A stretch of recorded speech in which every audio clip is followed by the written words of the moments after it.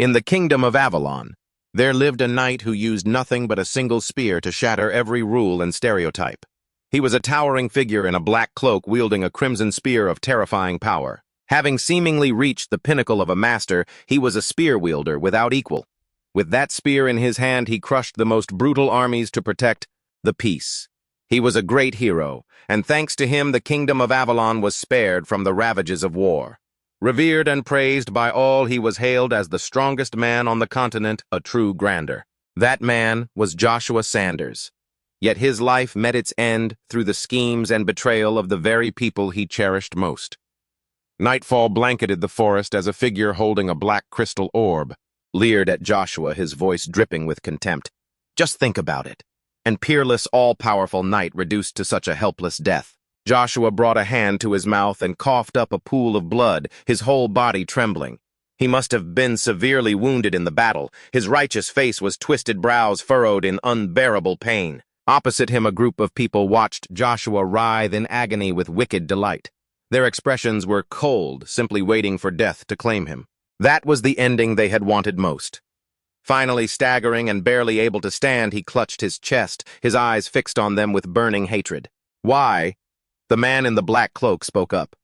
You are the one who pushed his mana to the absolute limit. The incompatibility of dark energy and divine power is now tearing your body apart from within.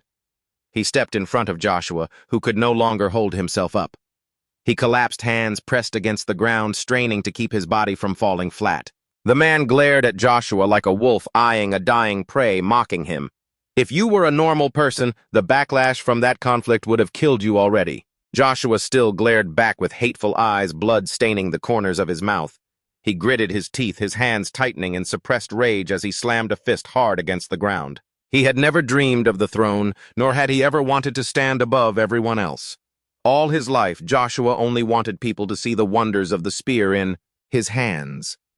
He wanted to use all his talent to escape a boring life as the son of a concubine while remaining loyal to the king who was also his best friend. The man who was now standing opposite him, watching him collapse with a look of satisfaction, awaiting his death. The gaze of King Kai was now so cold, devoid of the slightest pity. It seemed Joshua's tragic end was something he had anticipated for a long time, an inevitable necessity to end the long-standing civil war in the kingdom. Joshua had lived like a shield, protecting the king until the very end, only to receive such a painful outcome in return. Joshua tried to brace himself to stay upright, so why? Joshua looked at that group with towering hatred.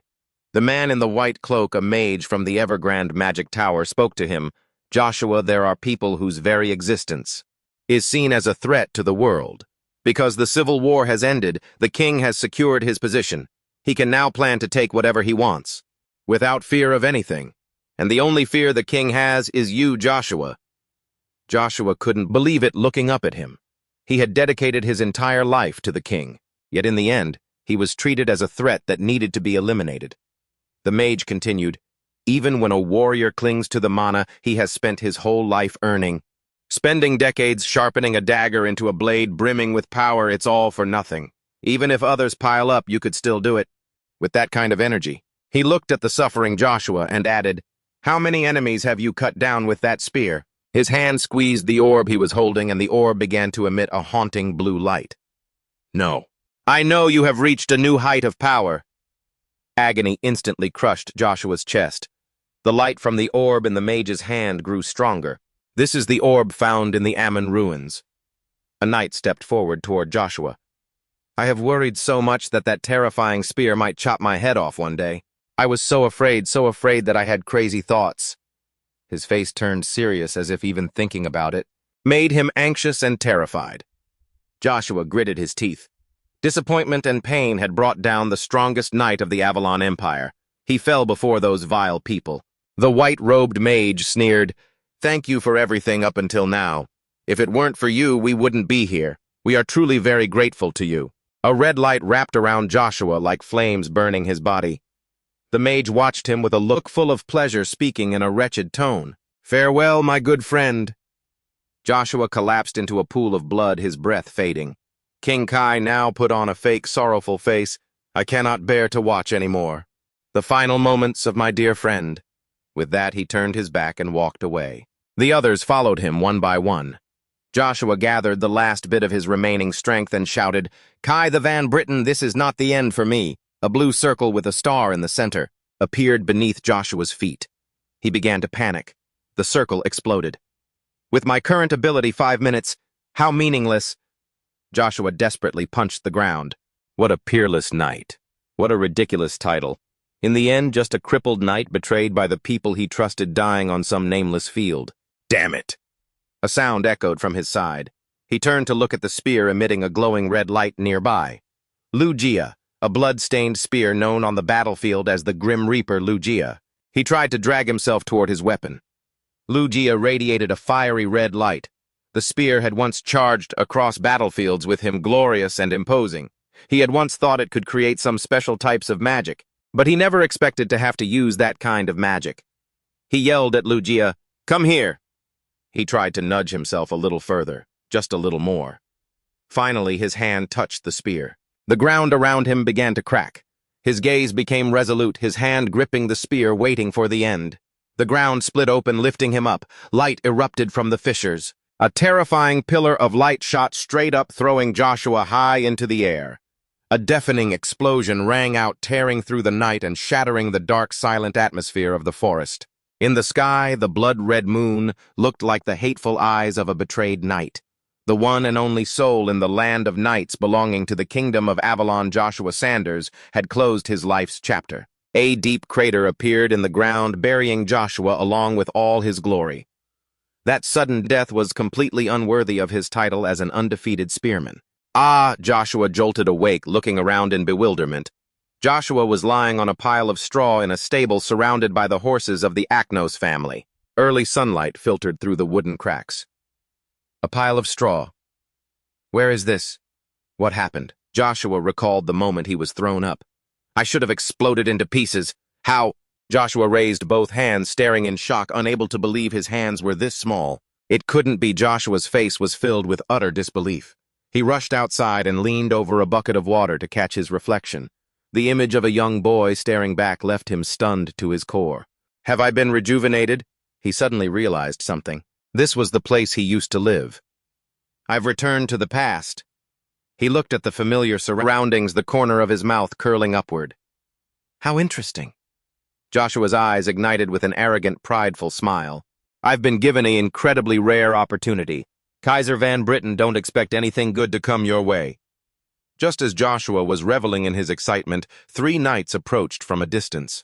They carried themselves with an arrogant, condescending air. All 3 wore deep blue uniforms and boots with swords at their hips, their eyes filled with disdain as they looked at Joshua. The leader had both hands in his pockets, his face cocky. Behind him was a hulking man carrying a wooden club on his shoulder, looking just as insolent and boorish, while the last one wore a cloak. The cloaked one seemed calmer. The leader barked at him with a tone full of contempt. "Hey, why aren't you shoveling horse manure? What are you doing standing there?" Joshua stared at them with ice-cold eyes. I tried to remember who they were. These men were likely soldiers under Duke Agnes, the 3 captains, Rose Roy, and God. Seeing that Joshua didn't react, the one from before roared threateningly. "You should answer me when I'm talking to you, kid." Another chuckled and said to him, "Roy, did you forget maybe he's a mute?" Of course he wouldn't be able to answer. The last one also laughed with utter contempt. Joshua frowned at them, struggling to suppress the fury in his heart. He was only playing the part of a mute, because if he said even half a word, he'd get a beating. Roy began to eye his surroundings, the group joking with each other in an incredibly disrespectful tone. "Oh, it looks like Lucia isn't here." God said to him, "Keep your voice down. You want her family to hear she's being watched 24/7. If you keep shouting the name Lucia like that..." Joshua began to think. His mother, Lucia. An image of a woman with a gentle smile appeared in his mind. Kind eyes, blue hair, covered by a white scarf, dressed in a maid's uniform. He suddenly remembered something else. His eyes turned somber. Apart from the servants of the Agnes household, he was the bastard son of a maid, a woman forced to sleep with the Duke. The image of Duke Agnes appeared in his mind. A cold man with a face always radiating majesty, a silk scarf with a shimmering blue stone tied around his collar, something only nobles had the right to possess. On his shoulders was a white fur cloak. His whole presence exuded a nobility and authority like royalty. Joshua understood instantly. That's why these soldiers knew he was the bastard son. They bullied him because he carried the blood of a servant, and that made them feel incredibly amused, especially the three standing right in front of him. He swore that one day he would settle all these debts. He looked at the three soldiers still sporting their thuggish faces and taunting words about his mother. For some reason, he suddenly missed Lucia so much. Rose nudged Roy, reminding him in a mocking tone. "Anyway, keep your voice down, Roy. If anyone hears, we'll be in trouble." "You're always overthinking it." Saying that, Roy pointed at Joshua and jeered. Who would be in this stinking stable? Except for that brat. Even so. Roy wore a smug expression and continued, "Duchess Vanessa also said that if we secretly get rid of Lucia and that brat..." He draped an arm over Rose's shoulder and said with a sarcastic tone, "She will take responsibility for us. It's a good opportunity. It's just a pity we can't find Lucia." Rose sighed slightly. You're right." Roy's face suddenly became much more excited. "So what can we do now?" "Obviously have some fun with this brat. Even without Lucia." Rose immediately responded with enthusiasm. Hearing those words, Joshua's eyes turned blood red. The anger he had suppressed for so long erupted like a volcano. His lips pressed tight. You who insult my mother, I won't let you get away with this, you bastards." Joshua clenched his hands tight, closing his eyes to calculate would it work. The mana training method he once practiced, which made him different from ordinary people. It was the method that he and the witch had discovered in the ruins. The results this method brought were truly special. And you can reach your maximum potential in a short time. The important thing is, the foundation of this method is completely different. It doesn't track or use the mana pool in the lower abdomen like other methods. Instead, it uses fragments of energy. Existing in the space all around it isn't limited by a mana pool meant for storage. The whole body can absorb mana, and at the same time you can focus that mana into any location I want and use it immediately. Joshua squeezed his hands tighter, trying to replicate what he had done in his past life. A golden light erupted from both his hands. For mana users, creating mana is a process everyone must go through, because he didn't need to go through the year-long process to achieve that. It was inevitable that he would have a head start as a mana user. Seeing Joshua just standing there without responding, the soldiers started to lunge forward. "Give this guy a punch, boys. My blood is starting to boil when I see that kid's face." Roy taunted, "Joshua, you look like you're jealous because God can get close to that woman so easily." The other man got angry and shouted, "Shut up! It's not that." The big man stood blocking Joshua's path and raised his club. "Hey, it seems I'm about to lose control." The hulking guy stood in Joshua's way, raising his club. "Looks like I'm about to lose it." The whole group was shocked to see Joshua still motionless, as if he hadn't reacted at all. What's wrong with him? Is he really standing there fainted? He's like a dry wooden statue. Joshua, however, was focusing all his mental energy on gathering his power. A golden glow gradually appeared around his body. "You just need to focus mana in your palms." Before I returned, it took me almost 15 tries just to gather mana in my palms, but now I know exactly what to do. If that's the case. Joshua suddenly opened his eyes, his pupils cold and piercing. The guy saw him suddenly open his eyes and jumped back in shock, yelling, "You little rat, how dare you glare at me!" He swung his staff and rushed forward, intending to beat Joshua to a pulp. Joshua clenched his fist, channeling all his strength into it, and struck straight at the guy's face with a blow like a lightning strike. The guy immediately collapsed onto the ground like a trapped beast, his face slamming into the dirt as if he were giving Mother Earth a passionate kiss. "Ah!" he shrieked in agony. The other two were frozen in their tracks, shouting loudly. What's wrong with him? What just happened? Joshua furrowed his brows slightly. The energy source in his body felt far too foreign. It made him feel uncomfortable, as if a slimy, disgusting tumor had appeared in his gut where there shouldn't have been anything. There was something there that I have never felt before, ever since I returned to the past. Roy, the one with the sword, aggressively marched toward Joshua. "Are you tired of living, you dog?" Meanwhile, Rose stood behind, looking completely confused. Joshua gritted his teeth and began to calculate. This small body of mine isn't strong enough to fight back, but if I can take down this Roy guy who's charging at me, there's a chance Rose won't get close to me. He glanced at Rose, who was sighing in the distance because this guy was smarter than the other two. Once more, he clenched his fists, continuing to gather his strength again. Roy swung his sword, slashing down. "Today is the day you die." Joshua immediately ducked, dodging the sword strike, and right after that, using the momentum, he threw a heavy punch right into Roy's face. It made him spit blood from his mouth. Blood gushed out like a pump, and then his entire body was sent flying.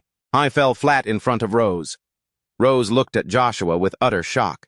He trembled slightly, secretly thinking, I can't believe this mute was hiding his skills. The first time could have been a coincidence. But it couldn't be a coincidence twice. Joshua was sweating profusely, his hands shaking violently. His entire body felt drained as if all his strength had been sucked out. I didn't know it would hurt this much. That is the price of using too much mana. He looked at the guy in front of him, feeling a bit worried that he would continue to charge because he had already exhausted too much energy. He assessed his opponent. Rose climbed to the position of captain mostly thanks to his cunning. Only the rest was due to actual ability. Even though he wasn't as strong as the others, he was still a dangerous person to face head-on. In my current state, I cannot let him see my weakness. He looked up at Rose. That steely gaze seemed to tell him that he would give him the same fate as his two accomplices earlier. Do you have any last words? The guy was so panicked that sweat poured off him like a bath. You can speak. He pointed at Joshua, astonished as if he had just seen a monster. He staggered, unable to stand steady due to extreme fear. Joshua spoke again in a powerful voice to Rose. From this moment on, any bastard who dares to insult my mother, I swear on my own name that I will not let a single one of you survive. His eyes flashed with resolve as if he were confirming for certain that the words he had just spoken would definitely come true. Rose retreated in fear step by step. He shrieked and then turned to run for his life. A monster! As soon as he was gone, Joshua coughed violently and gasped for air. Oh no. As soon as the words left his mouth, he buckled and collapsed. Just now, defeating those two had drained all his stamina. After all, this was a burden beyond the endurance of a body that was only 9 years old. His eyes gradually grew heavy and slowly closed.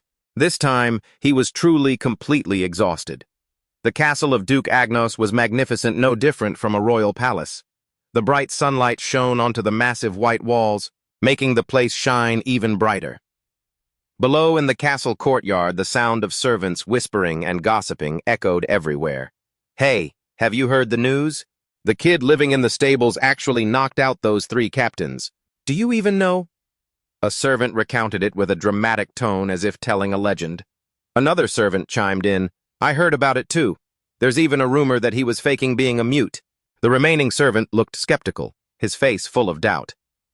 The young master? The younger half-brother who is 3 years younger than the young master.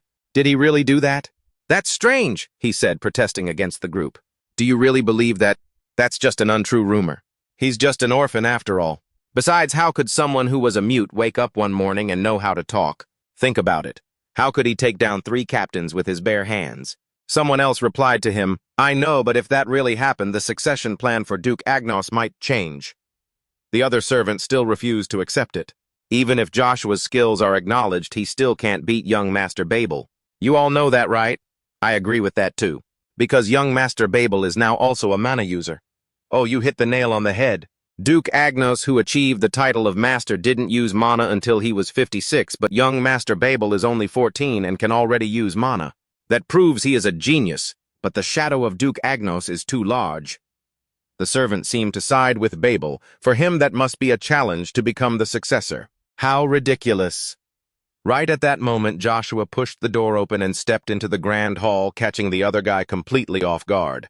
Perhaps feeling guilty for having just badmouthed him, he stammered nervously. Young Master Joshua, how long have you been standing there? Joshua looked at him with a stern expression, then coldly walked forward and said to the Duke, Per your summons, I, Joshua von Agnes, am here. The aura radiating from Joshua sent the servant scrambling backward in fear. The Duke sat behind a massive wooden desk, its surface intricately carved and ornate. It was gilded in gold, and behind him floor-to-ceiling windows let in a flood of light, making the room look even more luxurious.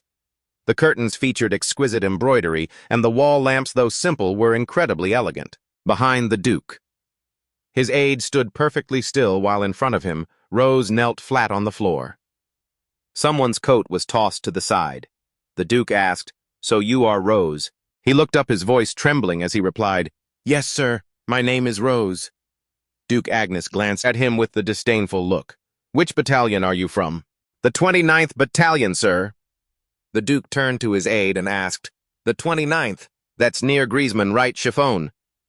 "Yes, my lord." The Duke gave a subtle signal to Rose with 2 fingers. "Stand up, I see. Bring that coat here." The coat, with a massive hole in the center as if it had been scorched, was brought before Duke Agnes. It was likely the coat of one of the 2 men who had been ultimately defeated. The Duke stared at it, his face showing a mix of shock and disbelief. Then he asked, "So are you saying Joshua is the one who did this to the coat?" Before Rose could even speak, Chiffon, the aide standing next to the Duke, darkened his expression and threatened him. "Think carefully before you answer. You know the consequences of lying, don't you?" The man replied nervously, "Yes, yes." His complexion was deadly serious. He swallowed hard to try and overcome the mounting fear. It seemed that just recalling the scene was enough to make him shudder. "It's not a lie, my lord." Hearing this, the Duke sighed softly and turned to his aide. "Chiffoni, what do you think?" "Naturally, it's hard to believe, my lord." The Duke's face remained skeptical. He stroked his beard and said, "Indeed, it is difficult to believe. How old is Joshua now?" Chiffon replied, 9 years old, my lord." Duke Agnes began to contemplate, staring at the torn coat on the table. At that age, to be able to damage armor like that with just his bare hands. Then if Joshua could use mana, that would be a small matter. Chiffoni immediately reacted as if he'd stepped on hot coals. "My lord, that is impossible to be able to use mana at only 9 years old. That is unheard of in history, and it has never happened before. Even if it were a high-level skill, he would have to be a high-ranking B-class knight. To be able to do that barehanded, only then would such a thing be remotely possible." Seeing the Duke still deep in thought, Chiffon continued, "Young Master Joshua is only 9. I don't believe he could do this." I then turned to Rose and accused him. "I think they were just afraid of getting caught bullying young Master Joshua, so they came up with this story. If you allow it, my lord, I will drag him out immediately and whip the army into shape." Rose was shaking uncontrollably, his face as white as a sheet, sweat beading on his forehead from sheer terror. No, it's the truth." Chiffon moved in close. "How dare you raise your voice in front of him? It's the truth, please believe me, Chief Chiffon." Chiffon drew his sword, intent on taking the man's life. "Even now, he's still spewing lies." The Duke immediately stopped Chiffon. "Enough, Chiffon." Chiffon, still dissatisfied, said, "But my lord, spare the one who spread false rumors." Before he could finish, the Duke cut him off. He stood up, bracing his hands on the desk. "Everything will become clear if we go meet the person himself." It seemed that until this moment, he had finally remembered the child who carried his blood, but who had been treated like a servant, cleaning up horse manure day after day. "It has been a long time since I've seen him. I will go meet the child myself." Chiffon immediately looked worried.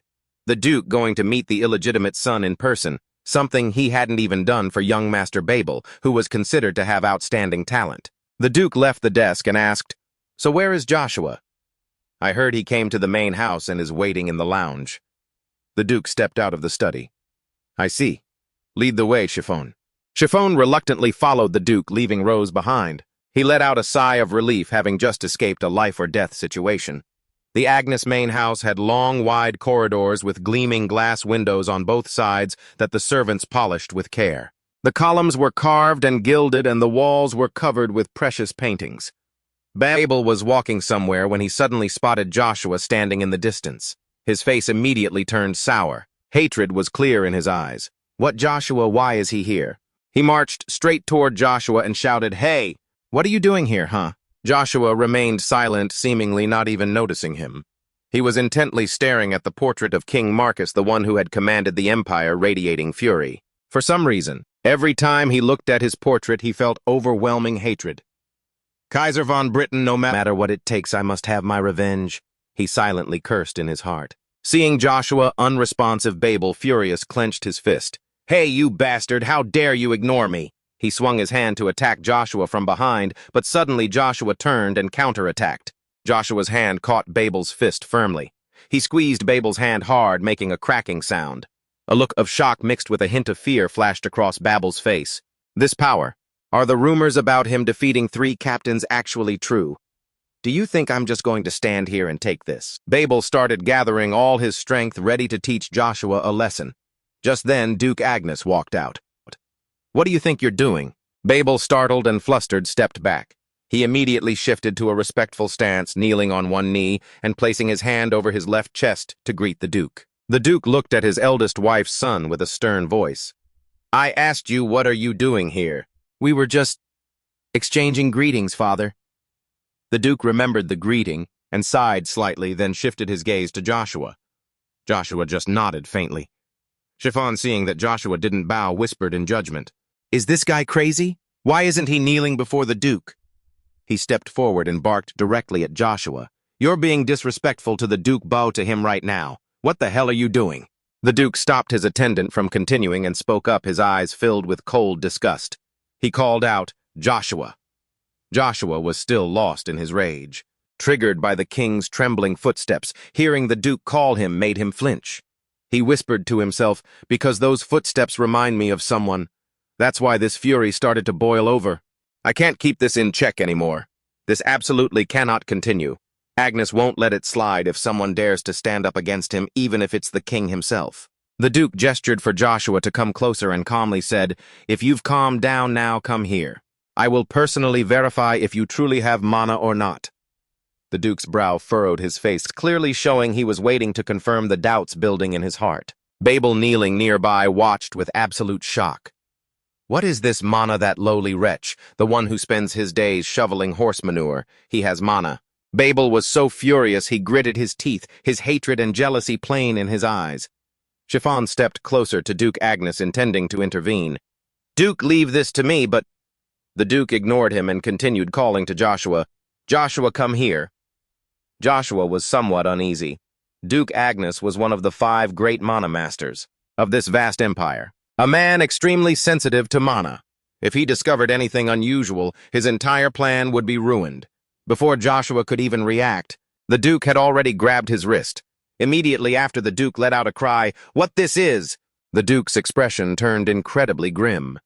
Joshua looked at the Duke with suspicion, calculating in his head, if the Duke, who is sensitive to mana, finds out something he shouldn't know, then I'll have to come up with a new plan immediately. The Duke had a look of utter confusion. This is nothing at all," Chiffon, standing nearby, exclaimed in astonishment. "What, no mana?" The Duke let go of Joshua's hand in shock. Babel, standing on the side, looked triumphant. "I knew it!" Chiffon, as if wanting to verify it again, stepped closer and asked the Duke, "So the fact that young Master Joshua has mana has been confirmed as false?" "I'm not talking about mana circuits. Every living thing in this world contains mana within them. That applies to ordinary people and even magical beasts. But I cannot feel any mana inside Joshua." Chiffon wondered suspiciously, "Can he really not feel any mana? Then he's no different than an empty shell," he said to the Duke. "If it's not innate, then from now on, I'll keep an eye on Joshua." Chiffon spoke up immediately. "Duke, if young Master Joshua cannot contain mana by birth, then don't you think those rumors are fake? We can't let those soldiers keep spreading these rumors." The Duke glanced at him. The soldiers are also the Duke's assets. It wouldn't be wise to punish them just because of those baseless rumors, and waste our resources. Chiffon lowered his head, clearly not pleased. "I was too hasty." It seemed he was worried about too many people knowing about Joshua's abilities. That didn't seem to bring him any benefit. The Duke looked at Joshua and said, "Joshua, you will stay here for a while. Is there any vacant room here?" Babel immediately shouted. He couldn't accept someone who shoveled horse manure entering the main house to live. "But Duke Joshua can't." The Duke glanced at his son Babel. "Is there a problem?" Young Master Babel couldn't say another word. He could only grit his teeth and accept it. No, sir." The Duke turned to a close knight. "Sion." "Yes, Duke. From now on, train Joshua to become a knight. If you see that Joshua has talent, teach him the blood chain method." Chiffon jumped up again like he'd been burned. "What that training method but isn't the young master's mana?" The Duke turned and walked away. "We need time. We will confirm that soon. Joshua, you were born with a body that cannot contain mana. I hope that is not the truth." He left Joshua with one last sentence. "I am counting on you, Joshua." Joshua stood silently, watching the Duke's back as he left the place, his eyes filled with anticipation. The large door opened and the attendant spoke. "Young Master Joshua, from now on, this room is your new home." Joshua looked at the spacious room. With a large, soft bed, a few books on the shelf, and a deep red carpet on the floor, The room looked quite big for a 9-year-old child. He remained as calm as if nothing had happened. His face showed no emotion, which made the attendant pause. Are those rumors true?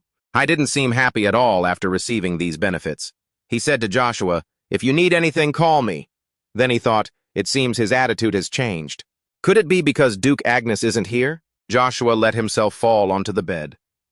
This is much softer than a pile of straw. I probably don't need anything. He thought, if only I could get some real sleep. Suddenly, Joshua sat up and remembered the Duke's words. I am counting on you. He is expecting a good result. Duke Agnes spends most of his time in Akkadi, the capital of the Avalon Empire. He only stays in his territory to rest. I'm counting on you. He's expecting good results. Duke Agnes spends most of his time in Akkadi, the capital of the Avalon Empire. He only stays on his own estate to rest, after settling his business. Agnes's territory was vast. His castle stood tall amidst high mountain ranges, visible even from the highest tower. You could see the entire territory from there. In the vast room, Joshua remained lost in doubt, a whirlwind of problems churning in his mind regarding Duke Agnes. Had the Duke discovered something he didn't know? The truth was, Duke Agnes had realized something highly dangerous, but he couldn't be certain yet. He bolted upright from his bed. Before anything happened, he had to regain his own strength, and to do that night in a corner of Duke Agnes's castle, a small figure performed an acrobatic flip from high above, landing as gracefully as if they had practiced the movement for a lifetime. With masterful precision, Joshua landed in a crouch, one hand supporting him on the ground. Yet his body still felt too weak. The side effects of overusing mana were finally fading. But recovering his strength was taking longer than expected. Suddenly, his whole body seized up. A sharp, violent pain stabbed his abdomen, and golden rays of light erupted around him. He let out a low groan of pain, clutching his stomach. Joshua's whole body trembled as he staggered, screaming, "The tumor inside! The mana core is reacting! I don't know! Are you feeling divine power or demonic power? That kind of magical energy is suppressing everything. Everything, Lucia. Why did Lucia come here? Why did Lucia come here and suppress that power?" Footsteps approached. 2 guards in white armor holding torches appeared at the sound of the commotion. "Did you hear that?" "Hear what? I didn't hear a thing." The 2 guards shone their torches ahead to search. "There's nothing here. How strange. I could have sworn I saw something." "Forget it. Let's head back. We have to swap with the other group." Joshua darted away, his breathing ragged. Maybe Lucia is the answer to this problem. But what if I'm being controlled by the 3 sources of power inside me? Inside a storage shed in the corner of Duke Agnes's garden, a woman's scream tore through the quiet air. "Let me go! Why are you doing this to me?" 3 soldiers were holding a woman down. One pinned her arms while another drew his sword, preparing to do something cruel. The last one just stood by and watched. These were the same 3 Joshua had knocked out at the stables previously. "You really don't know why?" The one with the whip looked at the woman with a hateful glare and drew his sword. "Because of your brat of a son, we all got disciplined." She was Joshua's mother. The woman bit hard on the arm of the one pinning her, forcing him to let go. The one named Goth shoved her hard, sending her sprawling. "What the hell, are you crazy?" Lucia fell, her head hitting the floor hard. The one with the whip grabbed her hair and yanked her head back roughly. "We just wanted to finish you off, but you're wasting our time." "Hold her down, Roy. I'll take care of the rest." Rose immediately grabbed Goth's shoulder. "Wait, Goth, do we really have to do this? If that brat finds out..." Goth shrugged Rose's hand off and insisted, "Lady Rose said she'd protect us. If you're scared, you can drop out." Rose stood frozen, unable to say another word. He seemed to be wavering. Roy looked at him with a sarcastic sneer. "Why are you being such a coward? If you're scared, get lost. Don't make me laugh." "Rose, you said you were scared." Lucia, in too much pain, had fainted. Roy grabbed her hair and pulled her up while Goth pointed his sword at her throat, ready to strike. Just then, a loud shout rang out behind them. "Stop!" Joe, seeing Joshua, panicked and tried to stop his 2 accomplices. "Goth, Roy, stop it, that kid!" The other 2 remained cocky. Perhaps they had completely forgotten the punches from last time. "Oh, so there you are. We've been waiting a while. Why are you so slow? Let us show you something interesting." Joshua was furious, his eyes turning bloodshot, his hands clenched tight, teeth grinding together. "Didn't we already settle this last time? Don't even think about walking out of here alive." Lucia struggled to open her eyes, weakly calling out to her son, "Joshua!" Rose panicked and shook with fear. Let's get out of here. We'll be killed by that brat, Goth roared. What are you talking about? You're just being a coward. Joshua's gaze turned icy. He hissed through his teeth, Get lost! While Joe backed away in terror, the other two kept taunting him. I'll make sure you regret this for the rest of your life. Roy, don't forget to save a piece for me, Joshua repeated in a stern voice. I told you to get lost. Roy tightened his grip on his sword hilt. You little brat, who do you think you are? Suddenly a man dropped down from the ceiling. How did you know? How could you sense me? The soldiers spoke in unison. Sir Can. Joshua looked at him. That red badge. The one with the red badge. That's one of the 3 knights handpicked by Duke Agnes himself, even among the Crimson Blood. So the Crimson Blood has started tracking me. Did Chiffon order this? All 3 soldiers placed their hands over their left chests. It's an honor to meet you, Sir Can. Can looked at the boy standing before him. He seemed very impressed. So this is the child in all the rumors? Joshua asked him, his face stern. Let me ask you, these soldiers are harming a subject under the Duke's protection. Can's expression immediately darkened. He looked troubled. Joshua continued, according to the Duke's military law, how should this situation be handled? Can felt an invisible pressure weighing down on him. What is this pressure? I can't escape it. Can's hand tightened on his sword as he drew it. Naturally, it must be handled immediately, right here. The others turned pale. Surely, when they pointed their swords at Lucia's throat, they never thought they would face an outcome like this. Can swung his sword directly at the soldiers, catching them so off guard they couldn't even react. One by one, they fell under Can's blade, unable to even mount a single counterattack. They didn't even have time to react before the sharp, ear-piercing clash of 2 swords rang out. Luckily, the guard managed to block the strike that would have nearly severed his neck. Sir, wait. Can didn't hear a word of it. He immediately knocked him down and turned toward Rose. He used his bare hands to stop the blade swinging down. I'm the one who's at fault. Please. Just as Can was about to finish him off, Joshua shouted, Stop! Can's sword froze right against Rose's neck as if he'd been even a split second slower. The man's head would have been gone. Had Joshua not spoken up, Rose would have been done for. Rose scrambled to plead, looking absolutely terrified. Please have mercy on me this time. Can growled, threatening him. Keep your mouth shut if you want to keep living. Joshua stepped towards Can. I told you to stop, didn't I? Can replied sternly. This guy dared to threaten a member of the Duke's family. He needs to be punished. Can sounded resolute as if he absolutely wouldn't let Rose off the hook. Joshua silently assessed Can. Although both were knights serving the ducal house, the blood chain was the lowest rank. If this man truly sided with him, this was a rare opportunity. For a blood chain rank like him, he must be the strongest in Class C. With just a few simple sword strikes, he was capable of overpowering that whole group of soldiers. The 2 men from before lay on the floor trembling like wild beasts caught in a hunter's trap. Joshua spoke up. You just said your name is Can. Before you do anything, let me ask you a few things. Who are you serving? Can turned to look at Joshua, his expression hesitant. I serve Duke Agnes. Joshua continued, his voice cold. Then another question, who am I? And started to lose his composure. Confusion gradually filled his eyes. Just as I suspected. That fearsome gaze is just like his lordship's. Can released Rose. Joshua said softly, Put your sword away, Can. The sword returned to its scabbard. I will follow your orders, sir. Rose, having just escaped death, collapsed to his knees, bowing to Joshua as if he'd just met a saint saving his life. Bless you, sir. Thank you, young master. I will be loyal to you for the rest of my life. Thank you for sparing me. Perhaps that arrogant man had learned a lesson he'd never forget today. Joshua looked at him with eyes devoid of any kindness. He warned him, I don't need your loyalty. I never forgive those who dare to insult me and my family. However, since you were quick on your feet, I know you understand what I mean. Tell the rest of the soldiers to get out of here. And don't utter a word about what happened today. If you dare to repeat something like this, I will end your life with my own hands. Joe was shaking all over. He was probably terrified to the core. Tears streamed down his face. He was no different from an ant trapped in a frying pan, panic-stricken to the extreme. Joshua shouted again, If you understand, then get out. I understand, young master. He scrambled to his feet and ran for his life as if staying even one more second would mean being incinerated under Joshua's gaze. Lucia let out a faint sound. Joshua immediately ran toward his mother. Can was still suspicious. Are you really the master I know? What a strange thing to ask. Isn't this too different?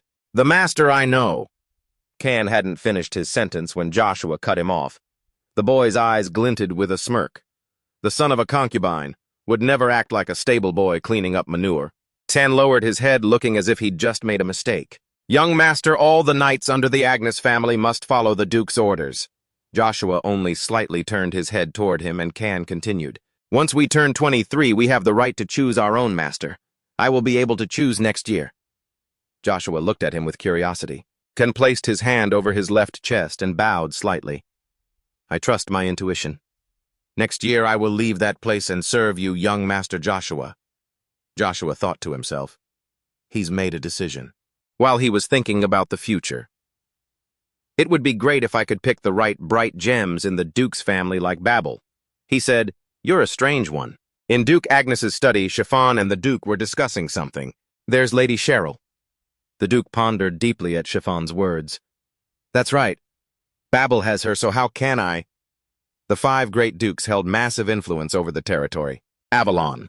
Lady Cheryl is the beloved daughter of the Pontier family, a clan that rose to become dukes thanks to the immense wealth they possess. Chiffon continued, As I said, this is the right choice selecting Lady Cheryl after considering the Pontier family. The Duke didn't seem pleased. It doesn't matter how much, but it's quite humiliating. Talent was something the Duke of Agnes always craved to possess. It could be said his greed for talent was no different from his passion for martial arts. He was the type of person who judged and treated others, entirely based on their ability. That was the head of the Agnes house. The Duke turned his back to Chiffon, and he asked, What is it, your grace? What about Joshua? The Duke started to think of the servant's son. Chiffon reacted immediately. What do you mean? The Duke said in a low voice. I'm thinking of giving Aislinn to Joshua. Chiffon reacted violently once again. It seemed any decision regarding Joshua made him uncomfortable. Duke, how could you do that? You would give Lady Aislinn, the one who received a divine blessing, to someone cursed with energy, young Master Joshua. He couldn't believe what he had just heard. It seemed every bit of favor the Duke showed Joshua infuriated him. Midnight at the garden north of the Duke's mansion, Joshua was trying hard to climb to the top of a giant ancient rock. It was as tall as a mountain. In his past life, he often sought out this place to feel closer to his mother. But why was it so hard to climb now, he wondered. Was it always this high? He remembered his past life. It was on this very rock that he had discovered a secret path. Finally, he used his hand to tap the ground, lightly searching. This is where I found Lugia. Then he brought his hand to his mouth and bit it to let blood drip. A few drops and dripped them onto the ground. A ring of light appeared, opening the entrance to a temple. Just like that. Is this really the temple I came to in my past life? The scene appearing before his eyes was completely different. In his memories of his past life when he came here, this place was still intact, and Lugia was bound in the middle of the temple by countless chains. But now the temple before him was just ruins. In the middle where Lugia once was, there was only an iron bar left. Where is Lugia? He picked up the bar. Immediately, a brilliant flash of light flared before Joshua's eyes, and suddenly an infinite void appeared. Where am I? A voice echoed from behind you. Over here. You turned around and saw the iron rod from before. Who are you? Are you that iron rod? I am not an iron rod. I am the spirit of the Lugia. Joshua was so shocked his jaw dropped. You mean the legendary divine treasure, he thought. So Lugia, in my past life it was actually the spirit of a divine treasure, and it can even change its shape. Joshua cursed under his breath. Damn it, what is this? This can't be happening. It changed too after returning to the past with you. The iron rod spoke. We don't have time. What do you mean? As the days go by, the 2 energies within you will erode your body. There is only one way to stabilize the 2 energies and restore the power hidden inside you. You must restore your internal strength through a short-term method. Currently, you need to reach at least level 4 in magic spear arts. Joshua was stunned. Level 4. Joshua fell into deep thought, remembering his past life. Magic spear arts was the ancient magic he had learned. Thanks to that, he discovered a method to implant mana and unleash incredible power, making the spear the most powerful weapon. Even though the spear was considered a fragile weapon in his previous life, the number of people who could fight against him could be counted on one hand. Back then, his magic spear arts had also reached level 4. Compared to a knight who could unleash their full swordsmanship with mana when reaching level A, considered a master, an absolute entity of level 8, his magic spear arts had reached level 5. I had become the strongest knight in the Empire. Level 4 was only one step away from level B, which hadn't been verified yet. There were still a few things he had to finish first. It wasn't too difficult, but time was running out. With his current physical condition, the mana implantation would be extremely grueling. The iron rod interrupted Joshua's train of thought. I will be by your side soon. You can use as much mana as you want, and there will be no consequences. Hearing that, Joshua was even more astonished. Is that really possible? He pulled himself together. Once you reach supreme authority and begin searching for another power, my goal will be... The iron rod faded away and vanished right before Joshua's eyes before it could finish the sentence. He lunged forward and shouted, "What, Lugia? What are you trying to say? Hey, Lugia!" The void also instantly vanished. Joshua turned back to the ruined temple. The iron rod was still there in his hand. Lugia. Whenever I am near Lugia, I can use a little bit of mana. Joshua closed his eyes, thinking about where on this continent he could find a way to perform mana implantation. The only thing he had was remembering Lugia's words. Whether you call it out or not, it is at least enough to hold on. It was level 1 magic. To use the level 1 magic spear, Step 1, concentrate mana at a specific point and thrust forward with explosive power. Finally, he swung the iron rod and practiced a few moves. A blue light enveloped him. I did it. Great, I can do it.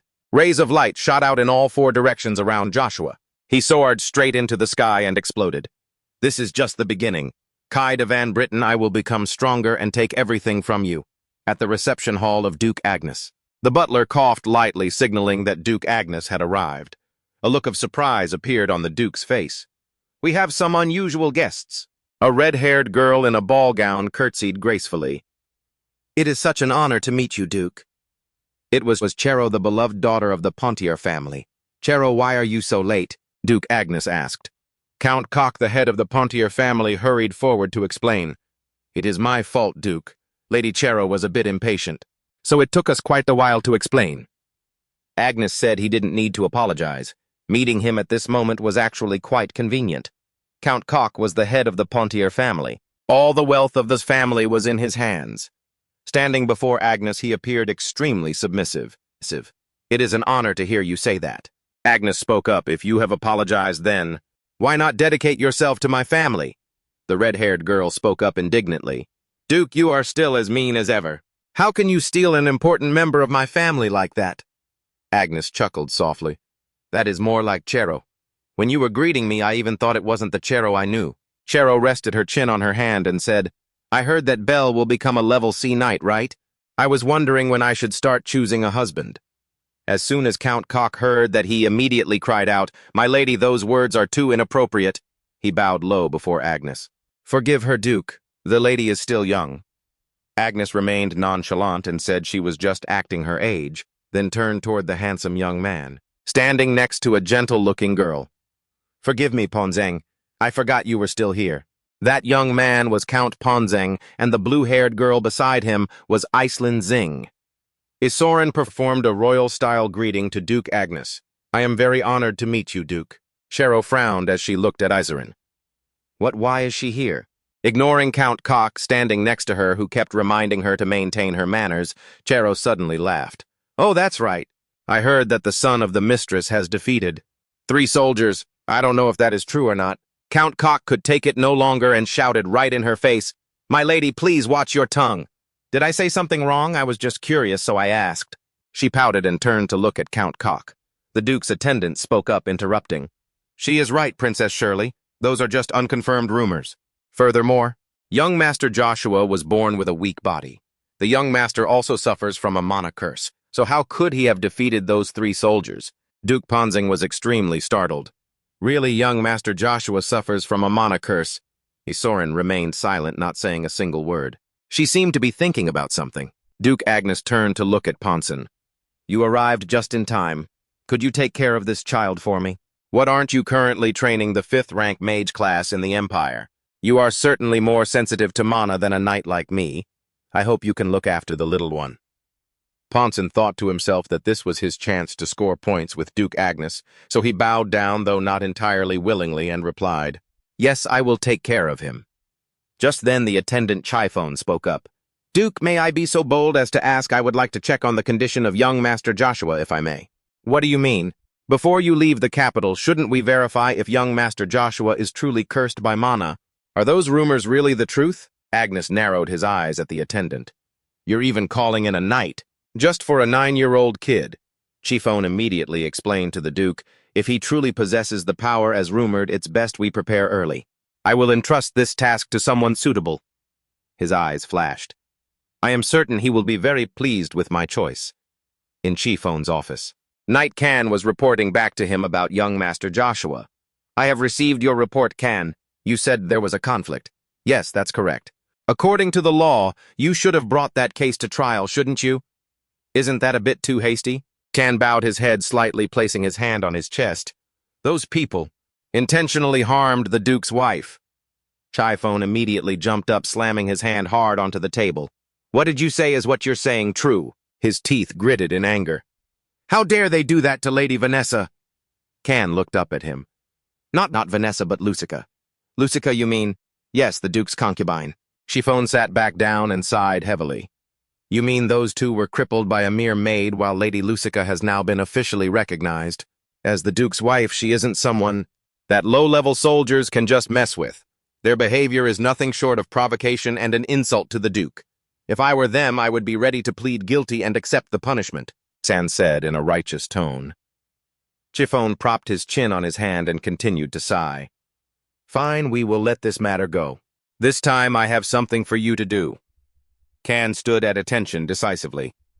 "I am ready for orders. Can, starting today, you will serve young Master Joshua." Can was so stunned he couldn't believe it. "What fight young Master Joshua?" Chiphone pondered and said, "That's right, because of the recent incidents. We need to confirm whether young Master Joshua is afflicted with a mana curse. He might be the one cursed by mana, but the Duke refuses to admit it. If we let this situation continue, he will become a stumbling block for young Master Babio." "Sir, do you think young Master Babio would lose to him?" Chiphone slammed his fist onto the table. "Can, don't talk nonsense. Young Master Babo is a 1-in-a-million genius. Do you think someone like young Master Babio would bother dodging such a stumbling block?" Can did not reply. In his mind, an image of Joshua began to form. In his eyes, the boy didn't look like a stumbling block, but rather like a meteor streaking across the sky, then crashing straight into the ground. Chiphone continued to instruct, "Can, the matter of you fighting young Master Joshua will be kept secret. Inject a small amount of mana into Joshua. If he is the one cursed by mana, he will not be able to receive it, and the mana will act like a dose of poison to someone cursed once it flows into his body. I guarantee he won't be able to live more than 10 days. Can's face turned deathly pale. He thought to himself, "I knew he stood on young Master Babio's side, but I didn't expect him to go this far. If you have understood what I said, go wait at the training ground. The Duke and the Count will arrive there." "Yes, sir." At the training ground, Can gripped his sword hilt, his heart heavy with thought. Even though it was an order from his superior, he still didn't want to harm young Master Joshua, because he had decided to protect young Master Joshua from afar. Joshua approached Can. "You're Can, aren't you? Young Master, I heard you will be my opponent." "Yes, it seems the Duke wants me to have a match with you to test your energy." "Is that all the Duke made you do this?" Joshua thought. "It seems he realized I wasn't using my full strength. Fine, I'll take it all." Can continued, "You don't need to worry because I don't intend to fight you." "You intend not to fight me, really? How ridiculous. Are you looking down on me?" "Young Master, that is," Can stammered, unable to continue. "Although you chose the right master you want to serve, I am the same. I also have standards for choosing whom to serve, and I have no reason to choose someone weak and mediocre." Joshua looked straight at Can. "If you want to see who I am, then give it your all. Your sword must be drawn, and you must fight with everything you have." Duke Agnes had arrived and approached the two. "Have you introduced yourselves yet?" Can hurriedly placed his hand on his chest. "It is an honor to meet you, Duke." Chiefone looked at Joshua, seeing him standing still without bowing, and thought to himself, he is still as rude to the Duke as every other day. But immediately after, Joshua knelt on one knee, his hand over his heart. Joshua von Agnes, honored to meet you, Duke. Chiefone gritted his teeth until he couldn't say a word. The Duke's face softened. I don't remember teaching you etiquette. You did well. I just learned it from someone else. You heard that, didn't you? Yes. You will test my strength. Chiefone stepped forward to remind him, young Master Joshua, it seems there is a bit of a misunderstanding. This is not a test. The Duke only cares about you. We are doing this just to find your underdeveloped skills so we can plan for appropriate training. Joshua thought to himself, meaning you want to find my weak points, right? That is the reason he wants to use this test. Hey, are you ready to kill me? The Duke looked toward Kale, who was trembling slightly. Are you ready to take orders, Kale? Kale thought. You seem to have a misunderstanding. The one fighting Joshua isn't you, it's Babel. Young Master Babel stepped into the training ground, radiating a royal aura. I, Joshua's older brother, will help him with all my might. My dear younger brother. Babel's eyes were filled with murderous intent directed at Joshua. Joshua gritted his teeth and cursed silently. That bastard Babel. Because this is a mock battle, we won't use real swords. Instead, we'll use wooden training swords. Understood. As soon as Agnes finished speaking, Babel grabbed a sword from the rack and pointed it at Joshua. Joshua gritted his teeth, his eyes flashing with hatred. Babel, Kale, you all want me dead. That's why you staged this whole act. Do you think it'll be that easy? Well, then I'll show you guys a real performance. Joshua stomped his foot and grabbed a wooden sword. I only need this. Princess Chero burst into loud laughter. He's really got a sense of humor. Count Ponson, as usual, did his job of pointing out her lack of decorum. Princess, why would you say that? Duke Agnes's face tightened. Kale quickly stepped forward. This isn't something to joke about. What do you think you're going to do with that wooden stick? Duke Agnes stopped him and asked, Joshua, are you truly serious? Yes, Joshua replied confidently.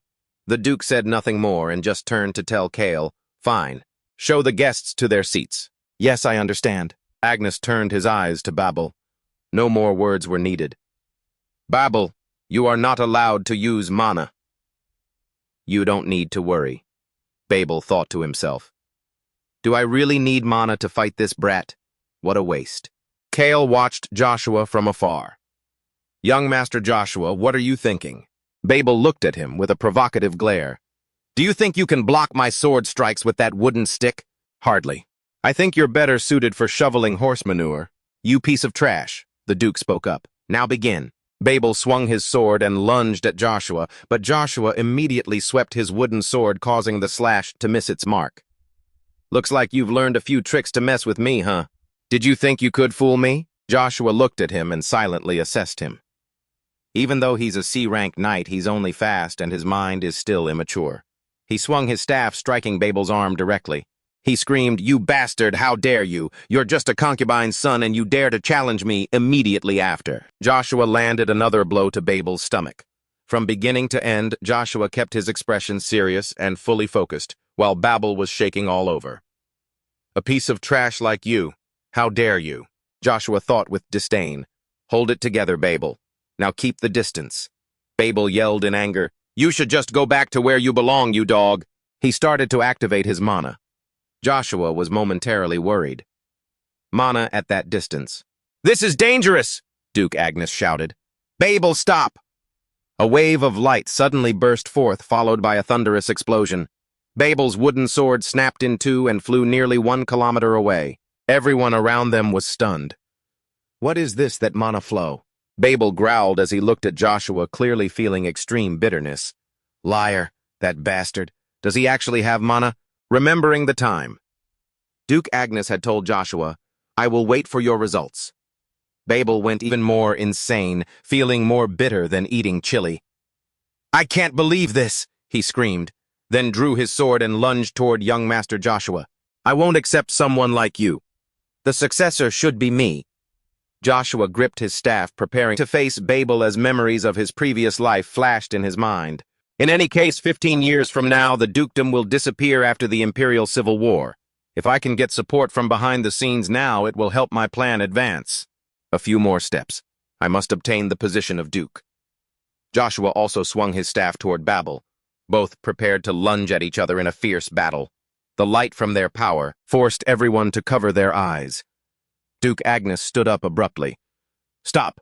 I will not forgive you if you continue to fight like that." Young Master Babel was so furious that his whole body was shaking. From afar, Kale was also breaking into a cold sweat. It can't be. He's only 9 years old, but his mana capacity is already that terrifying. This will send shockwaves through the world. The Duke turned to look at Kale. "Kale, is that enough?" "Ah, yes, my lord. However, I have never seen this type of mana before." Count Ponson immediately spoke up. "My lord, as far as I can observe, that is certainly mana. The amount of mana young Master Joshua possesses must be far greater than young Master Babel's. It is a type of mana I have never seen before. The notable point of this mana is—" He hesitated and didn't continue. The Lady Chero gasped in surprise. "Flowers, so is he a mage?" Kale couldn't help but be shocked. "This intensity, it's truly terrifying." The Duke looked at Joshua. Joshua is only 9 years old. How interesting. Kale still looked unconvinced. "But my lord, that flow of mana—" "Kale, do you have anything else to say?" "Ah, no, my lord." The Duke began to pay close attention to Joshua. "Joshua, I have something to ask you. Come to my room tonight." Hearing that, Kale's jaw dropped in surprise. Young Master Babel was even more furious. His father had never invited anyone into his private study before, yet that bastard, just a mere stable hand getting special treatment like that. Joshua's eyes brightened as he thought, "I see." At the Agnes Estate Princess, Chero was jumping excitedly on the bed, shouting, "Isn't it just amazing?" "Princess, please calm down, have some dignity. It's unbelievable. To be a mage at only 9 years old, it's unbelievable, isn't it?" "All right, I've made my decision." "A decision on what, my lady?" "Joshua, the son of the concubine, that's his name, right?" The girl began to show a calculating look on her face. "He will be mine." Outside, the sun cast golden rays down upon the magnificent castle. In another room, Chiffon was kneeling before a woman in a white dress. She had a noble aura but a cold, icy face. She slapped him hard. "Chiffon, tell me again, what happened to Babel?" "She was the Duchess Venus Bond, Agnes, sister of King Marcus." Chiffon hesitated and replied, "Young Master Babel lost to Joshua." Lady Venus was absolutely furious. How did that happen?" "Immediately after." She swung her hand and slapped Chiffon again, making him clutch his cheek. She trembled as she asked, "That brat. He knows how to use mana, and he's stronger than Babel." She continued to question Chiffon. "What did he say?" "It seems his lordship intends to take Joshua to the capital Akkadi because he witnessed what Joshua is capable of. I wants to keep an eye on him. Whatever the case, the situation will only get worse if we don't act quickly. If you complete your mission well." "How did things end up like this?" "Please don't worry, Lady Vanessa. I will definitely handle everything well." Chiffon trembled as he looked at her. Lady Vanessa asked, "Then what about that matter over there?"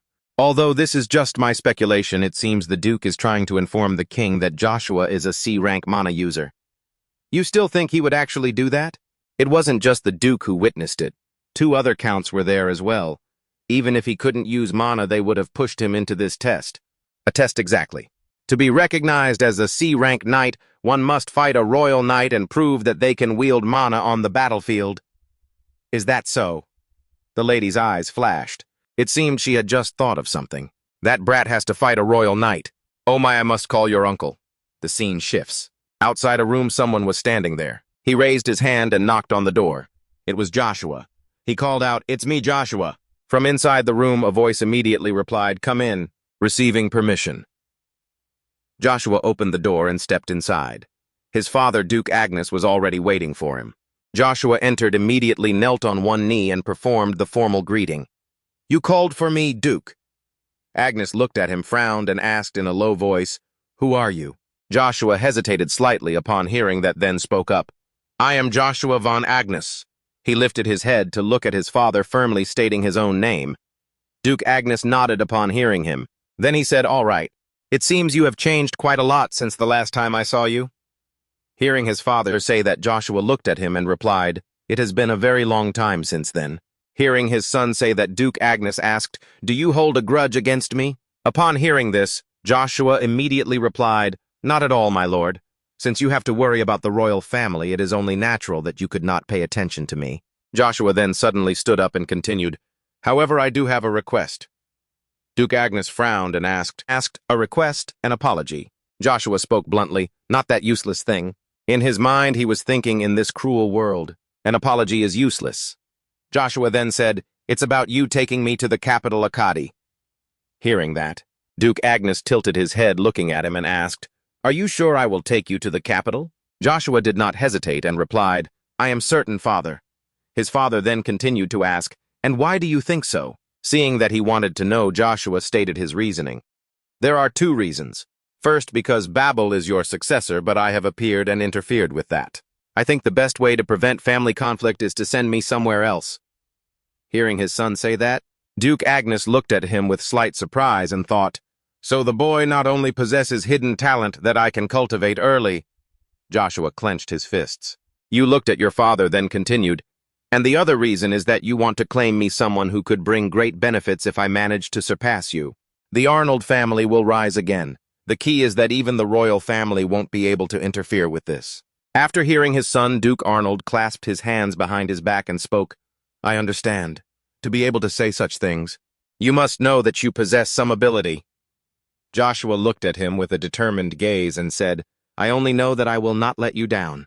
Looking at his son, the Duke silently praised him. He was very impressed and found him very confident even while standing right in front of him. With that thought, he began to question him. "Are you saying you have found a way to solve the problem?" Hearing this, Joshua immediately said to his father, "That's right. It's to send me to Akkadi and enroll me in the academy. The imperial children of the Avalon Empire from the age of 10 to 15 are required to attend the academy in the capital for 6 years. Some, like Babel, will graduate early. The reason imperial families use the academy is as a method to instill royal ideology into their children. At the same time, it's to search for hidden talents." Duke Agnes frowned as he heard his son speak and replied, "Is that so?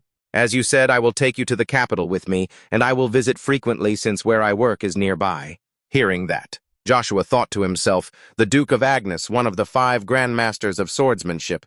This is my chance." But then reflecting on this, Joshua cut off his train of thought and said, "Everything will be fine." His father, Duke Agnes, asked, "Fine, you say?" Joshua replied, "I know you are a master of the longsword, but I—" He pointed to the spear on the rack and declared firmly, "I use a spear as my primary weapon." Hearing this, Duke Agnes could not help but be surprised and blurted out, "Huh, a spear." In his mind, he immediately thought of how he had worried when the boy chose a wooden staff in their duel. At this point, the Duke suddenly unleashed his power. A massive amount of mana was released. He shouted, "Why a spear?" Overwhelmed by the Duke's aura and mana, Joshua raised his arms to shield his body and thought, "Such a massive amount of mana radiating. I can't even stand still." Despite this, Joshua tried to endure. He gritted his teeth, thinking to himself, "But just as Duke Agnes is confident in his swordsmanship, I am proud that my spear skills are peerless." With that thought, Joshua shouted out, "I will show you. Those who stand in my way will taste my spear, even if it means I have to face the 9 stars." Hearing him say that, Duke Agnes did not seem pleased. He shouted, "You say you will defeat the 9 stars? Then prove that your spear is worth it."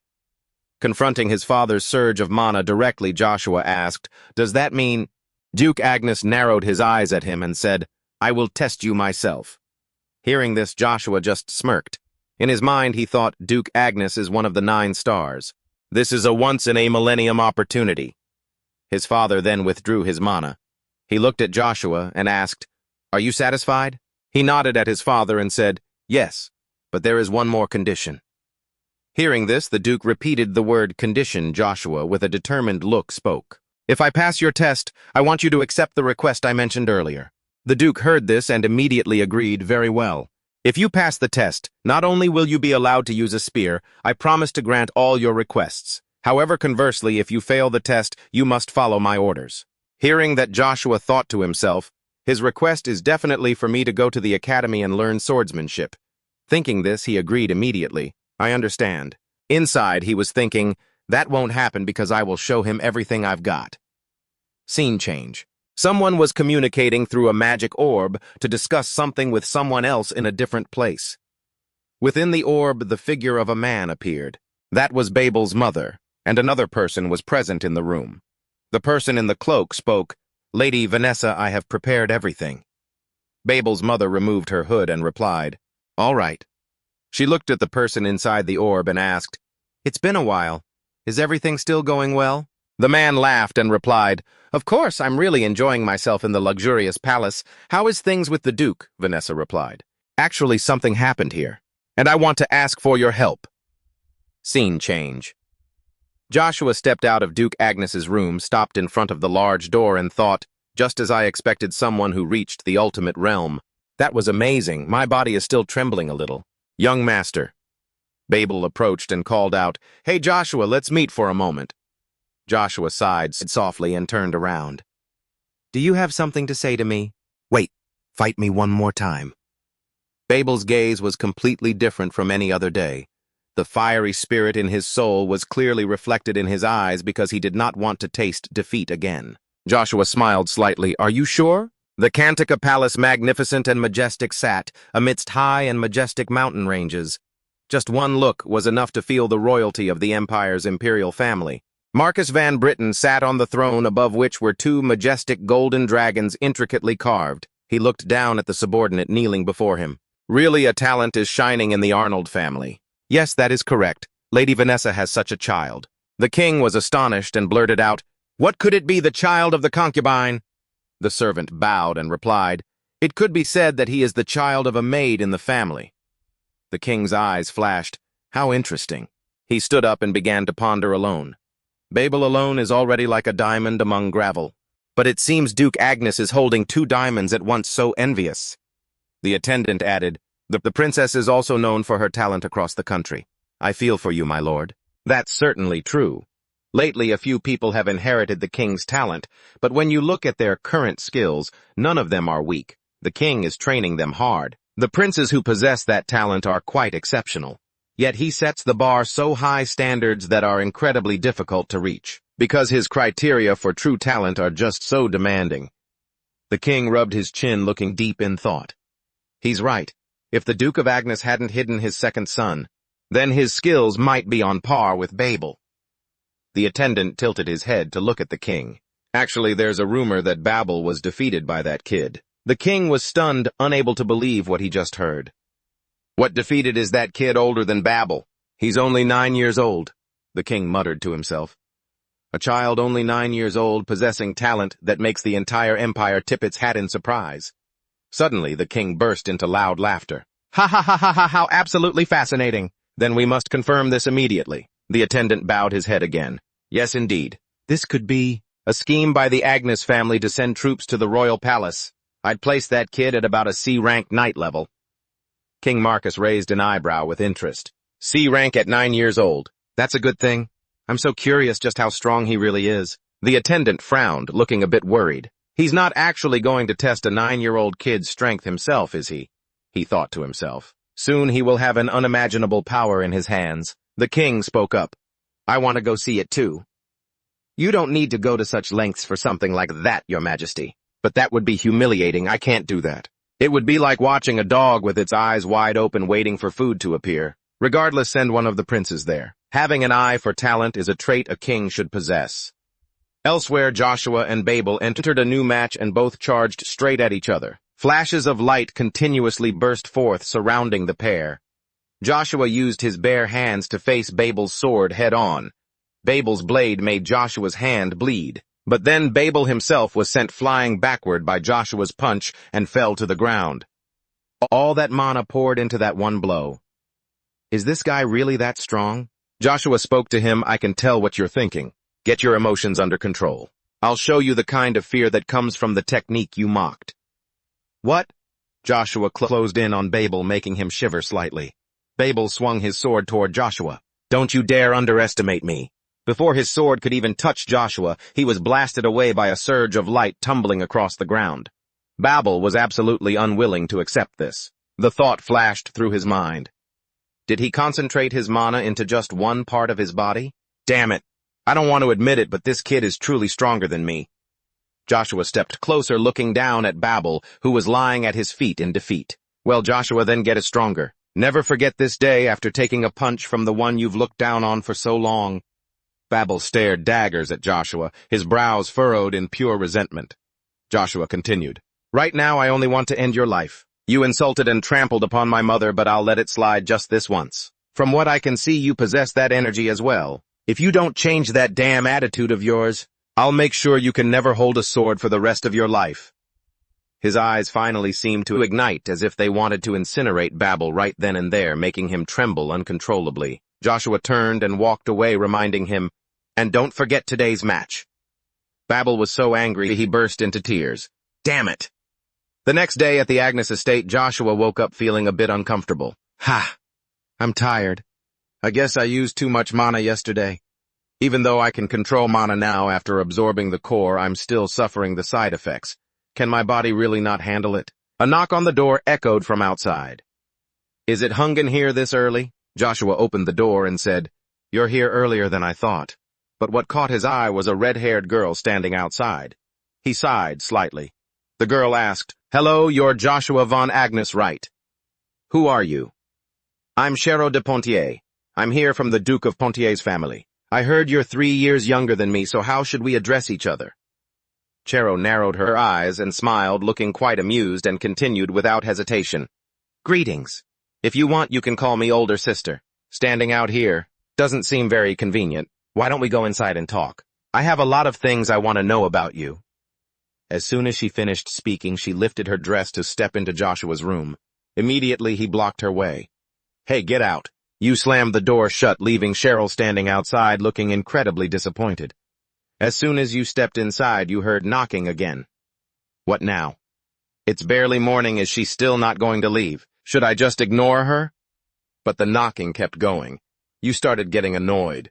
Does she not speak human? You stormed over to the door and shouted, I already told you to get lost. But standing in front of you now was Can. You were a bit taken aback. Young master? Are you busy? You turned around, face slightly flustered. My apologies, I mistook you for someone else. How are things going? Everything is prepared, young master. But I still don't understand why you're doing this. You looked at him and smiled faintly. You just need to follow my orders. When the time is right, you'll understand, Can. At the training hall, the captains were gathering, chatting amongst themselves. Hey, Rose, where did Good and Lloyd go? I heard those two got knocked out by Joshua. Is that actually true? Joe's face turned pale instantly.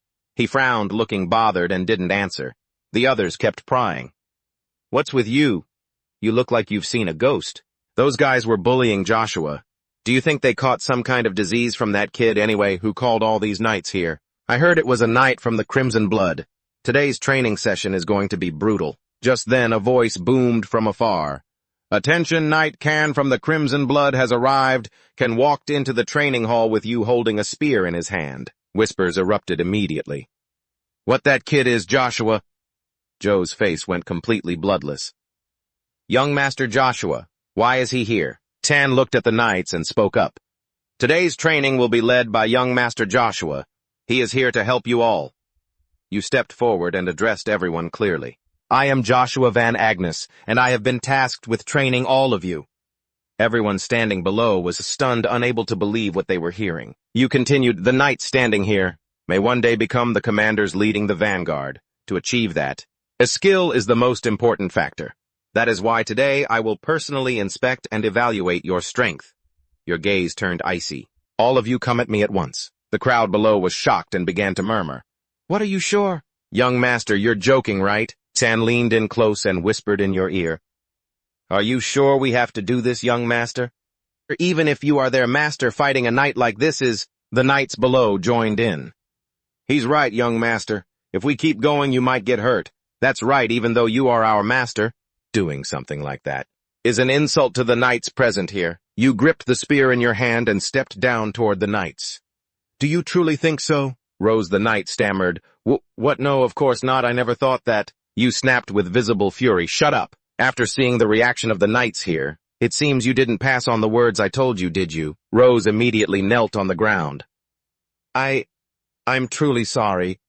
Please, young master, forgive me. You slammed the tip of your spear down right in front of him. I let it slide last time, but don't even think about it this time. Threatening my mother was enough to put you in a coffin, but I let it go and gave you another chance. And yet you let such a golden opportunity slip away. You want your life to end just like Lloyd and Good's, don't you? The other knights began whispering. Maybe that's why Lloyd and Good aren't here. Did they really die by young Master Joshua's hand? Rose pleaded, clasping his hands. Joshua, please, just one more chance, young Master Joshua, I beg you. You stared straight at him. There is no such thing as a second chance. But for the pride of a knight of the Agnes household, I will give you one more opportunity. Draw your sword. If you defeat me, I'll act like today never happened. Rose, trembling slightly, looked up at you, thinking to himself, that's right. If I'm going to die like that anyway, I'll fight with everything I've got. He gripped his sword hilt. The enemy is just a kid, I can still win. He slashed toward you. Your eyes flashed. The corners of your mouth curled up slightly. You swept the spear in your hand, and in just one strike, Rose was sent flying, crashing hard against the wall in a pathetic state. He can actually use mana. You looked at the others. Listen here. Judging an opponent's capability based on their appearance is a mistake. A fatal mistake. On the battlefield, anyone who still doubts my strength, come forward. I am ready to take you all on. At that moment, one by one, the knights stepped forward and knelt on one knee before you.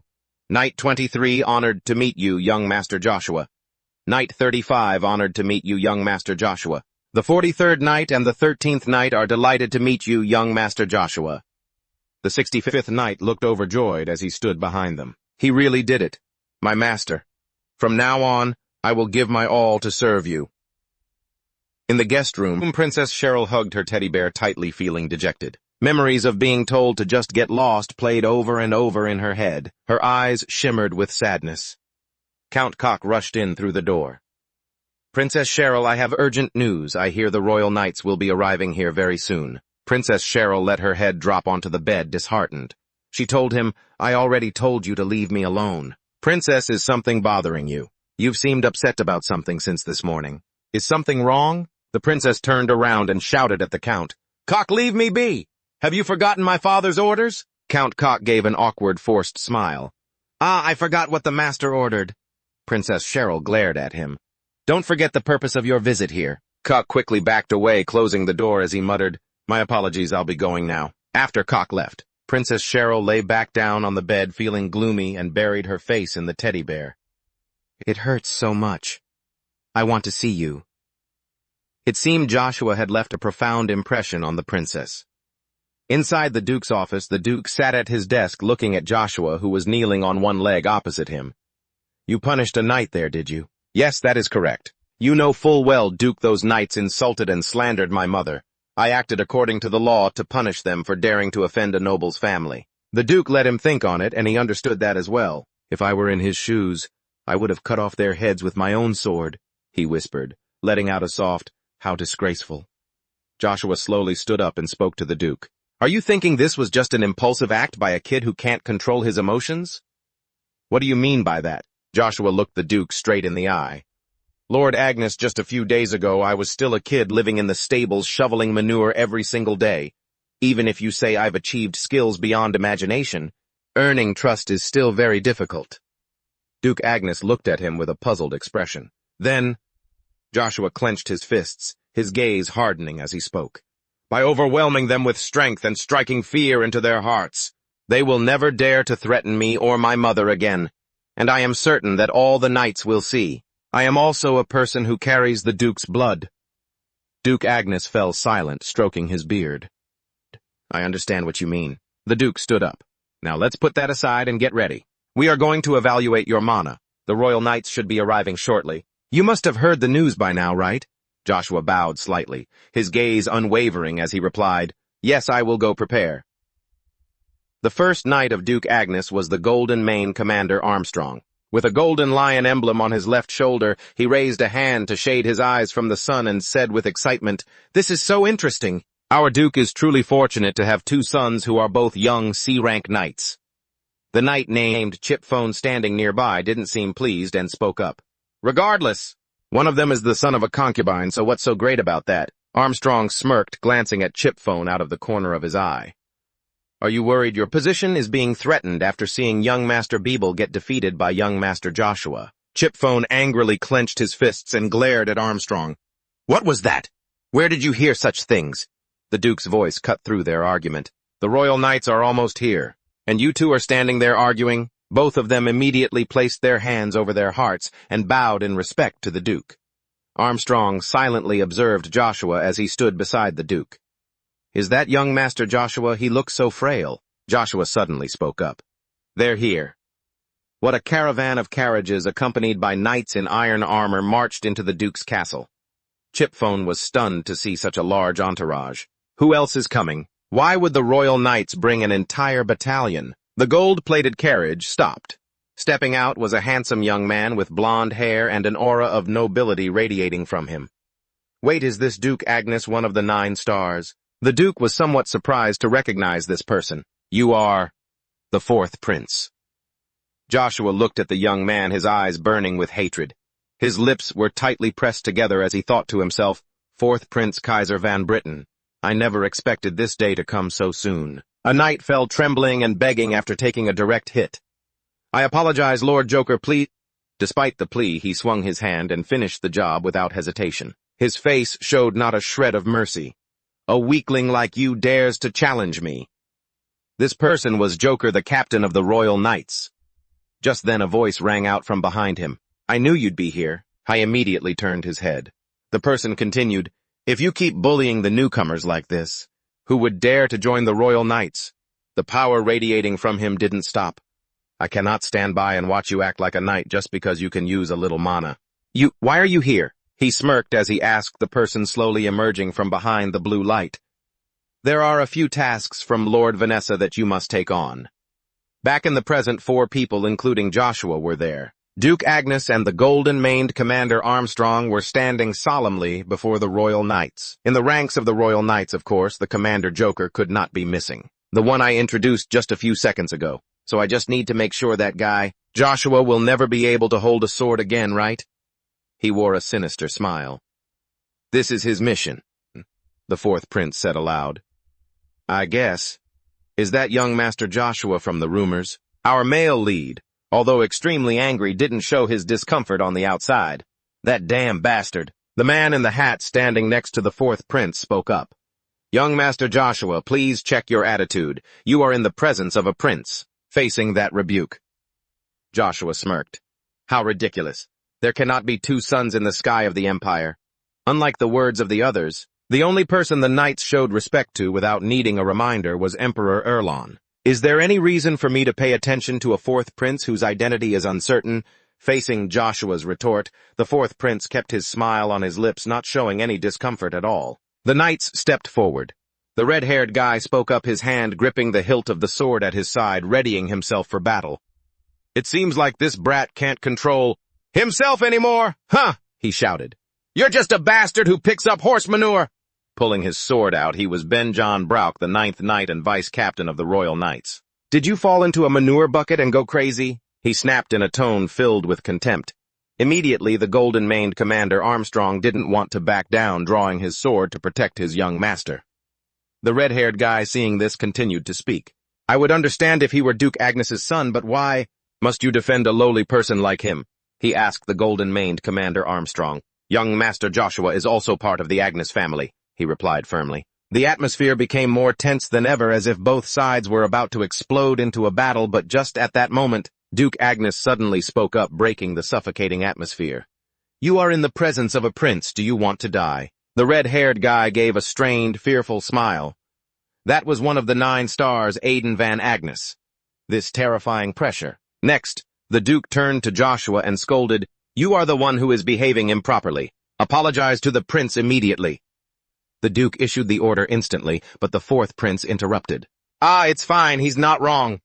The man in the hat standing nearby whispered sternly, Prince, this is an event where everyone will be watching you. If things go bad because of this, the royal family might lose its authority. The prince looked at him and replied, I'm only being mocked because of my own pride and just because I am a 4th prince. An incompetent person. And just as he said, the prince stepped forward. The only person worthy of respect by the knights is Emperor Erlon. Standing before Joshua, the prince said, I'm fine, so I hope you won't mind those knights anymore. Knights should prove that they can protect others, to the best of their ability.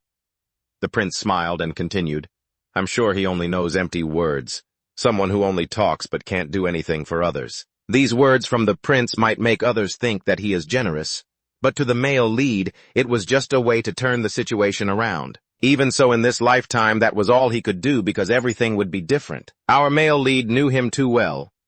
I will cut off your head. That is the best thing for you, the male lead thought to himself. I am always ready, Joshua replied bluntly. The Joker guy standing on the side couldn't take it anymore and shouted, Hey, you arrogant person! You are still behaving rudely to the prince until the very end.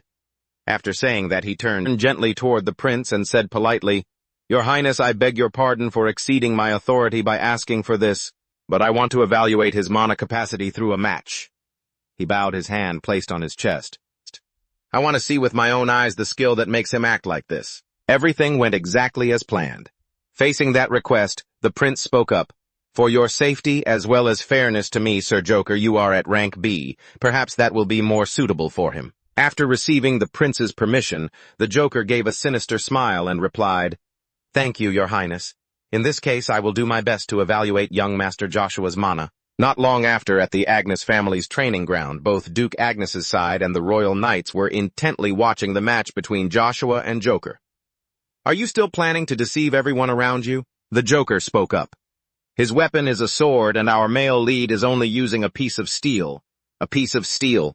Do you think this is a game? On his face was a clear look of contempt for his opponent. You look down on others just because people around you say you have a little talent. You even dare to insult the prince. And the royal command, not letting him continue to be complacent and mocking Joshua, replied, You sure talk a lot. I guess the Royal Knights are chosen based on their talking skills, huh? That statement was like a bucket of cold water splashed directly in his face. With his arrogant nature, he was probably furious to the point of insanity by now. I will make you regret what you said. Do you know how the competition will go? You will fight me, and I will decide whether or not you can use mana. Saying that, he slowly approached Joshua, but before he could strike, the male lead's iron bar was pointed straight at him. Joshua was the one to counterattack first. The Joker, in a defensive stance, had just blocked the strike but had to grimace because Joshua's amount of mana was immense. Even so, he didn't easily admit defeat and gritted his teeth. Even so, it's still nothing more than a toy. After saying that, he swung his sword toward Joshua. I only need to close the distance to finish you off. If that was his tactic, then he had probably guaranteed his own defeat, because that was exactly what our male lead wanted. Most people, when fighting him, think that they only need to close the distance to attack, but I have already overcome that weakness through long-term training. The male lead smiled confidently as if he were 10 parts sure of victory. A direct blow aimed at the head, but the Joker had managed to block it just in time. The protagonist keeps countering, but once again the guy blocks it. Both are fighting with everything they have, making the match more intense than ever. Meanwhile, up in the stands, the prince says to the red-haired man, Impressive, don't you think? At his age, he can actually hold his own against a B-rank knight. The red-haired man smirks and replies, Your Highness, it certainly looks that way, but Joker is limiting himself to C-rank. He turns back to watch the match, deep in thought. You can't underestimate their mana. Joshua has the edge in technique. What kind of technique is that? I've never seen it before. Down in the arena, Joker is still attacking like a madman. Damn it, if this keeps up, the match will be over. If that happens, Lady Vanessa will take my head. I have no choice. I have to bet everything right here. As for Joshua, he's also going all out. As expected, at B-rank, Joker is on a completely different level than Babel. His own mana is becoming harder and harder to control. My power and my mana are reaching their limit. Joker, nearly losing his mind, unleashes a decisive strike aimed at the protagonist. He scowls. The only one who has beaten me so far is Agnes, but I'm faster at this range. No sooner had he said it, he launched his strike intending to end the match. The terrifying speed was so great that the protagonist didn't even have time to react before being hit, blood spraying from his mouth. Just then in the stands, the Duke's commander, the golden-maned Armstrong, jumps up, his face full of anxiety. Duke Joker's mana has exceeded B rank. Young Master Joshua is in danger. Contrary to Armstrong's excessive worry, the Duke remains calm watching the battle. Wait and see. After landing a hit, Joker looks extremely pleased, mocking his opponent. Looks like you didn't dodge it, just focused your mana, but that won't work this time. He lunges forward to attack again.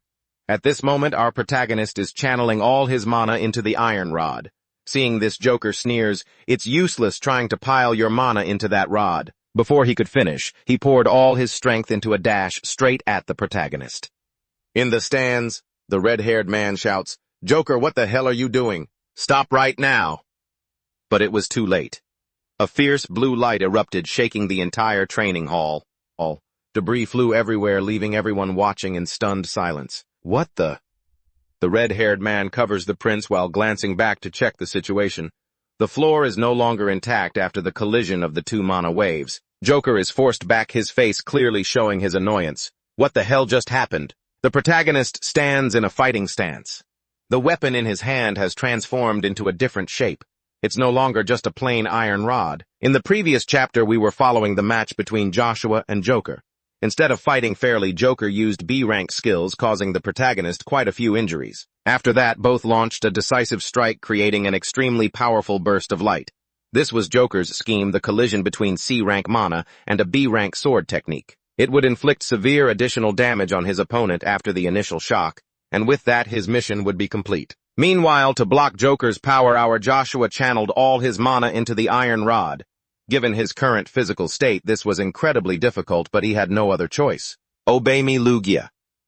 And as you all saw, an immensely powerful light exploded, shaking the entire training hall. The floor was warped, but neither side was knocked out. But perhaps because he had exhausted so much strength, our protagonist is gasping for air, his hands and feet starting to tremble. The iron rod has now taken on a new form. Up in the stands, the prince exclaims in surprise, That's an artifact. For those who don't know what an artifact is, simply put, it's a weapon imbued with magic. The fourth prince is also extremely shocked by the turn of events and says, Cool. The red-haired man has no idea what his prince is talking about. Has a fight like this satisfied you, your highness? Although he still has a long way to go. But I can say that his skills are very impressive, the prince remarks. Realizing the prince's intent, the red-haired man bows and replies, Yes, I understand. At this point, I see the fourth prince is truly a master at turning the tide. Down below, our protagonist asks his opponent, How was that? Joker replies blankly, What? Even while gasping for breath, the protagonist continues, I blocked your attack. Joker grimaces in anger and shouts, I don't know what you did, but this will be your end. From the stairs, the red-haired man walks down and speaks up. The match ends here, Lord Beeman. Joker immediately gasps. The red-haired man looks at the protagonist with eyes full of admiration, someone who passed the C-rank test. I even blocked an attack from Joker, someone with power beyond B-rank. Although he had previously witnessed Babel Van Agnes, the most talented person in the Empire, he had never felt this surprised before. What on earth is this kid hiding?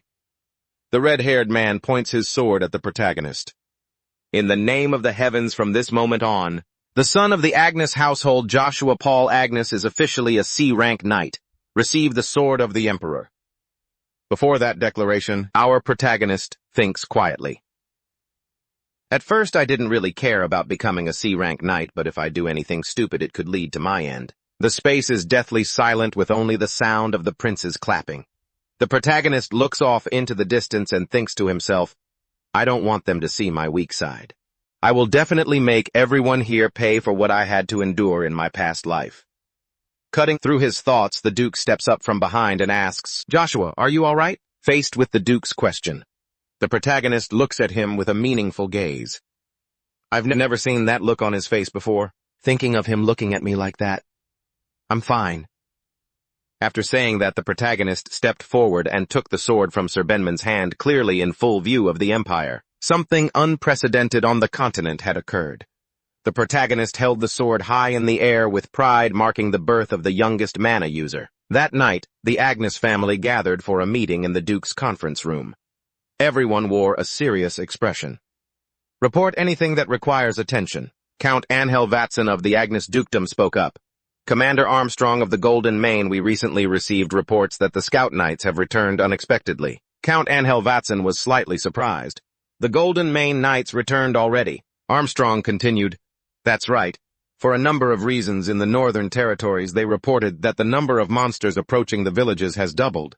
And the biggest reason they had to turn back is because black goblins have appeared alongside other monsters. Black goblins are considered the strongest species even in the Forest of Shadows, possessing strength enough to tear apart. Even dwarves, who are known for having skin as hard as steel. Even grade 4 mages and knights with swordsmanship above grade B face immense difficulty when facing them. Count Angel Vatson exclaimed in horror, What did you say, black goblins? Someone in the meeting began to mutter, Is it really that bad if something like that appears near town? Is there anything we can do to deal with them? In the face of those murmurs, Duke Agnes spoke up. I will handle this matter myself. Let's move on to this next issue. The Duke looked toward Golden Mane Commander Armstrong. Yes, Armstrong replied. The second issue concerns the fifth ducal family. Armstrong looked at the Duke with a probing gaze. Immediately, the Duke looked startled. That fifth ducal family.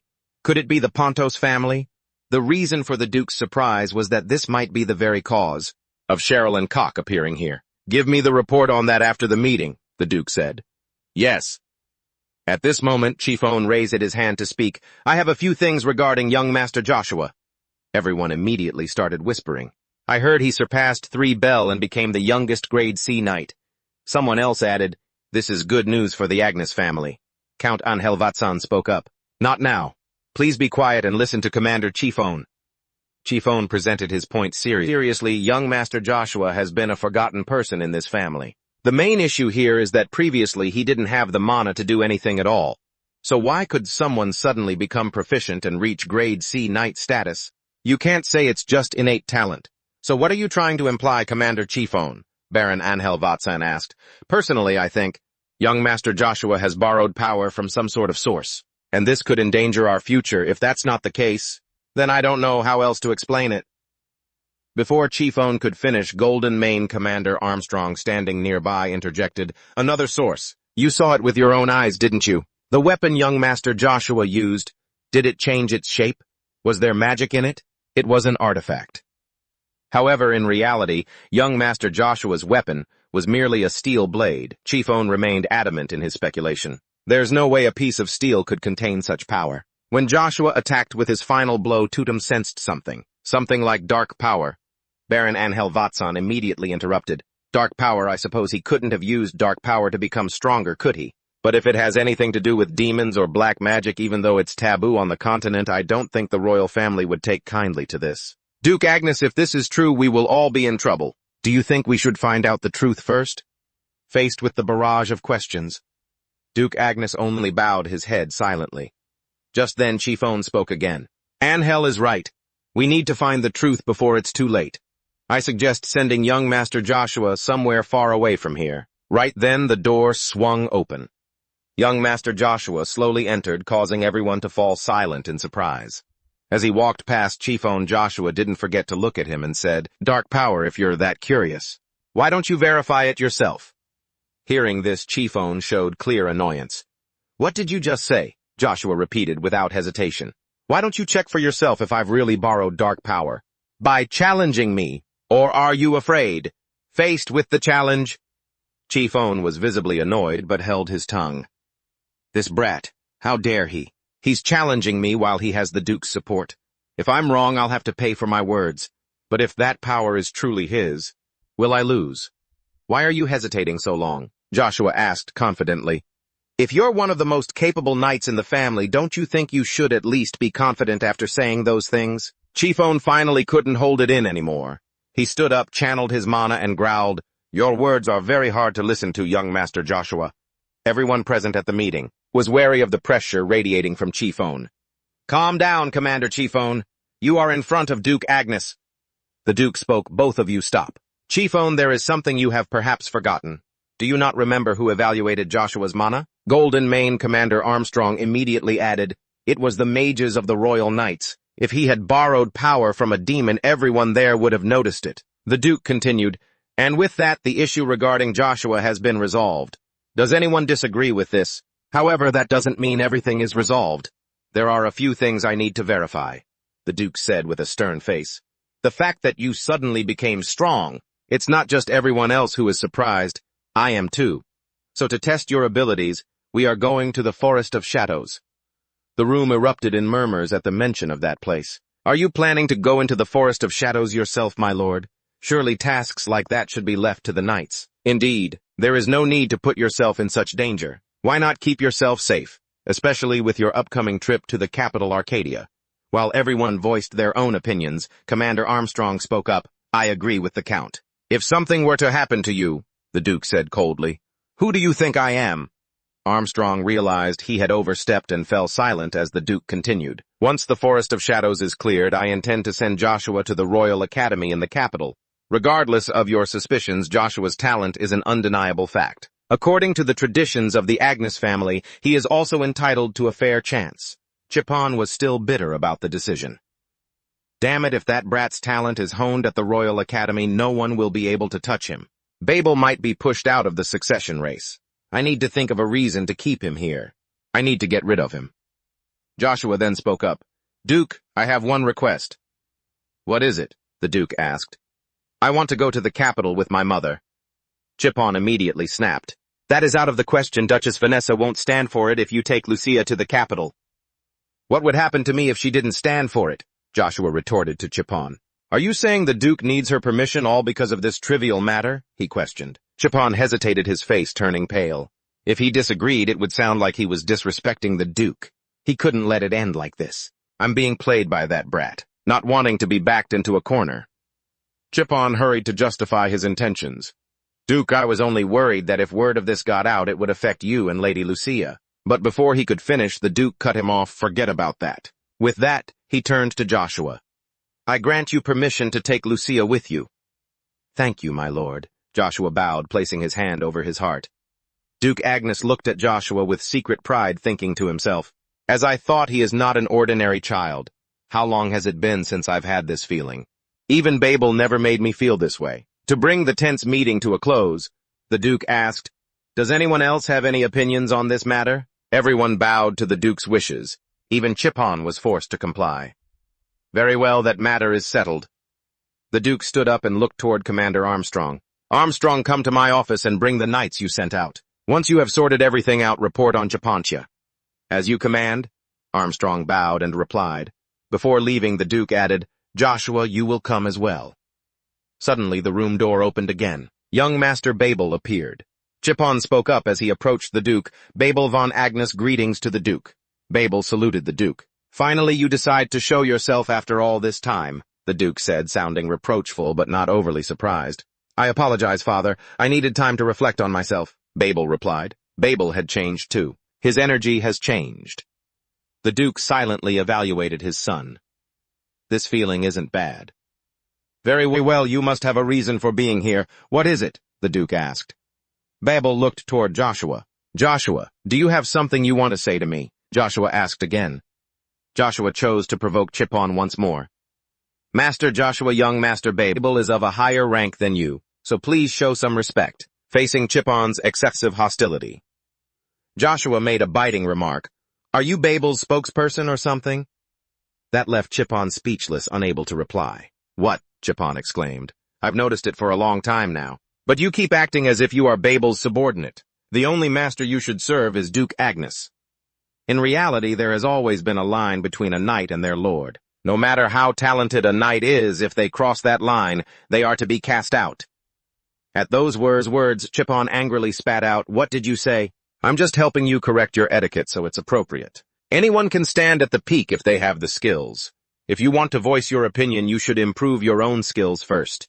Isn't that the law of the Agnes family? Joshua's words pierced straight into Chipon's heart, making it hard for him to swallow his rage.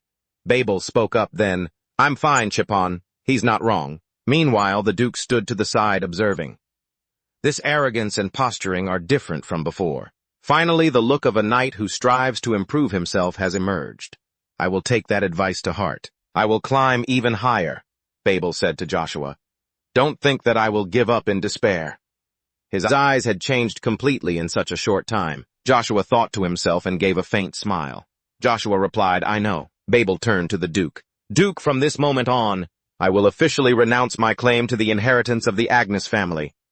Everyone present in the room was stunned, gasping, Renounce the inheritance, you are giving it up yourself. Young Master Babel, Count Yahello asked. Before that declaration from Babel, the Duke asked, Have you lost all your confidence because of your younger brother's talent? Babel answered decisively, It is not that.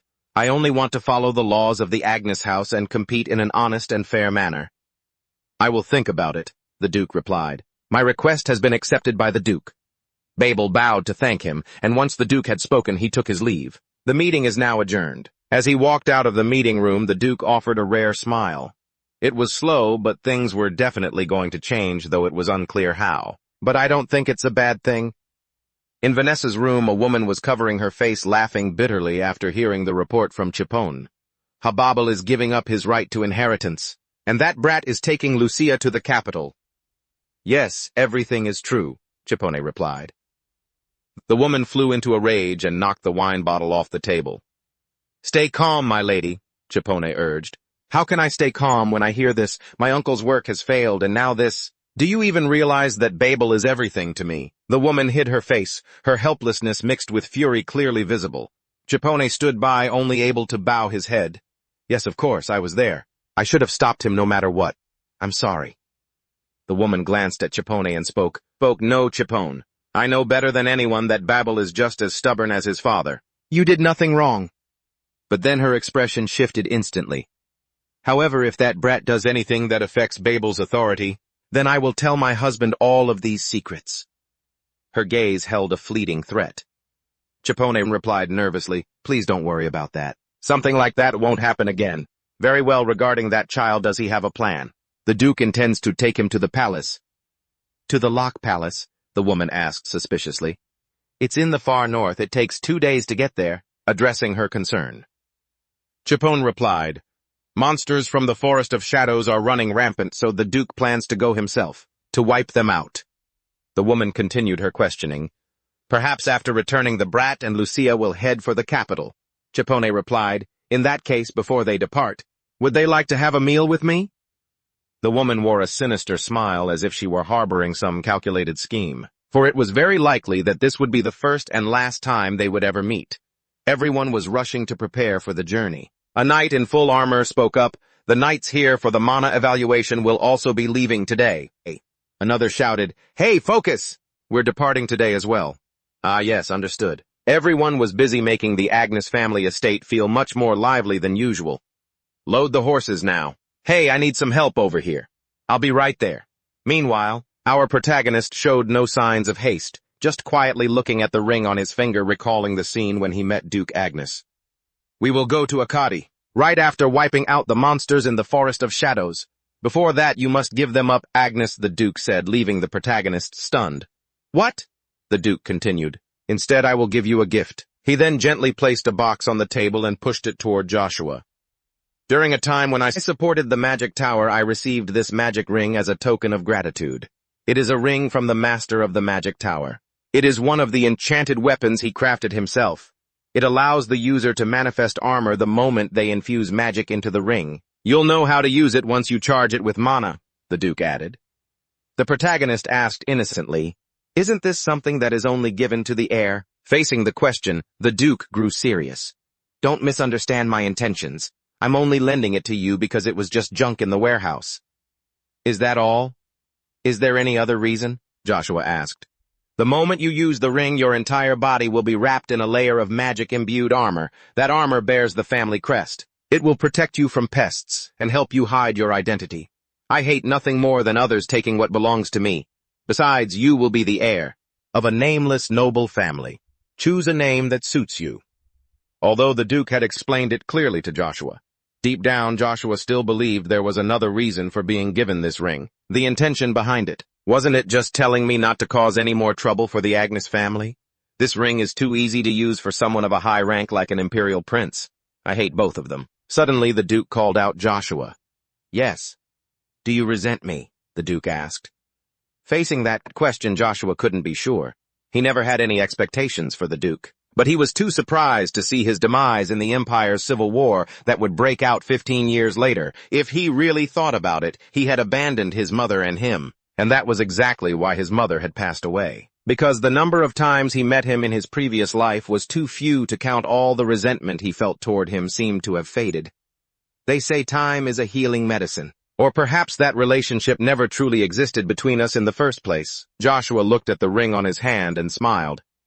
Is something funny, young Master Joshua? The prince asked. Ah, should I call you Sir Joshua now? At that question, Joshua asked back, What do you mean? You are going to Akkadi after finishing your mission in the Forest of Shadows, right? Come see me when you arrive in Akkadi. I will definitely help you, Joshua, the prince said confidently. You will help me? Joshua asked. Yes, of course. The royal family can recommend knights. That will protect you from other knights. They can become official knights without having to take the annual evaluation exam. And they will receive special benefits, such as not being required to serve for 15 years anymore, if Joshua wants. There is no issue with you using royal knights, as many as you like, before leaving. Please understand that this offer is my kindness toward you. After saying that, the fourth prince wore a very friendly smile.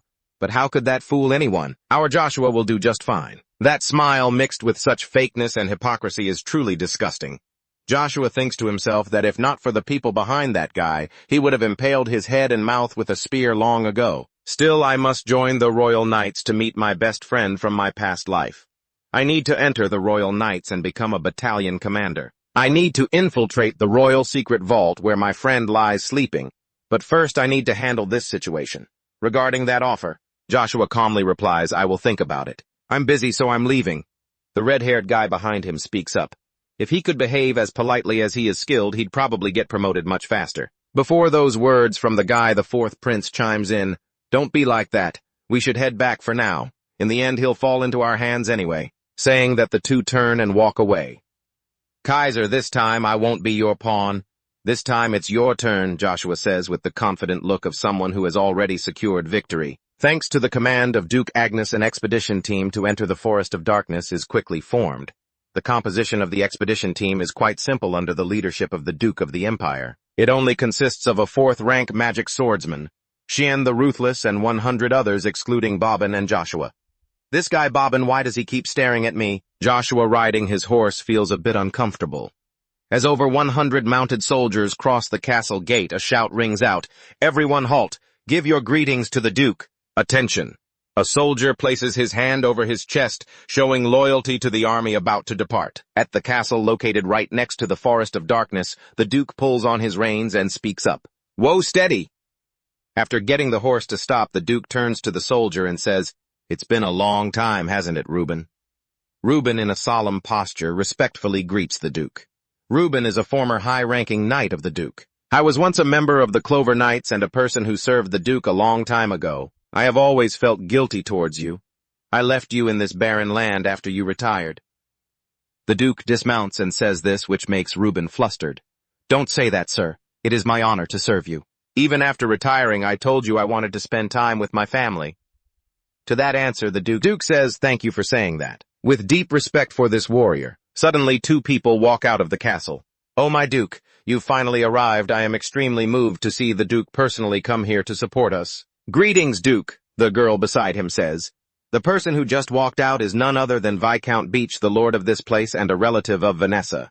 The person beside him is Anna, the apple of Viscount Beach's eye. Duke Agnes looks quite annoyed. He thinks to himself, Ugh, what a headache. I should have entered the forest immediately. Viscount Beach turns to blame the old soldier Reuben. Reuben, are you too old and forgot? You should have reported to me immediately when the Duke arrived. Faced with that unreasonable rebuke, Reuben can only bow and apologize. I am sorry, my lord. Not satisfied, Lord Beach continues to raise his voice. I thought your skills would be better than your age. How are you going to take responsibility for the safety of this place? Reuben is silent and does not respond. The Duke speaks up, breaking the atmosphere. Beach, it seems you have adapted well to this place. You seem to have gained some weight since I last saw you. At that remark, the Viscount is a bit startled and blurts out, Oh, Duke! Then he immediately puts on a very fake expression. I'm so embarrassed. That's not it at all. This is because you have taken such good care of me. What on earth, is he stupid or is his face just that thick? Joshua thinks to himself, witnessing the scene. Then he suddenly shifts his focus to Bobbin. Oh, my young master Bobbin is here too. You are even more handsome than before. Even I, who knows nothing about swordsmanship, can feel your spirit. It's been quite a while. Uncle Babin replies, after which he laughs heartily. It seems like a master will soon be born into this Duke's family. Ha ha ha. His smile is so fake. Rubbing his hands together, he looks over at Joshua. And who is this? Chiffon speaks up. That is young Master Joshua. Viscount Beach, this is young Master Joshua. Young Master Joshua, he asks in surprise. He is the Duke's second son. He stammers, repeating, the second son. Then he turns to look at the Duke, who awkwardly scratches his head. Forgive my rudeness, ha ha ha. I guess I must have misheard things. Since when did Vanessa have another child? Chiffon, standing beside him, speaks in a low voice. Viscount Beach, he is not Vanessa's son. At this moment, I think he should find a hole to crawl into so he wouldn't be so embarrassed. What, that's unexpected. I didn't foresee such a thing. His complexion becomes extremely unsightly, but instead of changing the subject, he continues to pry. So what noble lineage does our young master possess? The guy, Chiffon, next to him can't do anything about him, so he helplessly replies, she doesn't come from a high noble family. Is that so? That was what he blurted out while looking at Joshua. Then his expression suddenly changes, eyes fixed on Joshua. A filthy pig, a dirty brat. In the face of those words, our Joshua starts to feel annoyed while everyone else just stays silent. Duke Agnes sighs softly and says, that's enough greetings. Is there anything urgent that needs attention? He replies, nothing too serious. We have prepared a banquet. Why don't we rest for a bit? The Duke immediately shows his annoyance. Perhaps that's not what you wanted to hear, but my knights aren't that weak. They've had plenty of time to rest on the journey here if they needed it. Then the Duke turned to his soldiers and asked if anyone needed a break. Is there anyone? The men were silent for a moment, then answered in unison, no, my lord, let's move out. With that, the Duke turned and walked away. Suddenly, the Viscount of Bitch spoke up. Duke Agnes, I wish to join you as well. His expression hardened with resolve. Even if I might not be of much help in the battle. But as a Viscount, how could I just stand by and do nothing? I believe all of my knights and men feel the same way. His soldiers shouted in unison, that's right. We want to join you. It would be an honor to serve you, Duke. Faced with such spirit, the Duke looked at the Viscount and asked, what will you do about Anna? Do you intend to leave the girl all alone? With a look of immense pride, he replied, oh, you don't need to worry about that, my lord. My daughter can be useful even if just a little. At her father's praise, the girl beside him couldn't hide her excitement. The Duke asked again, do you really want your own daughter to make this dangerous journey? Before her father could speak, the girl answered for herself. I want to go with you, my lord. Please take a look at this. Then she revealed her power. A small spirit appeared hovering on her shoulder, leaving a soldier completely stunned. Is that a spirit? To that question, the Viscount with zero modesty boasted, we recently discovered my daughter can summon spirits. Spirits are similar to magic. It is a power only the chosen can wield. If you consider the number of spiritists, they are even rarer than mages. The whole empire only has about 100 of them. A low-level one. I never expected to see a spiritist here. Joshua watched intently. Babin, standing nearby, also stared at her. I don't know any spiritist, Nina, but that kid looks so familiar. Have I met her somewhere before? Joshua wondered to himself. All right, then prepare to depart. The Duke announced, however, the Blood-Chain Knights will take the lead, the Viscount's soldiers will be at the rear, and the rest will take the center. I understand. Thank you very much, Duke. The father and daughter couldn't hide their joy. Then let's go. The Duke walked off, calculating in his mind. If I can secure a spiritist, it wouldn't be a loss. The Viscount's daughter seemed to have a crush on the young master. Babin right, I've seen her looking at the young master and smiling the whole time. This pair actually looks pretty cute. Meanwhile, Joshua still couldn't take his eyes off her. Since we'll be traveling with her, I should think about this carefully. If she interferes with my plans, I'll have to keep a close eye on her. The Viscount of Bitch spoke up. Hey Joshua, I'll be keeping an eye on you. Is he threatening Joshua? But it won't be long before he himself regrets this. The scene shifts to the throne room of the King of Avalon. That is what happened. The man on the throne spoke, hand on his chin in thought. Interesting. So his talent is real. He even blocked Joker's attack and commanded a battle. That is correct, the hooded figure replied. Evergrande, what do you think of this? He continued. I want to hear your opinion as one of the Empire's greatest mages. The hooded figure replied, as you said, it's hard to gauge the boy's potential, since knights and mages use mana differently at the core. He wanted a general opinion. How much talent does that kid really have? At the question, the hooded figure replied, without evidence, it's hard for me to explain. For example, compare him to a royal knight. Upon hearing that example, the man on the throne was intrigued. That works. The hooded figure spoke up. A few days ago, Sir Banman and I, although we didn't fight, if it came down to a one-on-one, I wouldn't lose. The figure said with a firm tone, that is perfectly reasonable. Even though Banman earned his title at this age and possesses skill far beyond the rest, it would be nothing if you were his opponent. The man on the throne continued, however, what I sense from Banman and Joshua is different. Are you afraid that you wouldn't be able to defeat that kid, Joshua? The man on the throne asked. Not exactly, but there would certainly be a difference. In 15 years or perhaps even sooner things might change, but as of now I cannot lose. The man on the throne smiled slightly. I will ask you one more thing. If you and I fought one-on-one, what do you think would happen?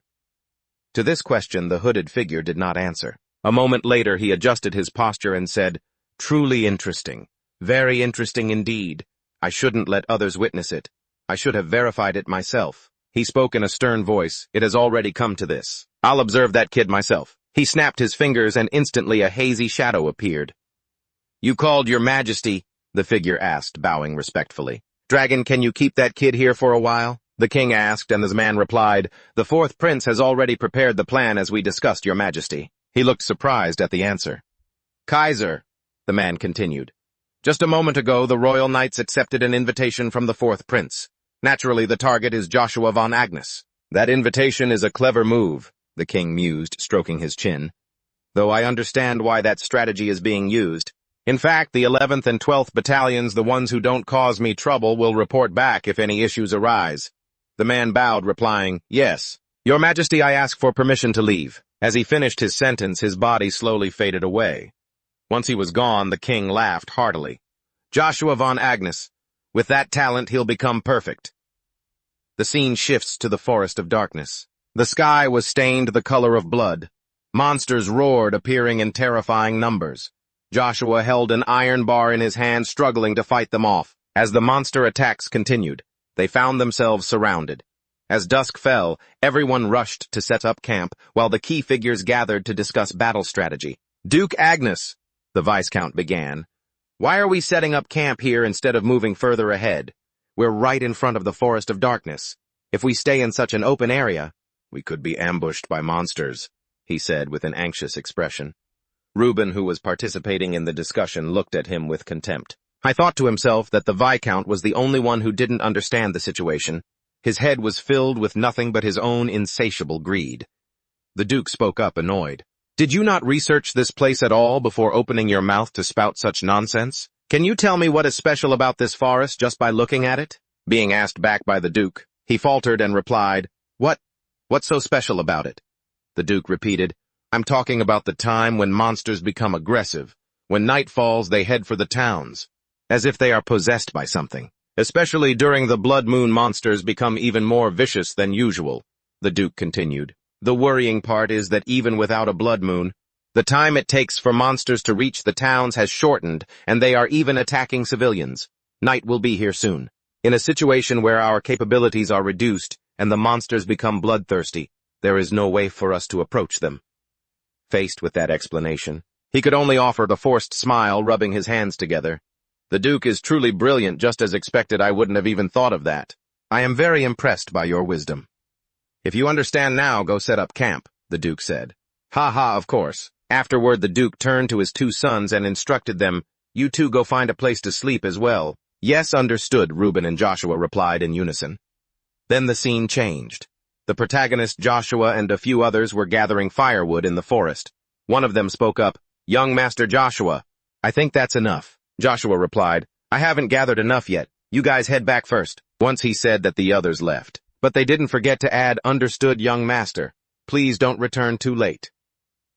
Once everyone was gone, Joshua set down the bundle of firewood and used his ability to summon his weapon. Then he slowly ventured deeper into the forest. Unfortunately, this action was spotted by the Viscount. An elemental stone. It's something born from primal power. It also contains magical elements. Ancient mages called them elemental stones. They exist within elements like water, fire, wind, lightning, earth, and more. A stone exists for each of those. But there are only 5 elemental stones in the world so far. However, that's a distant future. Until those 5 stones appear, an elemental stone holds power. It can boost someone from a first-tier mage to a third-tier mage. It's an item craved not just by mages, but by knights too. If my memory serves me right, one of the elemental stones is in the deepest part of the Forest of Darkness. Joshua recalled the location while walking. "It's so dark here. Just one elemental stone would be enough to help me control my power so I don't lose it." Joshua looked down at the weapon in his hand. "I've been walking for almost an hour. How long will it take to reach the center of the forest? I feel like I'll be there after passing through this area." Suddenly a beast appeared, but our Joshua managed to hide in time. The monster was a black orc. It was blocking the path deeper into the forest. Joshua crouched in a corner observing the black orc. It had taken down most low-level mages. They said at least a B-tier knight was needed to fight it. But black orcs usually operate alone. If I can use that energy like I did in my previous attempt, I can defeat it instantly. He finally took a combat stance. It will notice me once I get within 10 meters. Then I'll close the distance quickly and strike its neck. As if sensing danger, the black orc let out a roar. Joshua, hiding behind it, also felt the terrifying pressure it radiated. Just a single roar and it has this much pressure. I need to finish this in one strike. Just then the beast whipped around to look at Joshua, leaving him no time to prepare.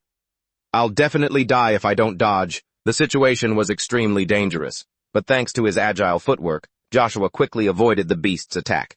However, with just one hit from it, that just goes to show how terrifyingly powerful it really is. His counterattacks still couldn't reach the monster, which suddenly looked up at the sky. The moon had turned into a blood moon. When the monsters go into a frenzy like this, I'll definitely die if I have to fight them in my current state. I need to hide, I've already said it. Joshua immediately vanished behind the trees. He had to cover his tracks as fast as possible, and now he was hiding under a large tree waiting for that stupid dark goblin to pass by. I'll use the technique from my past life's friend, the Assassin King. Joshua closed his eyes to prepare to summon his power, as it had been quite a while. So I'm not sure if it will still be effective. Instead of channeling mana into just one part of my body, I have to control the mana and flow it through my entire body. Green currents of light immediately appeared around Joshua. They covered him slowly, as if he were blending into the surrounding nature, controlling his breath and forgetting everything around him when suddenly Joshua opened his eyes. The beast with burning red eyes was standing right behind Joshua, yet it didn't even notice he was right there. That proves Joshua succeeded in using the assassin's power. Instead of attacking, he used it to search for the elemental stone. It's taking quite a toll on my body. But if I can maintain the mana, I'll reach the center of the forest where the elemental stone is. Because he was so lost in thought, our Joshua missed his landing, slipped, and fell to the ground, hurting himself badly. Ironically, the beast was also staring right at him, and this time it wasn't just one, it was an entire pack.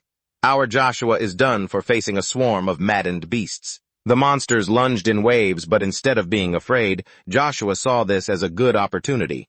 Spear Magic Phase 2 Second Technique Gale. A burst of shockwave-like light erupted with pressure so strong that many beasts were knocked flat to the ground.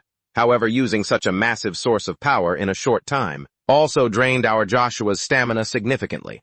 I thought I had performed it well. The second technique of spear magic. I guess I'm not that proficient yet. Right now, Joshua couldn't even stand steadily, leaning on his iron staff and gasping for air. It wasn't even 1/4 of its true power. I guess this child's body has its limits, but I can't stop here. Based on the monster's movement, they're going to collide with the knights setting up camp. Time is the deciding factor, so I need to find the elemental stone as fast as possible, and regroup with the knights at the campsite where the tents were nearly finished. Suddenly a noise rang out, grabbing the soldiers' attention. Right after that, a monster appeared, sword in one hand and shield in the other, charging at the unfortunate soldier before he could even counterattack. He had already been knocked down by the monsters. It's an emergency. Everyone get into combat positions immediately. The monsters are ambushing us, a soldier shouted, and the campsite turned into complete chaos. People were getting hurt. The soldiers formed a line to block the monsters while far away in the forest. A whole pack of monsters was still silently watching. Babel was using his power to attack the monsters. With just one strike, a monster was slashed down, but there were so many of them that they were still causing significant trouble.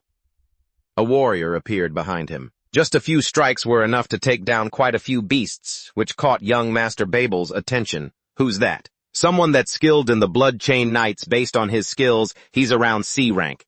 Damn it, there are over 100 of them. A deafening roar echoed, and behind it a whole pack of monsters was charging. Bastards, there must be at least 1,000 of them, a soldier shouted. They're too numerous. We need to retreat right now. Behind them, Commander Chipphone charged forward and roared, "Shut up! I will punish anyone who dares to step out of this camp." The Blood Chain Knights formed a line, preparing for the battle. Commander Chipphone bellowed, and all the soldiers got into combat stance. On the side of the monsters, they were just as fierce. They also roared, ready to dive into the fray. The scene right now was hard to predict who would be the winner. Both sides had poured all their strength into this battle. Before they even had time to rest, Another wave hit from behind. They really don't have a stopping point. It's beyond my imagination. I predicted the blood moon would happen tomorrow night, but it happened today. Now in the sky, the moon was bigger and rounder than ever. The scene dyed in the color of blood, the color of death. The strongest beast had finally appeared. The pressure radiating from its power was absolutely terrifying. Damn it, at this moment, Chipphone helplessly uttered that he was the only one here. Who was B rank or higher? Could he defeat it or not? It all depended on him. I will cut you in half. As soon as he finished speaking, Chipphone immediately launched an attack, but he was quickly knocked far away. Clearly, Chiphone's power was not enough to go head-to-head with that monster. "Commander Chipphone," Babel called out.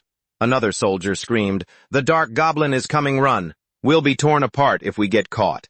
Damn it, the number of goblins isn't decreasing. Retreat." Why is this happening? Even though he was wounded, Chipphone still tried to stand up. A knight must never lose his composure in any situation. Just then the Duke appeared. "Duke Agnes," Chipphone gasped.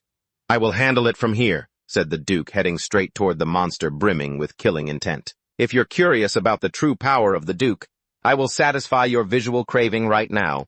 With just one powerful strike, Duke Agnes wiped away quite a few monsters, making the herd of beasts, terrified, only able to growl, without daring to move forward. Witnessing that scene, Commander Chipphone couldn't help but be stunned. With just one strike, hundreds of monsters had disappeared. This is the power of a Master Duke, Agnes, one of the 9 stars of the Empire. After that, he turned toward Joshua, where Joshua had also just finished off. Many beasts marched proudly toward the deep cliff, calling out to the Bronto. A surge of intensely powerful purple light erupted, and Bobbin couldn't help but tremble in fear. Seeing his father's strength with his own eyes, Viscount Bick, standing nearby, spoke up. "That man is your father, Aiden Van Agnes. I am certain you could do the same, because you inherited his bloodline." Bick stared at Bobbin with a sinister look. "I guess he's still just a kid. No matter how talented he is, this must be his first time going through something like this. It's understandable. We should think about him now," he said, then ran over to Commander Chipphone. "Commander Chipphone, where is that boy? Where is he?" Chipphone asked, surprised. "The child of that concubine, the one named Joshua." The man's face darkened. "Ah, now that you mention it, I haven't seen him at all. Perhaps he ran away to save his own life." "Typical trash," he scoffed. Other soldiers began to whisper, "You're right, I hadn't noticed. I haven't seen him for a while." The person next to him was shocked by what they heard. "What, did he really run away? Isn't he completely different from young Master Babin? What a disgrace to the heir of the Duke's magnificent bloodline. What are you all doing? The battle isn't over yet." The Duke roared, "For the honor of Agnes!" Babin grabbed his sword and charged forward. "The Duke is with us. Follow him immediately." Everyone surged forward to attack. "Ha, look at them running away with their tails between their legs. We'll make sure you never leave this forest." But before they could celebrate, a loud clang rang out. The beast collapsed to the ground. What just happened? A soldier screamed, and at that very moment, a massive legion of beasts appeared. Each one advanced aggressively. They were dark goblins, the strongest beasts in this forest of darkness. Meanwhile, smaller beasts were also attacking the soldiers frantically. "Don't retreat, fight them," a soldier yelled. The scene was pure chaos. Watching his men fight, Commander Chipphone could only stare helplessly. "Damn it, I thought we could wipe them out easily, but this is a whole pack of dark goblins." If you remember the part where Joshua went into the forest alone, he clearly stated that dark goblins only fight alone. Why are they fighting in a pack now? Are you wondering about that too? Join me in following the story to find the answer. Suddenly, a few flashes of white light appeared in midair. The protagonist, Joshua, suddenly emerged, landing a direct strike on a dark goblin's head, and a series of light beams erupted simultaneously. The dark goblin was instantly taken down, leaving Chipphone and Viscount Bick wide-eyed. "Young Master Joshua," a soldier shouted. "He just took down a dark goblin that was twice as strong. Under the blood moon with just one strike," Chipphone exclaimed. A rank C Viscount Bick, standing nearby, screamed, pointing directly at Joshua. "That's impossible." "What was that just now? What kind of tricks did you use, you little worm, showing up just now after running away?" "No, that's impossible. It definitely can't be." He roared, "The Duke was the one who killed it in one hit. What are you all doing? Knights, support the Duke immediately." He turned sharply to look at his soldiers. As expected, it must just be a coincidence. No matter how talented young Master Joshua is, I is still just a rank C knight. He couldn't possibly defeat a dark goblin that even a rank B knight would struggle to handle. Ignoring what Bick said, the soldiers continued to whisper about Joshua's power. "We should take this as motivation to wipe out these monsters. Everyone support the Duke." Joshua chuckled, helplessly exhausted from being ignored yet again. It was a scene he was all too familiar with. With a sigh, he gripped his iron sword. "Fine, then. I'll give you all a little surprise. I might not be able to stand after this, but that monster will save me anyway. Just one dark goblin is already a handful. And now a whole pack. What are we supposed to do?" a soldier asked, panicked. Joshua dashed from behind, shouting, "Run if you don't want to get caught!" The soldier turned around, stunned. Joshua thought, "I can tap into a fraction of Bronto's power now, but I'll be left broken right after. I just don't know if my body can handle this much power." Joshua lunged, delivering a lightning-fast strike. A blinding burst of light erupted, and a goblin fell instantly. Witnessing that, the knight fell to his knees, gasping, "No way!" The soldiers couldn't believe their eyes. Young Master Joshua actually took down a dark goblin. Their skin doesn't even get a scratch from the slashes of a B-class knight. Is this really a C-class knight's skill? Another added, "No. I don't think I've ever heard of or seen elemental mana before. Could young Master Joshua be a peerless knight? Can he even survive doing that?" The Duke, though stunned, couldn't deny what he saw. He surely wouldn't want to show any weakness. "Impressive. It's no wonder you have such high expectations for him." Ackman stepped forward. "What do you think of this Ackman?" the Duke asked. "I'm no expert on knight rankings, but as a mage I can see he's a third-circle mage and possibly a peerless one. That boy is a monster with enough talent to change the entire country. No, change the entire history of the world would be more accurate.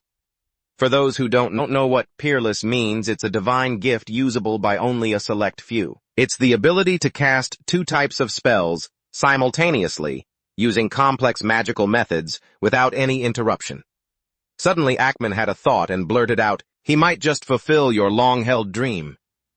"I understand your thoughts," the Duke replied, sprinting toward Joshua. By now Joshua had reached his limit and was losing consciousness. Just then a dark goblin prepared to strike, but before it could touch Joshua, the Duke rushed in and caught him. A look of satisfaction spread across Joshua's face. The Duke held Joshua with one arm while continuing to fight. He looked incredibly cool. Before fading out completely, Joshua clearly saw the man's face. Not bad at all, he thought before drifting into darkness. Amidst the screams and calls for help echoing across the Agnes territory, Joshua slowly opened his eyes. The scene before him was the Duke's castle engulfed in flames. What the hell? Joshua was floating in midair looking down at the burning ruins. Is this a dream? Joshua wondered, but it felt too real to be a mere dream. From the sea of fire a figure emerged wielding the Duke's sword. Joshua thought it was Duke Agnes, but the silhouette wasn't him, it was Bobbin, his eyes burning with hatred. Joshua wondered, hovering above, is this when the Agnes territory is wiped out? Is this what happens 15 years from now? How? Is this a prophecy dream? With Bronto's power, if it truly is an elemental stone, even the great mages of the Magic Tower couldn't uncover all its potential. What is this wind? A gust of wind blasted toward Bobbin, making him howl in pain. A girl appeared before him, Annabelle Gray, along with the high-level spirit Cillian. Although I don't remember anything about Anna, I'm certain of one thing after seeing Cillian: something happened between the Duke and Anna. Wait a minute. And if she's here, if Annabelle Gray is a master, then that person must be here too. Bobbin and Anna were talking, their expressions intense, but our Joshua couldn't hear a word. He guessed they were using a silence spell or something similar. That's so frustrating, Joshua muttered. A third person appeared and the three seemed to be discussing something. Even though Joshua couldn't see the face or hear the voice, he was sure who it was. Joshua flew toward the light but stopped as Bobbin's voice rang out. Shut up. Do you think you can make Duke Agnes kneel just by bringing a few hunting dogs? Bobbin struggled to his feet, bracing for battle. He only saw the mysterious figure smile and say something. Anna's spirit suddenly lunged at Bobbin. He took the hit and his expression showed just how much pain he was in. Before leaving, the figure made sure to add one last thing. A look of contempt flashed across his face. Joshua saw it all. That bastard Gracia, he blurted out, recognizing the face. Suddenly a powerful surge of light appeared, throwing Joshua back. He snapped his eyes open, shouting, Gracia Belray! That was definitely a prophetic dream, not a normal one. Joshua sighed. He sat up abruptly. The more important question is how much time has passed. Joshua tried to get out of bed, but his body hadn't fully recovered. He winced in pain. Is my body still not accepting it? Joshua looked down at his bandaged arm. Even though I passed the first stage of the magic spear and entered the second, Joshua clenched his fist. It's only at the peak of a C-class knight. To unleash the full power of the magic spear, to fight off monsters, I need to start at around B-rank knight level. Maybe that's thanks to Bronto's living attributes, and above all, if that prophetic dream is another power that Bronto possesses. In that case, I need to learn more about elemental stones. Isn't that fascinating? Duke Agnes, sitting beside him, spoke up. Duke Joshua exclaimed in surprise, even though just a few hours ago that blood-red moon seemed about to swallow the entire world. The world felt like it was radiating a strange, eerie energy. The Duke spoke while looking at the moon outside the window, but at this moment, it carried a cold, strangely alluring glow. Suddenly, Joshua also looked up at the moon outside the window. As soon as we arrive at the duchy, we will head straight to Akkadi, just as I told you before. You will not appear under the identity of Joshua von Agnes. From now on, you are the only son of Viscount Frederick, a family that has fallen from grace. You are a nobleman trying to restore your declining house. That will be your new identity, the Duke said. I understand, Joshua replied, if that is necessary. I am very willing to follow along because attracting too much attention will not bring anything good. The most important thing for me right now is to regain the strength I had in the past. The Duke glanced at Joshua and said, I didn't expect you to talk in your sleep, but you mentioned a very interesting name. Gracia Bell Ray, the Duke said sternly. How do you know that cursed name? At this moment, Duke Agnes was somewhat curious because he could not understand how Joshua knew that name. A cursed name. The atmosphere in the room was chillingly quiet, with only the crackling sound of the candle attached to the wall. After a long while, it seemed Duke Agnes could not bear that heavy silence any longer, so he stood up and walked outside, but before leaving, Duke Agnes did not forget to tell Joshua to get some sleep, because tomorrow they would depart for the main capital of the territory. Hearing that, Joshua only quietly watched that tall back, gradually disappearing behind the door. A few hours later, the night had slowly enveloped the palace.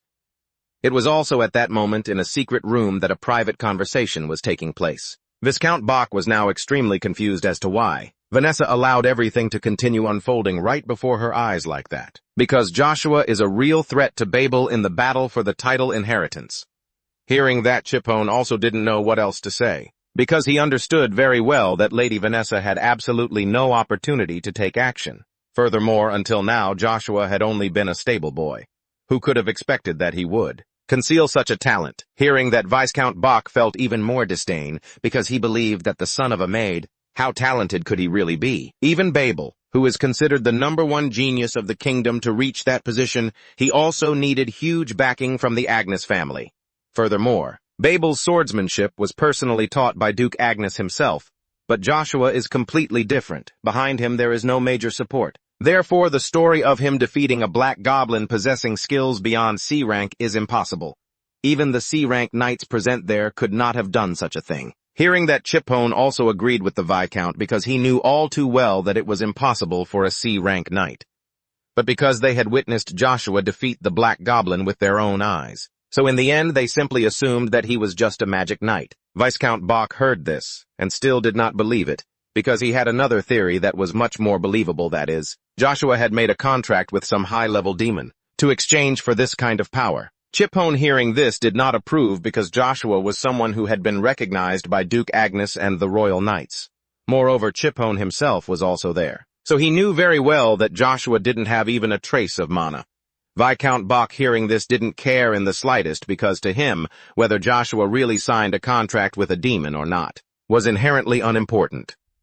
Hearing those words, Chiphone immediately understood that Viscount Bach wanted to pin this crime on him to destroy that genius reputation. Actually, he even felt quite lucky that Joshua revealed his power so early, because if he were allowed to continue growing for a few more years, Babel's faction might very well be overturned. Therefore, Viscount Bach decided he had to let Joshua know what it means to be a tall tree facing the wind.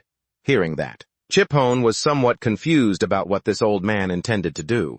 It turned out he wanted to continue monitoring Joshua because, as luck would have it, the daughter of Viscount Bach had also received an invitation to to enroll at the Royal Academy so they could completely observe every move of Joshua right there. Having said that, Viscount Bach turned around and walked outside, but before leaving, he did not forget to remind Chiphone to pay more attention to this matter, because if Joshua aimed for the position of Count, he would become a big problem for them.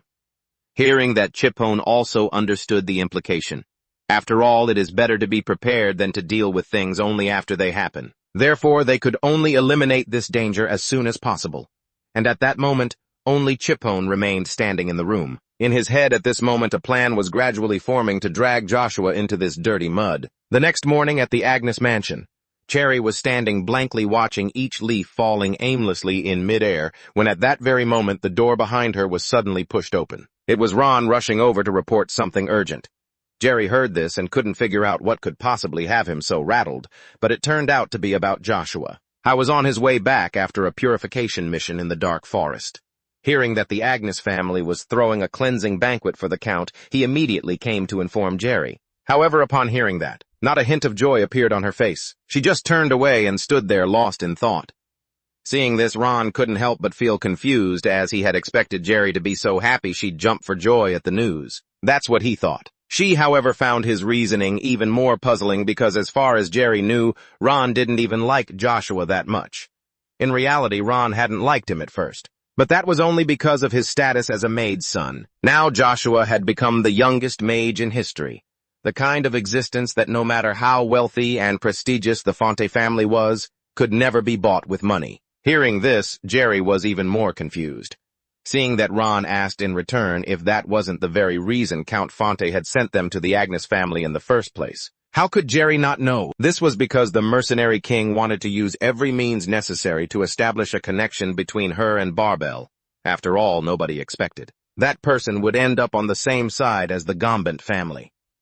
The mercenary king Barbarian was a master swordsman of commoner origin who had risen to rank A, to be precise. I had reached the supreme realm of axe mastery. Not only that, the mercenary king Barbarian was also one of the 12 transcendents, someone who could fight on equal footing with the 9 stars. He had become an icon of the mercenary world, and set the rules for that entire community, making them completely separate from other powers, becoming an independent organization within the kingdom. That was the mercenary king. What's worth mentioning is that, according to information provided by a Fonte family mole, the mercenary king had secretly joined hands with Marquis Gomben, the second richest man in the Avalon Empire, because both were merchants. So clashes in the marketplace were inevitable. Moreover, the conflict between them had grown to the point where even a tiny spark could cause an explosion. A territorial war at any moment, even though that was still just a rumor circulating among merchants. If it were true, the Fonte family absolutely could not resolve it alone. Hearing this, Ron smiled, realizing that his young mistress had truly grown up. Based on the current situation, everything was exactly as Jerry had just said, as both families were prominent merchant powers in the empire. That was why the rumors had become such an extremely sensitive issue. Once they were allowed to spread, they could very well become reality. It was unavoidable because if other families heard this news, they would certainly take action to snatch up that lucrative piece of the pie. After all, the undercurrents in the Avalon Empire were still churning violently, yet on the surface everything still appeared peaceful and prosperous because the central government did not allow war to break out. However, if these underground battles were to surface, the Avalon Empire would surely face catastrophe. Hearing those words, Jerry also understood that if transcendents like the mercenary king couldn't be bought with money, they could be bound by political marriage. And once Jerry and Barbel were engaged, then the Fonte family would receive support from Count Agnes. Because of this, Jerry couldn't help but feel bitter as she realized she was being viewed as a political pawn. Seeing that look on her face, Ron scratched his head in frustration. Based on his understanding of his young mistress, Jerry should have been cheering with joy to know she was the key. That would be the right reaction. Just then she suddenly spoke up, cutting off his train of thought. "I don't need to ask for his help, do I?" Hearing that, Ron had to explain, "Actually, to the nobility, honor is the most important thing, especially for the 5 great families. Therefore, even though the Fonte family desperately needed Count Agnes's help, they couldn't just bow their heads for that reason. After all, the current situation was still under control." Hearing this, Jerry fell into a deep silence and asked, "Do you think otherwise?" Ron heard this and frankly expressed his thoughts. At the very least, this subordinate would not do something as foolish as putting pride above the safety of the family. In truth, Ron had long realized that even if Jerry was interested in Barbell, her heart wasn't really there. So he hoped Jerry wouldn't have to sacrifice herself just for the sake of the family's interests. But the problem was that the Fonte family was currently in a precarious position, so Ron wanted Jerry to try talking to Joshua one more time. Hearing those words, her eyes immediately welled up with emotion. Seeing that, Ron was also flustered, realizing he had said a bit too much. However, Jerry didn't blame him at all. On the contrary, she agreed to Ron's suggestion. Hearing this, I was overjoyed and immediately excused himself to go find Joshua. After Ron left, Jerry sighed softly because truthfully she didn't know if this would work out at all. That evening, the sky above the Agnes mansion lit up with brilliant fireworks. Today was the day the Jimson Night Squadron returned from the Great Vortex, so a grand banquet had been organized to cleanse them. At that moment inside the mansion, the knights were noisily boasting about their war feats. Yet in the midst of the bustling hall, Joshua quietly slipped away, leaving Ken somewhat confused. After all, Joshua was the main guest of this party, yet he had left so silently. Hearing this, Joshua just chuckled softly because the way Ken called him master was far too natural. If others were to hear it, it would surely become a quick subject of gossip. The gossip during those late-night drinks didn't bother Ken in the slightest. After the recent purification, he didn't see it as a problem at all. In his heart, he truly saw Joshua as his master. Seeing this, Joshua smiled teasingly. Do I really have no other choice? I have the right to refuse a knight's oath, you know. Hearing that, Ken immediately jumped forward, laughing it off because he knew very well that Joshua wasn't foolish enough to turn down a subordinate who was a master. Not that Joshua understood that part. Where did Ken get such confidence? Finally, he chased the guy home. After all, he felt a bit tired after such a long journey. Upon hearing that, Ken had no choice but to bow, though he still hoped Joshua would reconsider his previous offer because Ken knew very well that he still had much to learn from this young master. Then he turned and left. As he watched Ken's retreating figure, Joshua involuntarily remembered his past life when several people had wanted to become his subordinates. But he had skillfully turned them all away because Joshua wanted to be the personal sword of that one person. I was afraid that if he had subordinates, that person would become suspicious. Yet in the end, Joshua was betrayed by the very person he considered his best friend and buried in the deep forest. The more he remembered, the more intensely his head throbbed. Just then a voice suddenly cut through his memories. It was an old man, one of Count Agnes's subordinates, who had come to invite Joshua to another banquet. Hearing this, he was a bit confused, as Joshua had previously said that he would not attend any more parties. The old man didn't seem to care and replied, "This isn't a party. This meal was prepared specifically for you by Lady Vanessa. Your mother Lucia will also be attending." The moment he heard his mother would be there, Joshua's eyes widened. A moment later, Joshua stood before the room door and pushed it open. Inside, Lady Vanessa Chiffon and Joshua's mother Lucia were all present. As soon as she saw him, she called out joyfully. Seeing his mother, Joshua quickly approached to greet her. Lady Vanessa, seeing him enter, curled her lips into a faint smile and said, "So you are Joshua. I believe this is the first time we've met, isn't it?" Then Chiffon, seeing him ignore everyone else, immediately spoke up to remind him, because in his eyes, Lady Vanessa was the person of highest status in the room. Hearing that, Joshua glared at Chiffon, causing him to break out in a cold sweat of fear, because Chiffon hadn't expected Joshua to dare look at him with such eyes. Right at that moment, Lucia also spoke up, reminding her son to behave politely. Joshua fell silent for a moment, then bowed according to noble etiquette and said, "I am Joshua Agnes." Lady Vanessa's face darkened the moment she heard Joshua introduce himself, as she hadn't expected him to openly use the Agnes surname like that. Lady Vanessa was extremely furious, but she tried to suppress the anger in her heart and spoke up, "I heard you will be heading to the capital soon. It's a pity we haven't had the chance to meet and introduce ourselves properly yet." Lucia was extremely surprised by those words, not understanding why Lady Vanessa would say her son had to go to the capital. At this point, Chiffon stepped forward to explain that because Joshua had been recognized as a C-rank knight, Count Agnes would be taking him to the academy in the capital. Lucia was overjoyed upon hearing this, as she could not believe her 9-year-old son had already become a knight. At this moment, Lady Vanessa clearly stated the reason for the meeting, that she wanted to congratulate Joshua on becoming a knight, and at the same time express her apologies for not taking good care of the two of them before. In other words, This was a reconciliation dinner between the two parties. Lucia nervously waved her hands. After all, her status had always been that of a mere maid. Therefore, the thought of resentment had never crossed her mind when facing someone of such high standing. Lady Vanessa gave a cryptic smile and then lightly rang the bell in her hand. Right at that moment, the room door opened and a group of servants carrying steaming dishes of food slowly entered. Joshua immediately cast his eyes toward those dishes. He quickly realized something was wrong, so Joshua gave a cold smile and looked toward Lady Vanessa. She still hadn't realized that Joshua had discovered the problem, so she continued to play her part, and said, "I prepared this dinner tonight for Lucia and Joshua. I hope it doesn't inconvenience the two of you." Hearing that, Lucia looked extremely embarrassed, not knowing how to respond, seeing this lady. Vanessa smiled contentedly and said, "Thank goodness. I was worried you might hold a grudge against me. I truly hope this evening will bridge the distance between us, and show you my sincerity." Lucia, hearing this, was deeply moved and immediately spoke up to thank her, seeing this lady. Vanessa didn't say anything more and quickly picked up a piece of meat, intending to put it in her mouth.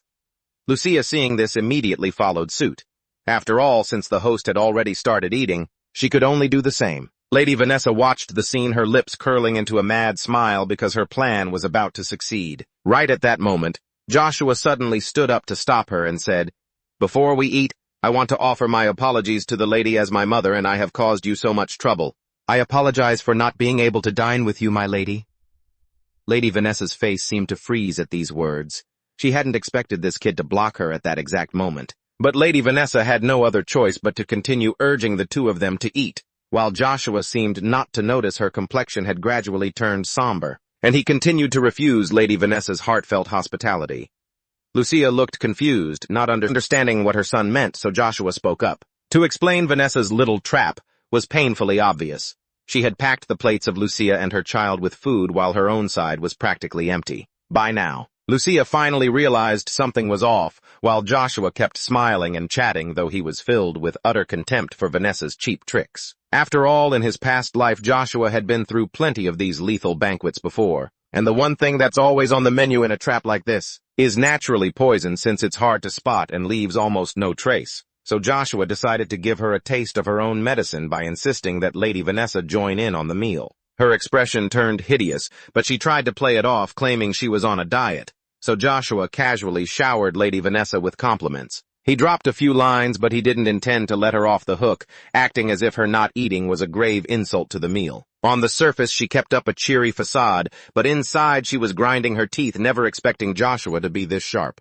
She found herself backed into a corner. If she kept refusing to eat, it would be as good as admitting the food was spiked. Seeing her hesitation, Joshua spoke up. "Why so deep in thought, my lady? You didn't go and poison the food, did you?" It sounded like a joke, but in reality it stripped away all pretense right in front of Lady Vanessa. Therefore, that's when Chipphone stepped in to defend his mistress.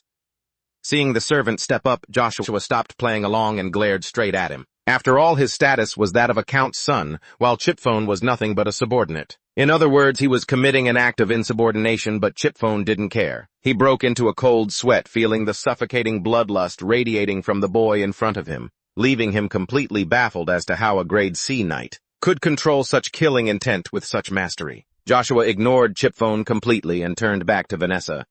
"My lady, what do you think? I was just making a casual comment." But looking at Sir Chiphone's reaction, I suppose it wasn't just a casual remark after all. "Did you actually poison the food?" Vanessa was left completely speechless, not knowing how to justify herself. Chipphone knew he couldn't let word of this get out, so he drew his sword, determined to teach Joshua a lesson about respect. But in the end, Joshua didn't back down, summoning his spear to face off against Chipphone, saying, "Between the poisoning attempt and now pulling a sword on me, I'm not going to let this slide." Chipphone felt waves of mana crashing toward him and couldn't help but tense up, because he knew all too well that this was far more energy than a grade C knight should possess. With this much mana, he had to be at least a grade B, and the weapon Joshua held was a holy artifact imbued with spatial magic, putting Chipphone in a dire spot. Since they both had their weapons drawn, and knowing that letting Joshua continue to grow would inevitably lead to trouble, Chipphone began to channel his full mana to confront him.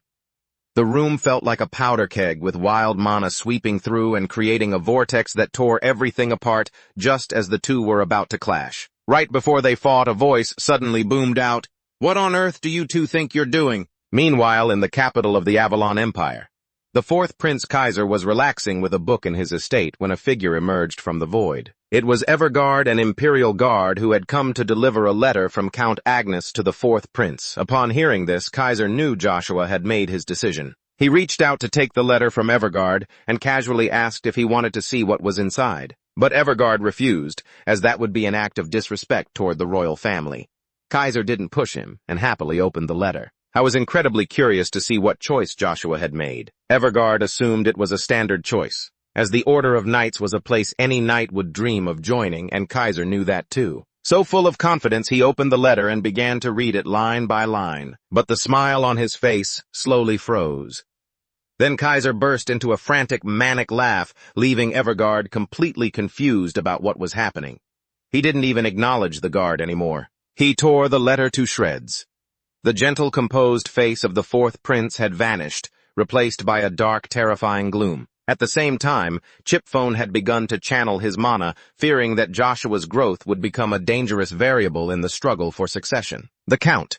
Just as the tension between the two hit its peak, a tall figure stepped in to stop them. It was Duke Agnes. Seeing him appear, Chipphone was flustered. I didn't know how to explain himself. Lady Vanessa spoke up. I invited Lucia and the child here.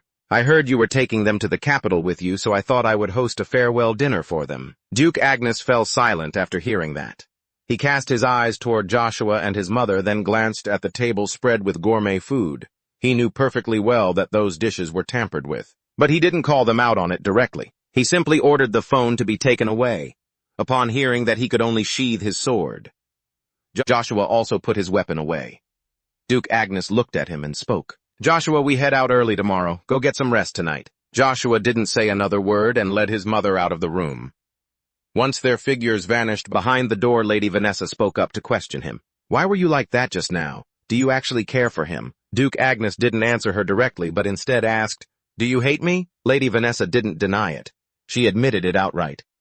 Duke Agnes didn't understand why she hated him so much, but then he realized, perhaps his sudden attention toward Joshua had sparked resentment in her. She erupted with emotion largely because their marriage from the very beginning was never based on love, but on the interests of two families. Their marriage was inherently political, yet Lady Vanessa could do nothing about it. Because she had royal blood flowing through her veins, Lady Vanessa couldn't complain. But if anything happened to Babel, she absolutely would not sit by and watch. To her, he was of utmost importance. She warned Duke Agnes to pay attention to the basic rules of nobility and to make the right choice.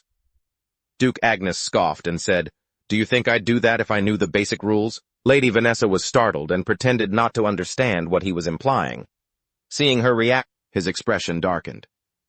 Do you think I don't know? Lady Vanessa and the others present were incredibly tense as they never expected the Duke to be aware of this so soon. The aura radiating from him caused the temperature in the room to drop by several degrees. Elsewhere, Joshua had returned, but he felt a bit at a loss. Because his mother didn't understand the power struggles, he didn't know how to explain the situation to Lucia, so Joshua could only sigh. After all, he had always been the one to make his mother worry. Just then, Ken came to ask about how the banquet went. It turned out he had gone looking for Joshua, but since he wasn't in his room, Ken asked the butler and learned that Joshua had gone to the banquet. Joshua was surprised to learn the butler was also involved in this, but then he felt it made perfect sense after all. There wasn't a place in this territory that Lady Vanessa couldn't reach. Ken then continued, I heard you're heading to the capital tomorrow. I think that's a wise decision. The academy is where you grew up, so it's safer. Besides, if you stay with the Duke, you'll have the chance to learn a lot from him. Joshua felt a bit curious because if Ken had come just to say that, then it truly didn't make much sense. Sure enough. Ken then expressed that he had a favor to ask of Joshua and bowed, expressing his wish to become Joshua's subordinate. Joshua was hesitant, because while having talented people serving under him would certainly be beneficial, he had been betrayed once before. So Joshua wanted to know if Ken was truly loyal. Thus he asked, Do you know the path I intend to follow? If you want to fulfill the duties of a knight, I'm afraid you've come to the wrong place. The path I walk is drenched in blood and death. Do you still want to follow me? Ken immediately vowed that he would trust and absolutely follow his master's orders, even if the road ahead were paved with fresh blood. With that, Ken drew his sword and respectfully offered it before Joshua asking his master to complete the knighthood ceremony. Hearing this, Joshua gave a small laugh and reached out to take the sword. The next morning, Duke Agnes's entourage began their departure surrounded by soldiers in crisp uniforms. They held their gleaming swords high to see their master off. Amidst the crowd, the Duke asked Joshua if he was all right. Even though that house belonged to a fallen noble, facing everything with only one knight would surely be arduous. However, Joshua didn't see it as a problem. After all, his life before was far worse. So to Joshua, Ken alone was more than enough. Duke Agnes saw this and said no more. He led the group forward. Right then, Ken raised his sword to complete the ritual, but just at that moment, Cherry suddenly ran up, forcing the whole group to stop. She had only come to see Duke Agnes off. Hearing this, he was curious because when Ponson and Ile left, he hadn't seen a trace of her. Yet here she was today. It seemed Cherry had learned to behave properly. Truth be told, the Duke quite liked Cherry's personality. After all, he didn't have a daughter of his own. Hearing that, Cherry put her hands on her hips and laughed, leaving him not knowing how to react. The Duke smiled with satisfaction and invited her to join him to the capital. However, Cherry had to refuse because she had promised to visit her family. Hearing this, he broke into a sweat, wanting to refuse, but since she had promised Anna, there was nothing he could do. Just then, she lifted her dress and stepped toward Joshua. This left him completely confused, wondering what this bold girl was planning. It turned out Cherry wanted to give Joshua an item, the emblem of the Fonte family. Afterward, Cherry invited Joshua to visit her family when he arrived in Akadi. Seeing that scene, he felt as if the sky was about to collapse because even he hadn't expected that. The young lady of our house gave that thing to someone else again. Joshua had no clue what that family crest was for, but when he asked, Jerry just casually brushed it off, saying it was just an invitation, just to let him visit the Fonte family, that's all. The soldiers witnessing this were incredibly curious, unable to understand why she would give her crest to Joshua. Some even secretly speculated that Jerry had developed a crush on him. Another soldier immediately retorted, since rumors were already spreading throughout the territory that Jerry liked Babeo, but then again, rumors are just rumors. Since the two of them weren't even engaged, exchanging tokens of affection was actually quite normal. Hearing those comments, Joshua felt somewhat annoyed because if he rejected Jerry right in front of her loyal knights, the rumors would likely spread even further, and at that point all eyes would be fixed on him. That would also disrupt Joshua's plans, as he needed at least 5 years to return to his peak. Therefore, concealing his true identity was absolutely vital. But seeing her teary eyes, Joshua had no choice but to accept the pocket watch engraved with the family crest. Then he slowly stepped forward. Duke Agnes saw the scene, and casually mentioned that he would also be visiting the family. Jerry, he then bid her farewell and continued on his journey. Ken, seeing this, stood tall and raised his sword to salute the Duke as he departed. At that moment, Duke Agnes glanced at Joshua walking ahead and smiled because he knew very well that his son still didn't understand the significance of a noble woman giving her own family crest to someone else. Meanwhile, in the grand hall of the Kataka royal palace of the Avalon dynasty, a subordinate of the king reported that the Duke had departed. He would arrive at the capital within 3 days. However, there was another matter that needed reporting. Prince Kaiser's invitation for Joshua to join the royal knights had been rejected. The king was utterly astonished, as he hadn't expected Joshua to turn down the most powerful organization in the dynasty. Furthermore, he wasn't even the firstborn son of the Joshua family, just a second son. So joining the royal knights was clearly an excellent opportunity to solidify his position, yet Joshua had refused, leaving the king unable to comprehend it. So he asked his subordinate, "Does that kid really think he can rule the entire Arnos family or something like that?" "Right." However, the king's subordinate didn't think so, because based on the contents of the letter Joshua sent to Prince Kaiser, he had said, "I do not need a recommendation from a prince. I will follow the laws of the dynasty, and carry out the will of the dynasty correctly." The king burst into hearty laughter upon hearing those words, because that was no different from Joshua expressing his desire to be loyal to him. Not only that, it was also a strong declaration that he would rely on his own strength to enter the royal knights. Because of this, the king looked forward to Joshua's performance in the capital even more. 4 days later, as the sunset covered the Agnes family residence in the capital city of Akadi, Joshua's party finally arrived after a long journey. From now on, he could live here. So Lucia was extremely nervous, not knowing if she would be allowed to stay in this place. Seeing this, Joshua spoke up to reassure his mother, as she had never lived in such a luxurious mansion. At this moment, Ken couldn't help but feel nostalgic as so many years had passed. Yet this place hadn't changed at all. It turned out that Ken had spent his entire childhood in Akadi, and he had also followed Duke Agnes to visit this place. Hearing this, Joshua was a bit surprised because he hadn't expected Ken to be that close to Duke Agnes. Even though Joshua admitted Ken was capable, it seemed things weren't as simple as that. Because in his previous life, Joshua had never heard the name Ken. That proved he hadn't been able to surpass his own limits, or perhaps Ken had disappeared along with the collapse of the Agnes family. However, Joshua didn't dwell on it too much because that was a matter of his past life. In this life, Hai would lead Ken to the pinnacle of glory. At this moment, Ken scratched his head sheepishly and said it had only happened once. He brought me here to test my capabilities, as you can see. At this residence where the Duke rests, there are many guards, so it is also very suitable for us to hone our skills. That matched Joshua's intentions perfectly, because here he could train with peace of mind without worrying about others. On the other hand, and because there weren't many people around, the mansion security was quite lax. After all, except for Ken, who was a knight. The rest were just servants brought by Lucia, so if something unexpected happened, it would be very difficult for Ken to protect Joshua's mother. At this point, the two of them had entered the mansion. Joshua couldn't help but marvel that this place was indeed incredibly vast, and then he suddenly wanted to go out, making Ken a bit worried, because this was his young master's first time in the capital. Ken feared that Joshua might get lost, but his master didn't pay it any mind, only telling him to keep an eye on his mother, so Ken could only accept the order. Night began to fall. At this time, in the capital of Akadi, in some small alley, Joshua had come to a tavern. He remarked softly that this place was no different than it had been 15 years ago. Joshua was also a bit curious about what kind of look the people inside would give him. Just as he was about to push the door open, a figure blocked him.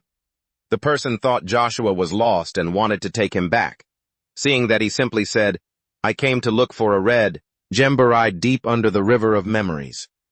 The other person was stunned to hear that, but didn't ask any further questions and immediately led the way for Joshua, seeing that he knew he had found the right place. Because Joshua needed a messenger to recount his past. That person had to have the ability to deceive everyone and secretly collect valuable information. To pull that off, the guy in front of him perfectly met Joshua's requirements, since most people wouldn't pay any attention to someone with such a completely ordinary face. A moment later, the man led Joshua into the tavern through the back door. Inside, there was only one person calmly chugging beer. Seeing this, the man in black stepped forward and instructed, "Rianta will take over the counter for you." And the guy drinking beer didn't say a word. He just slowly turned back to the counter, but as he passed by Joshua, he couldn't help but steal a glance.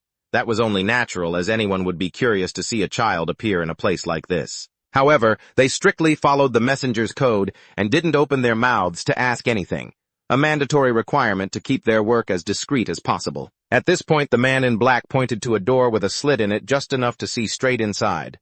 After he announced himself, the door opened immediately, and the person who opened it didn't ask any questions when he saw the two of them enter. He just closed the door and continued to keep a watchful eye on the outside. Meanwhile, the man in black felt around on the floor where a patch of color stood out from the rest. It turned out to be a trapdoor leading underground. Seeing this, Joshua felt a bit of admiration, as he didn't expect them to be this secretive, though it was inevitable. For those operating in the shadows, such secrets are their only life raft. That's why Joshua felt completely at ease, no longer worried about information leaks, even if it were news of the utmost importance. The two of them stepped into the pitch-black passageway with only a few dim lamps hanging along the two walls. Both of them walked down in silence without saying another word. A while later, they encountered someone reading a book. The moment that person saw the two approaching, he bowed with extreme reverence, and seeing this, the man in black simply said, "We have a guest." Hearing that the other person understood and silently opened the door. Witnessing all of this, Joshua couldn't help but be amazed, as he hadn't expected the man in black's status to be so high. Usually secret operations are managed from somewhere else, but even in this secret corridor, those people still treated him with great respect, which proved the man in black's position in the organization was by no means low. Inside that room, there were even many other chambers. It caught Joshua by surprise. This time, he was taken to the third room, which was also the information trading hub. After they entered, the man in black invited Joshua to take a seat. Just then, he noticed a small tray on the wall, likely used for transferring messages. The man in black asked Joshua directly what information he was looking for. Hearing that, he replied, "You sell information too, right? Having a branch manager present here when I only requested third-tier information, that's truly laughable. Are you short on manpower lately?" The manager was completely stunned, as he didn't expect Joshua to know so much about his organization, but at the same time he felt curious. How could a kid like that know he was a branch manager? Because the fundamental principle of an information brokering organization is confidentiality. To ensure that, members must strictly conceal the superior-subordinate relationships between them. Even those in the same branch don't know each other's true identities. That is the core of an intelligence organization. A characteristic of such organizations is that the headquarters directly coordinates and maintains the other branches, and ordinary members have absolutely no way of knowing the identity or appearance of the branch manager. That was exactly why, from the moment he stepped in here, Joshua had noticed the distinct difference in how everyone treated the manager. Thus, after connecting the dots, Joshua had deduced the man in black's true identity. After weighing everything, he reached his own conclusion. Hearing that, the manager felt a momentary sense of awe and said, "I always thought the rumors were just exaggerations, but seeing it with my own eyes now, it seems those rumors were actually an understatement. The second son of the Aknoth family, the young duke." At this point, he was slightly surprised to see the manager seem to know him so well, but the other party didn't treat it as a big deal. After all, he was the head of an intelligence branch. Every piece of news on this continent mostly had to pass through his hands, and since Joshua was the name mentioned most often across the continent, it was no surprise that the manager knew him. Hearing those words, Joshua was extremely shocked because he had never thought his identity would be exposed so quickly. After all, this matter had been covered up very carefully by Duke Aknoth. This showed that the manager's ability to gather information was truly reliable. But at the same time, that also meant information about Joshua could be traded away at any moment. Seeing the guarded look on his face, the manager spoke up. "From your expression, I know what you're thinking, but only I and a few subordinates know who you really are. So there's no need to worry. Forgive me for not introducing myself.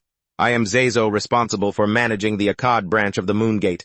May I ask the reason for your visit to our headquarters?" At this, Joshua was a bit puzzled because Zezo taking him to a third-tier room meant that currently only third-tier information was appropriate. Hearing that, he explained that, in reality, if following normal rules, that would be true, but Zezo would provide Joshua with first-tier information, the highest level within his authority. Hearing that, Joshua was somewhat curious. After all, he and Zezo had just met for the first time, so there was no need for the other party to offer such valuable information. Zezo just chuckled, as his goal was simply to build a relationship with Joshua. Hearing this, he understood what this guy was planning. He wanted to invest in the future. But nothing in this world is ever free. So Zezo would provide the first-tier news and demand something equivalent in return. Thus Joshua said with a touch of provocation, "You use the alias Zezo. I had thought you could provide me with special-tier information, but it turns out I was mistaken." Hearing that, Zezo was extremely surprised, because he hadn't expected Joshua to know about this as well. But due to the rules of the Moongate, Zezo couldn't probe any further and could only try to find out what kind of information Joshua was looking for. It turned out he was searching for an item, an heirloom of the Ovid Viscount family that had gone missing several decades ago. Jero fell into deep thought upon hearing this. Since most of the Ovid family's possessions had been traded on the black market, if the Moongate wanted to track down clues from there, it would take at least a week to gather any significant information. Joshua grew pensive as well, knowing this would take quite a lot of time before anyone could get wind of him, but nothing was certain here, as this was an extremely sensitive matter. If someone found out he was digging into their past, it would become incredibly messy. That's why Joshua wanted to use this opportunity to set a trap for them. If things went well, he could kill two birds with one stone. So Joshua spoke. "Whoever finds the red coin buried somewhere under the Rao River shall be blessed by the moon. The bearer of that symbol shall receive a blessing from the Moongate." Hearing this, Zezo was stunned because that was just a legend that only a few people in the organization knew about. The moment he heard those words, Joshua knew the fish had taken the bait. So he set a condition: if the Moongate agreed, Joshua would find that symbol for them within 3 years. Deep down, Zezo's mind was already churning with inner turmoil, because that symbol was no longer as necessary as it once was. After all, the Moongate's victory had already ended since a year ago, but it remained a symbolic treasure that the organization had struggled to track down for over several decades. Furthermore, that person had always desperately wanted to find it again. Therefore, Jezo asked Joshua to state his conditions before deciding. Truthfully, his conditions were very simple. First, do not reveal Joshua's information to anyone. Second, tell everything about. Upon hearing this, Jojo was shocked, as that was the name of the god of war. But Joshua didn't consider it a problem at all, simply asking if Jojo dared to make the investment. 2 months had passed since Joshua's conversation with Jojo of the Moongate during that time. He had been training to increase his strength while also trying to move Lucia to a different territory owned by Duke Arnold compared to the remote place before. It would be much easier to protect her from intruders there. And of course, Lucia didn't want to leave Joshua, but after being persuaded for a while, she had no choice but to accept. So in the end, Lucia was taken to the new territory.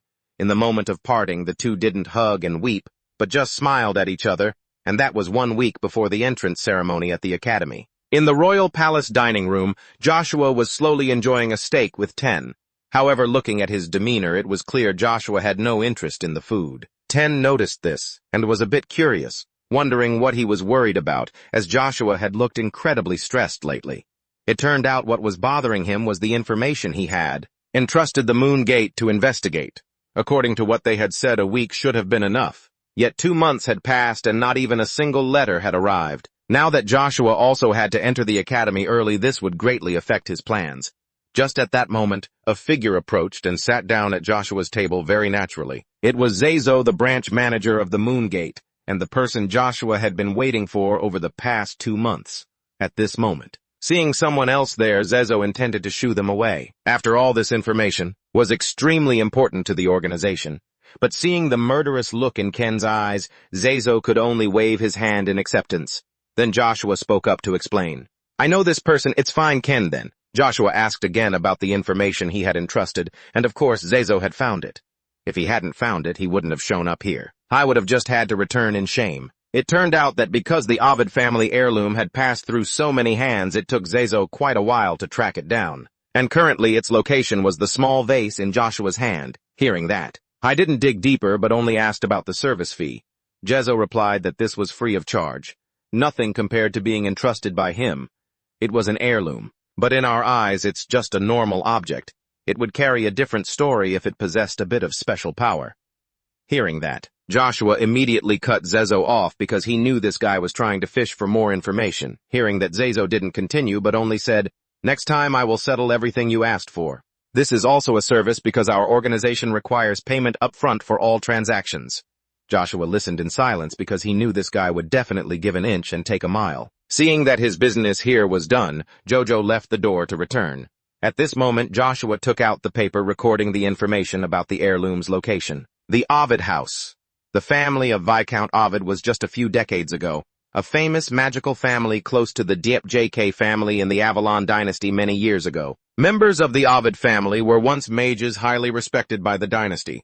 The head of the Ovid family had easily defeated knights who had reached the level of master, and was also the first person to deploy magic circles on the continent. After that event, this didn't attract too much attention in Avalon, where most people were knights, but it made an extremely strong impression on the magical country of Tegia, to the point that the king of that nation had to personally come to invite the head of Ovid to his country. Yet a few decades ago, that glorious Ovid family suddenly declined because of the Tegia royal family itself. According to statistical records, the Avalon royal family might have purged its own nobles, with the purpose of clearing out the nobility and consolidating royal power. At this moment, Joshua suddenly noticed the name Baron Accent. Hearing that Ten also understood, he was mentioning the great dark blacksmith, Baron Accent Rovalam. That was an extremely famous character in the underworld. Rovalam had such a great influence that every item that had ever appeared on the black market had passed through his hands, and more importantly, Rovalam was also the older brother of Viscount Bach. Upon hearing this name, an image of a chubby, incredibly pathetic-looking figure immediately popped into Joshua's head, and just as he was thinking about it, a silhouette approached. It was Viscount Zepka along with his daughter. Back in ancient times, the higher the aristocratic status, the closer one's territory was to the royal palace, so the location of the land was a sign of their noble status. Yet this remote region was surprisingly vast and opulent. Even though it was situated in the wilderness, the fact that someone could hold such a territory, as large as that in Akkadi, the capital of the empire, was enough to prove not just their status but also their massive fortune, and that person was none other than one of the 3 most influential figures in the Rovalum underworld. However, at this moment he was acting incredibly sycophantic because the person standing before him was the young Duke. Vizon Senville he had come here to pressure him regarding their previous deal. Inside Rovalum's mansion, Vizon looked at him coldly and said, "The deadline for our agreement has passed." Hearing this, Rovalum became extremely tense because Vizon wanted him to capture an elf, and since this was an incredibly rare race, hunting an elf in such a short period of time was extremely difficult. So Rovalum had to ask for more time, but Vizon didn't care at all, because he didn't come here to listen to excuses. Hearing that, Rovalum grew even more anxious and wanted to explain himself, but just then Vizon stood up intending to leave. I gave Rovalum 1 more week to find the elf. Hearing that, the man was overjoyed and immediately guaranteed that he would definitely find one within that time. Vizon heard this and said in a cold voice, "You must obtain one. However, if you still fail to catch the elves, you will no longer be free to enjoy your life in this capital city." And with that, Vizon walked straight out the door, leaving Rovalum behind with sweat soaking through his shirt, and as Vizon's figure gradually disappeared behind the door, the look of sycophancy on Rovalum's face vanished, replaced by a heavy, somber expression because every time he met this guy, Rovalum felt as if his lifespan was being chipped away. Just then, his butler brought over a glass of water, looking worried because no matter how powerful Rovalum was, the task of finding an elf within a week was nearly impossible. Hearing that, Rovalum had no other choice but to do his absolute best to track down an elf for that man. Otherwise, everything he had built over the years would completely collapse because Vizon was the only son of Marquis Villas, a figure who held military power and was a trusted confidant of the Emperor of the Avalon Empire. Therefore, if Vizon had issued a warning like that, it would certainly come true. A moment later, on the streets of the capital city of Akkadi, a carriage was slowly rolling along. It was Vizon's carriage. Inside, his subordinate was slightly curious. He wondered whether Rovalum could actually find an elf within 1 week or not. Vizon heard this and frankly admitted that it was very difficult. His subordinate heard this and was somewhat confused, not knowing what his master actually wanted to do. Vizon smiled. In truth, he had another reason for giving Rovalum an extra week to find the elf. He wanted to use this 1-week period to intimidate him, to force him to obediently follow his orders. That is the carrot and stick strategy. Simply put, to control others to do as you wish. You have to offer them a benefit, but simultaneously it must be accompanied by a stick that can be brought down at any time. And threats are exactly that kind of stick. It is also a vital tool for a king to manipulate the masses. Vizon's subordinate heard this and smiled, understanding the intention, because he knew very well that if Rovalum could not find the elf within the 1-week deadline, Vizon would certainly be able to crush everything he had painstakingly built, and that would be the moment he reached the peak of terror.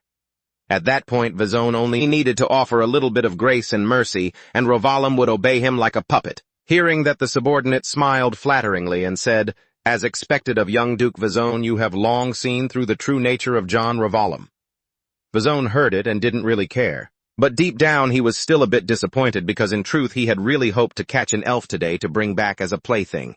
Even so, since he was already out today, he didn't want to return empty-handed, so Vizon decided to find something to eat before heading back. Hearing that, the subordinate immediately told the coachman to find a good restaurant nearby, and the carriage quickly changed direction. Not long after, it stopped in front of a tavern that was still lit despite the late hour. It was the Royal Dining House. At this moment inside, Joshua was greeting Zepka. He looked at the Viscount's somewhat pale face and smiled slightly. Bonsel Jin Zepka was a commoner turned noble, but of course Joshua had absolutely no intention of looking down on him. The reason was that Zepka had been born with a weak constitution and a sickly appearance. Just looking at his demeanor was enough to realize that. Zepka was a person whose spirit was not very tough. He could not casually say things that others did not want to hear, even if that could cause himself to suffer a loss. He always treated everyone with respect and closeness like a commoner. So even though he held a high status, it was precisely because of such behavior that Zepka was frequently mocked by other nobles. However, he never showed himself to be inferior. Moreover, Zepka was a husband and father who cared for his family very thoughtfully. Therefore, even though he was not very prominent among the nobility, Zepka was deeply respected by the common people. Just then, Insulin also stepped up to greet the main character. Seeing her, he was a bit confused because Insulin, Zepka's daughter, was truly a very reserved person, yet today she was talking so much. And then right after that, Insulin suddenly turned toward Joshua as if she wanted to say something. At that exact moment, Vezone and his guards also just walked into the restaurant, and when he passed by Insulin, a look of extreme interest suddenly appeared on Vezone's face because in his eyes, Insulin was like a brilliant flower in the middle of this place. Her petite feet were encased in jet-black boots, a dark-colored dress hugged her slender waist, and not only that, her snowy white neck adorned with a delicate ribbon made her look like a shy flower blooming amidst the chaotic capital of AK. Vezone immediately walked over to strike up a conversation, but Insulin responded with silence, which infuriated Vezone's guard, who then announced that he was the son of the noble house of Vilas Viscount Vezone. Senvilas, show some respect. Kay felt confused hearing this, as Vezone was the son of the most powerful person among the 12 great houses of the Avalon dynasty. Yet here he was. Just then, J.K. stepped forward to defend his daughter, knowing all too well what kind of person this kid was. J.K. bowed and introduced himself. Vezone had no idea who he was, but after his guard explained, he realized it was J.K. Vezone sneered, "I don't expect an apology from you, J.K. I don't know how you raised your daughter. She lacks manners, and I will not stand for this insult. I must have an apology from her." Kay felt that Vezone was being completely unreasonable, as Insulin had no idea who he was, and besides, they were in a public place. Acting like that, it was a direct slap to the dignity of the J.K. noble house. Seeing the Viscount continuously backing down, Vezone grew bolder, determined to force an apology from Insulin. She was deeply flustered, not knowing what to do. Vezone didn't care at all and demanded she bow immediately. Just then, Joshua stepped in. "Stop making a scene. Viscount Vilas must be very proud. To have such a foolish son." Vezone was absolutely livid. No one had ever dared speak to him in such a tone. His guard immediately drew his sword. The guard struck a threatening pose as if to warn him not to be insolent, but Joshua didn't care, coldly saying, "You dare draw your sword on me. If you've truly been trained as a swordsman, you should understand the weight behind every action you take." The guard was furious. He never expected Joshua to be so arrogant. Joshua didn't even bother to look at him, simply warning the man to take responsibility for his own actions. The guard suddenly felt an overwhelming sense of tension. He felt waves of murderous intent, vast as the sea, crashing toward him. His sword-wielding arm began to tremble uncontrollably. The look in Joshua's eyes was filled with pure, killing intent. The guard was stunned. He couldn't believe those were the eyes of a child. Vezone, however, had no idea what his guard was going through. I kept urging the man to teach Joshua a lesson, but that only pushed the guard further into a corner, as he could barely even move a finger now. Joshua spoke coldly. "You ask who I am Avenged DJ." Vezone repeated the name as if trying to recall where he had heard it before. But Joshua told him not to bother because he had decided to help that man. Imprint this moment deep into his mind. At the same time, at the Locke estate, Viscount Bach sat with a blank expression as if he had lost his senses. He sat silently in his chair, completely unaware that his daughter was busy talking to a man in a black cloak. The man spoke up to greet Anna. His purpose in coming here was to negotiate with the young spirit summoner. Hearing this, Anna replied, "It's been a while, isn't it, Duan? You arrived earlier than I expected." Duan was curious, wondering what could have made Anna call him here so urgently. She closed her eyes deep in thought because a monster had recently appeared in Vezone's territory, and it could become a variable that ruined her plans. That was why she had summoned Duan to discuss it. The moment he heard that, he immediately thought of Babel. After all, that person was renowned as the #1 genius of the Avalon dynasty. Anna saw this, and realized he didn't grasp the situation yet. The monster she spoke of was actually another son of Vezone, one who possessed power far exceeding Babel's. Duan was stunned. He never imagined such a monster would appear in Vezone's territory. He blamed Anna for not reporting this via the communication orb. She calmly told him not to worry. After all, Vezone intended to leak the rumor himself to boost his family's reputation. So sooner or later, Duan would have heard about it anyway. Especially in times of peace like these, such rumors could gather and form a special kind of power. Duan agreed with that perspective. Even though the world was currently at peace beneath every empire, there were always undercurrents waiting to consume everything. Most empires, after constantly building powerful armies, would slowly sink into a warmongering atmosphere. For the common people, this was a good thing. A powerful military meant they would be better protected.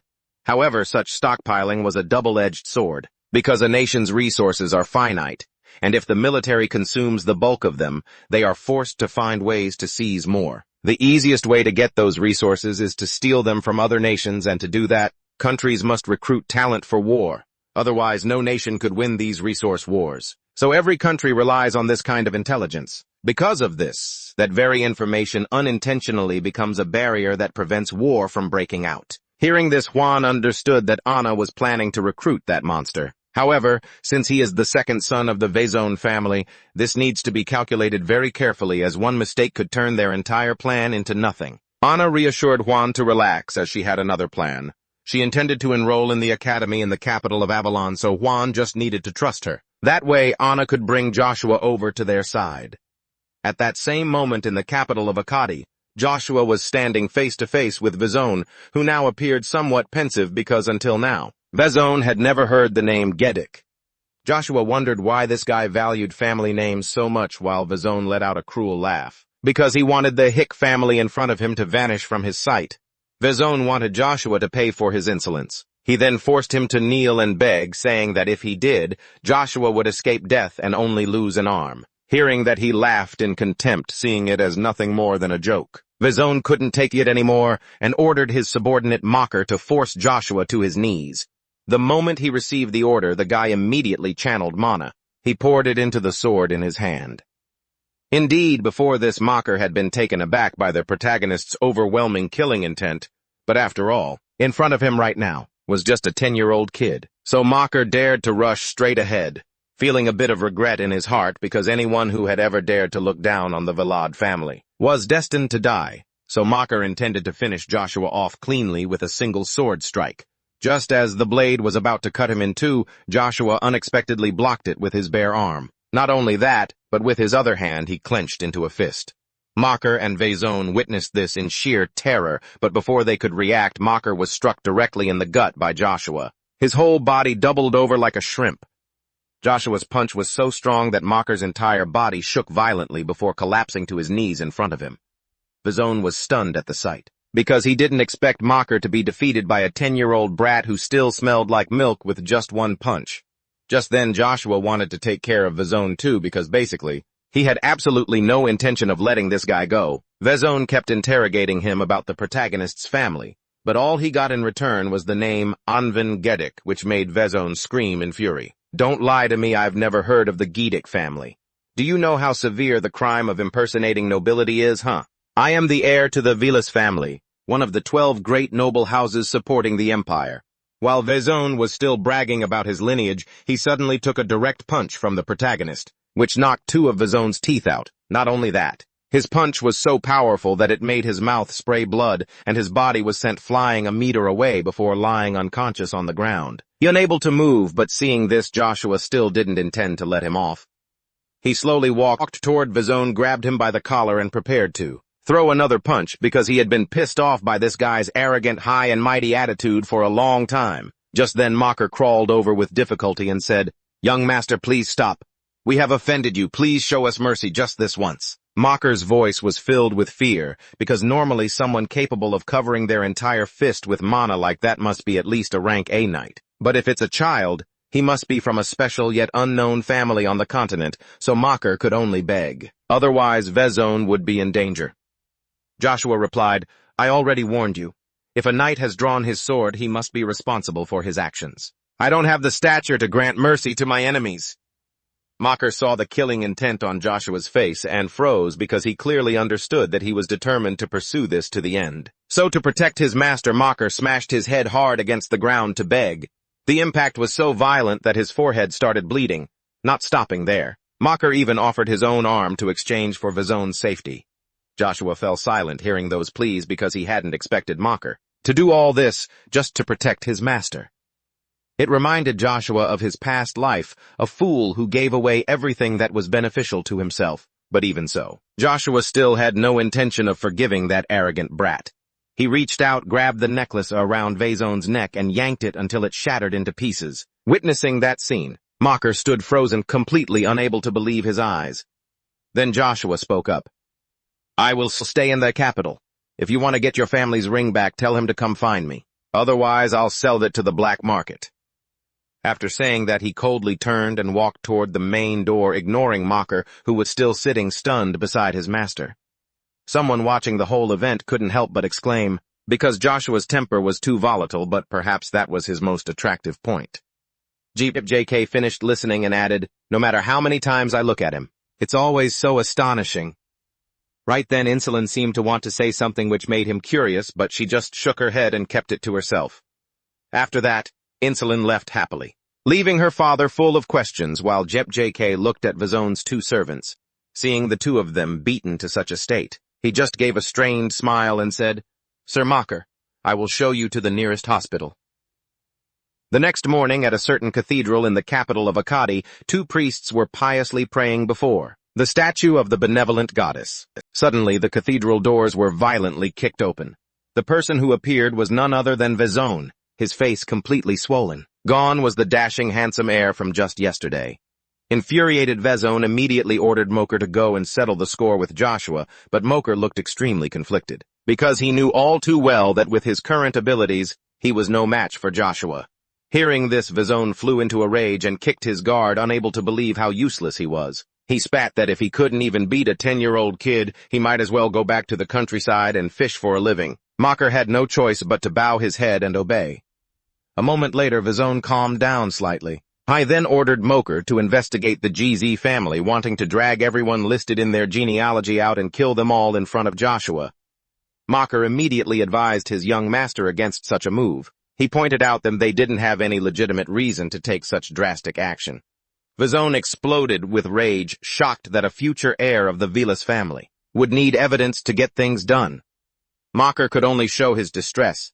After all, it was hard to believe that a knight like him had been beaten to a pulp by a mere child. Even if people did believe it, the result would only be a catastrophic decline in the Vilas family's reputation, which would seriously jeopardize their political standing in the Avalon Kingdom. But Vizon didn't care.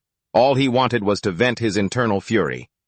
Mocker immediately opposed that mindset. He warned that this was an incredibly serious matter, and the Flash family didn't fear the GZ family at all. Mocker then broke the bad news to his master. Joshua had taken Vizon's family ring. Vizon was stunned, unable to believe his ears.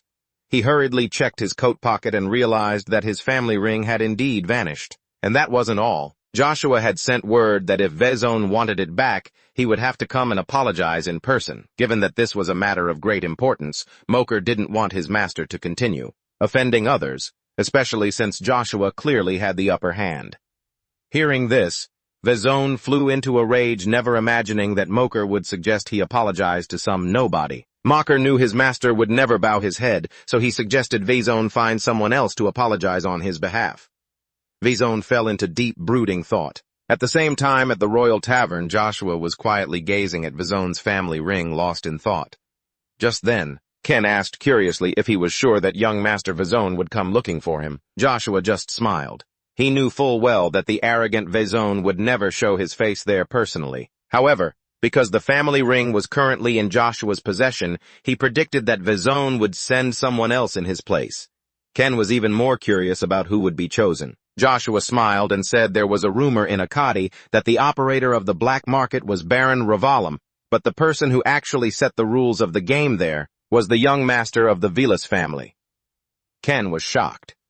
Until now, he had only thought his young master was merely making enemies with the Vilas family, but it seemed this was just one link in a plan that Joshua had orchestrated from the start. Ken felt even more determined to follow his young master. At that moment, a figure approached, catching both their eyes. It was Insulin. She came to thank the protagonist, but he didn't view it as a big deal because he hadn't helped Insulin for her sake, but because it was already part of his master plan. Hearing this, Insulin felt somewhat bewildered, as not only she, but the entire JK family had received help from the protagonist. Insulin still wanted to express her gratitude once more, but Joshua bluntly brushed off her good intentions. Seeing Insulin's shy expression, Joshua was slightly surprised, knowing that this girl would later become a legendary witch across the continent. Yet right now she seemed so delicate and bashful. It was completely the opposite of her bloodthirsty image in his past life. Back then, she was like a snowflower radiating a cold beauty amidst the harsh ice. That was why she was known as the Ice Witch. At this moment, Insulin regained her composure and spoke up, saying that if he got into any trouble because of this incident, they would support him. They could testify as eyewitnesses even to the royal family. But before Insulin could finish, Joshua cut her off. He didn't think the situation was serious at all, and if she really wanted to help, he might need her in the future. Hearing that, a smile as bright as spring blossomed on Insulin's face, and she bowed to the protagonist. Just then he seemed to sense something. He turned his head toward the window and flashed a cryptic smile, having spotted a figure that had just vanished. At the same time, on the rooftops of the capital city Akkadi, a figure was dashing away at incredible speed. It was Zazo. Even he couldn't believe he had been discovered by Joshua so easily. Since he had always been extremely confident in his stealth abilities, the fact that Joshua could spot him so simply was alarming. Thus, Zazo immediately decided to change his plans as soon as possible. Initially, he thought Joshua wanted to use him for information about the Moongate, but it seemed things were much more complicated than he had imagined.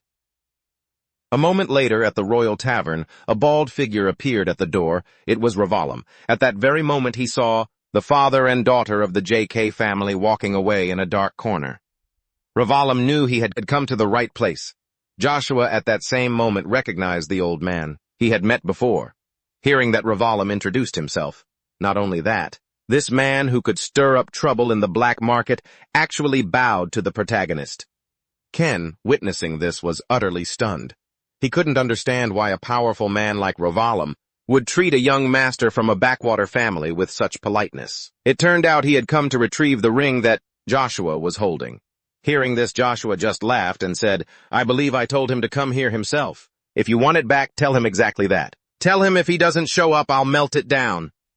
Ravalam muttered curses at the protagonist under his breath, though he tried his best to salvage the situation on the surface. Joshua mused at those words. "He's weaker than I thought, isn't he? Bring the Nightmoker here. We'll talk again once you bring him. Besides, you reap what you sow, don't you think? Since I accepted your request, you must accept mine. The rings on your fingers look quite expensive." Ravalam was startled the moment he heard that. He looked down at the rings on his fingers, but before he could even react, Joshua nonchalantly demanded he hand them all over. A while later, on the outskirts of the Akkadi capital, Keen couldn't help but marvel at how ruthless Joshua was, robbing others without his expression, even flickering, but Joshua didn't see it that way. Because in his eyes, this was just a fair trade, a perfectly reasonable balance in exchange for giving Ravalam a chance. Keen, hearing this, was puzzled, wondering why his master wanted the man's rings. Joshua remained silent, for the ring in his hand was an heirloom of the Ovid family, the Elf's tier. Elves are a race possessing stunning beauty. That beauty is their advantage, but also their fatal weakness when humans set their sights on them. Many elves have lost their homes and even their lives because of that beauty. And from that moment on, humans became the enemies of this race, eventually to protect their families and themselves. All the elves gathered in a forest at the southernmost tip of the continent known as the Forest of Elves. Furthermore, so that humans couldn't find their location, high-ranking elves joined forces to create an invisible barrier covering the entire forest. However, no matter how powerful the magic of the high-ranking elves was, maintaining the barrier to protect the entire forest was extremely difficult. And because of that, they all lost their lives one by one. But one high-ranking elf survived, and from then on, all the remaining elves gathered around this last high elf. Humans saw him as the king of elves and called him by the name Olympus. After many centuries, the only person who knew the location of the elf forest was the fifth-generation friend of Olympus. The person who disappeared along with the fall of his family 15 years ago was the head of the Ovic family, CZ, a man who in the eyes of others had simply gone missing, but Joshua knew very well that CZ had been murdered to extract information about the elf forest. Even so, the location of that place was never revealed, which proved that CZ had taken the secret of the forest to his grave. When the fifth-generation Olympus found out about that, it was too late. She had personally set foot on the continent to verify the truth and found the last apprentice of CZ. At that time, she was working as a maid in a noble family, and when she had to hold hands and apologize to this maid, those tears fell and soaked into the family ring, and it became known as the Elf's Tear. But ironically, the last apprentice of CZ passed away due to illness, and eventually the ring was lost. Born from such a tragic fate, and rumored to possess a special power. Seeing his master lost in thought, Keen called out to bring the protagonist back to reality as they had arrived at the mansion. Joshua cast his eyes toward the luxurious mansion in front of him with a contemplative expression. Then asked Keen for a favor. "This is for my sake and for yours. I need subordinates I can truly entrust things to. I don't use people who crumble before me on the battlefield, so leave this place." Hearing that, Kine understood that his master wanted him to become Lucia's knight, so he didn't quite approve of that request. After all, Joshua was also the son of a noble family, so the idea of him having no knight to protect him was unacceptable. If Joshua did that, he would be looked down upon and viewed with contempt. Given Joshua's personality, he certainly wouldn't let things slide like that, so Joshua needed a knight to prevent those situations. Furthermore, Varen was also studying at the academy, so Keen was sure that he would try to seek out Joshua again. Upon hearing that, Joshua said, "Don't worry, I'm thinking of living my days in peace. I don't know if you trust me, but I am an expert in enduring solitude. Besides, I would like to ask another favor. Teach me the Duke's swordsmanship. This is not a command, but a request. A request that I truly hope you will accept." Keen was stunned to hear those words because he never expected his master to bow his head just to make such a request. Therefore, Keen asked Joshua to lift his head, as he did not want the person he served to bow before anyone else. So Keen agreed to Joshua's request, but in return he also had a request of his own. Joshua smiled, wanting to hear it. Keen replied, "Do your best so that I never have to bow before anyone else, except for you." Joshua heard this and swore on his true honor that he would never let Keen bow before anyone else but him. Hearing that, Keen laughed and said, "Then I will take care of you from now on, my master." In the center of the Ivanvat continent, there was a tower so high it seemed to pierce the sky. It was surrounded by 3 great powers. That place was both a holy land and the pride of mages. It was the Magic Tower. And at this moment a meeting was taking place there among 4 powerful mages. However, this meeting was missing the mages of fire, lightning, and space, so the master of the tower was a bit puzzled as to why those 3 hadn't come. He was the first level 7 mage. As the leader of the 7 mages, Capricorn the Earth Mage took a sip of tea and said, "As you well know, fire and space don't like to be in the same place. As for lightning, I believe he left to handle an urgent matter." Hearing this, the Tower Master had no choice but to commence the 27th regular meeting. They couldn't put the meeting off any longer even without them present. "The main topic today is the Resurrection Stone," said Theta the Storm Mage, cutting straight to the point. "Looks like you've gotten old." Capricorn was displeased and immediately warned Theta to watch his manners, while the Tower Master was quite surprised. He hadn't expected Theta to show up, as he was usually nowhere to be found. Theta just chuckled, explaining that this was a serious issue because someone had taken the Mama Stone, and not only that, but the Proton Stone had vanished as well. Theta was completely stunned to hear this. He hadn't expected the Proton Stone to be gone too. Even the Tower Master was hearing this for the first time. The only woman in this room also spoke up. "Only those within the Magic Tower know the location of the Resurrection Stones. Whoever took them might not even understand what they are. But if that isn't the case, then this is an extremely grave matter." She was Eliza the Ice Mage. The Tower Master agreed with her assessment. He likely knew who had taken the Mama Stone, but where the Proton Stone was remained a complete mystery. Hearing this, Theta laughed and said, "Now I understand why. Lightning dropped everything and left." In truth, it wasn't that there were no clues at all, but Capricorn wasn't sure if it was related to the Proton Stone. He had received an unusual report from the surrounding area, rumors claiming that the peerless knight had appeared nearby. Everyone in the meeting room heard this, and they were all shocked. Eliza immediately asked, could he really have appeared? But Capricorn didn't think so, because this time there was no peerless knight, it was just a 9-year-old child. The whole room fell into a state of confusion. Only then did the Tower Master speak. "Quiet, everyone. This doesn't make sense. You mean the Proton Stone was found in the Avalon Empire? And lightning went there. I'm only watching the person who took the Mama Stone. If those reports are true, there's nothing we can do." Eliza didn't fully agree, suggesting it could very well be that person's successor. Regarding the peerless knight, Eliza couldn't think of anyone else but him. The Tower Master tried to calm her, but Eliza insisted this wasn't a problem that could be taken lightly. Capricorn replied, "Given the current situation, there likely isn't any connection, as I've heard that Joshua in the rumors is the son of Duke Agnes." Hearing that, Theta grew angry. Capricorn's vague way of speaking irritated him immensely. The Tower Master slammed his hand on the table, demanding silence, as nothing was certain yet. The Tower Master ordered everyone not to act recklessly and to keep observing the situation, then declared the meeting adjourned. Everyone in the room fell silent, having no choice but to leave. As the door closed, only the Tower Master remained inside. He sighed softly. "The world is changing so fast. I wonder if this change is for the better or the worse." At that same moment at Joshua's mansion, a brilliant light suddenly erupted from the window. Inside the room, streams of light were pulled by an invisible force gradually converging at the center. Joshua stood before the ring of light, ignoring the violent winds gathering all around him. His mouth kept muttering mysterious incantations, and cold beads of sweat rolled down his face. It seemed as though those very incantations were draining his stamina. Meanwhile, Cain was struggling to stand against the fierce winds swirling through the room. He was incredibly shocked to find that his young master was proficient in runic language, a language only high-level mages could grasp. Because of this, the suspicion that his master was the peerless knight grew stronger in Cain's heart. Just then the elf's tear ring began to retract its radiant glow. Then it slowly flew toward Joshua's hand. Cain saw this and was so worried that he immediately ran over to check on his young master. After seeing that Joshua was fine, Cain curiously asked, "Is it true that a high elf blessed it and that runic language is carved onto it?" Joshua calmly explained that the elf's tear was a high-grade Tier 7 magic tool that would activate automatically when the user was in danger. Not only that, there is a rumor that the elf's tear can significantly increase the bond with spirits. Hearing that, Cain was extremely excited and begged his master for a favor.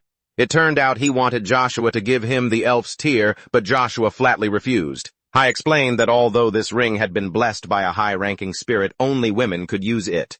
If a man used it, it would be nothing more than jewelry. Cain was a bit confused, wondering why Joshua would keep a ring meant for a woman. It turned out he intended to use it as a gift for Lucia.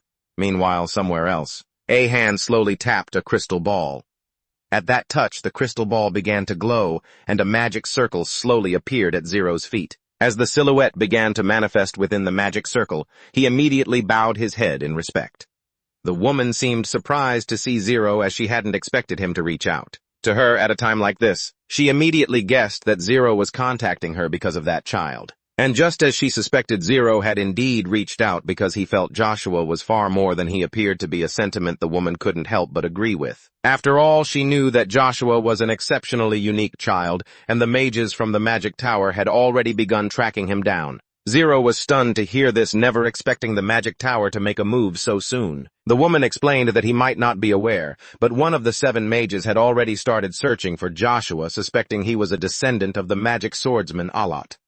They had been hunting for him for quite some time now. Yet the Magic Tower had been using elemental stones to keep it all under wraps. However, the real issue wasn't just the elemental stones or Alot. It was the involvement of the Avalon Empire's knights, the Magic Tower, and the secret existence of our own organization. The red coin Joshua is the focal point of it all. Zero was left speechless. He hadn't realized the situation was this dire. Truth be told, the woman really wanted to handle this personally. However, since the organization's war was still ongoing, she simply couldn't leave. But everything would change if Joshua handed over the red coin. Upon hearing this, Zero vowed to find it at any cost, realizing she had no other choice but to trust him. The woman said her piece and vanished along with the light of the crystal sphere. She left Zero behind, his eyes burning with resolve.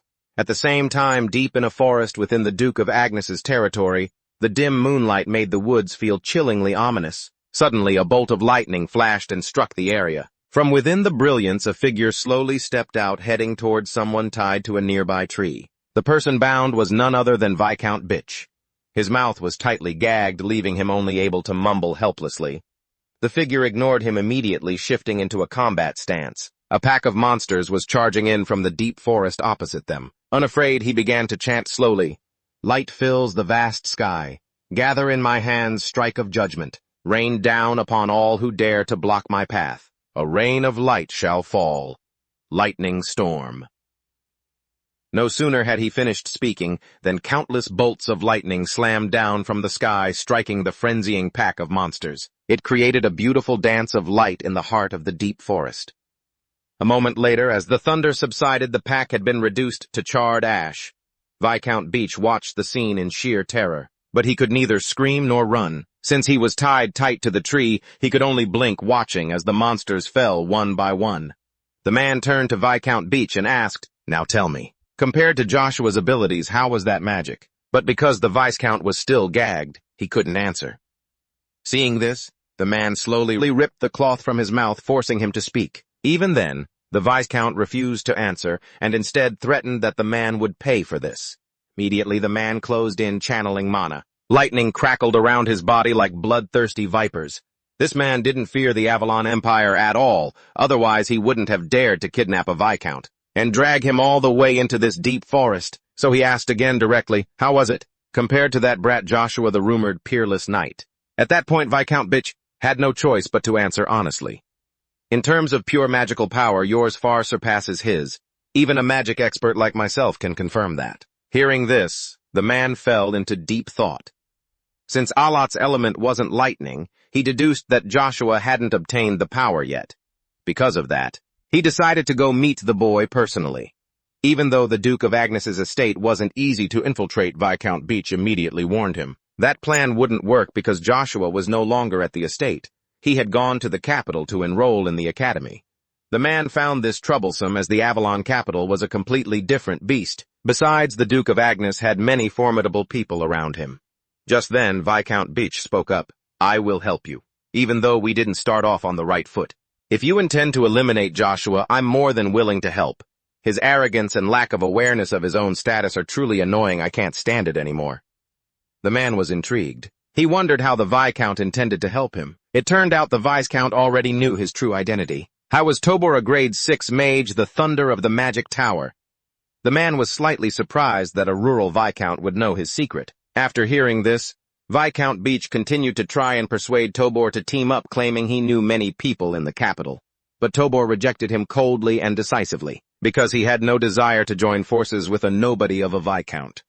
With that, Tobor's killing intent began to surface. He decided to kill the Viscount right then and there to tie up the loose end. Bolts of lightning began converging above the Viscount's head, striking such terror into him that he desperately threatened Joshua, claiming that if he dared to kill him, his true identity would be immediately exposed by the Duke. Yet before the Viscount could even finish his sentence, a strike of lightning descended, ending his life on the spot, while Joshua only coldly remarked, "Who would actually want to spare someone like you?" Time flies like a horse galloping across an open field. Joshua had now joined the academy at the age of 10, and of course he wasn't the only one. Thousands of other children were there too. Other nobles were also drawn into Avalon Academy. In this place, students are divided into 6 grades, and each year they must take promotion exams to advance to the next level, and only upon passing the final exam of the academy can one officially graduate. Naturally, Joshua was brimming with confidence because to him, 6 years was more than enough time to reach the 5th stage of magical arts. That was the realm he had reached in his past life, though that was just his own personal projection. But plans never escape the variable of the unexpected. At this moment, Joshua was holding his acceptance letter to Avalon Academy, walking leisurely among the crowd of noble children. As they enrolled today, looking at the scene, he couldn't help but feel moved, as every single one of these noble kids was trailing at least one servant behind them. Just then Joshua reached his assigned room. This would be where he would live and study for the years to come.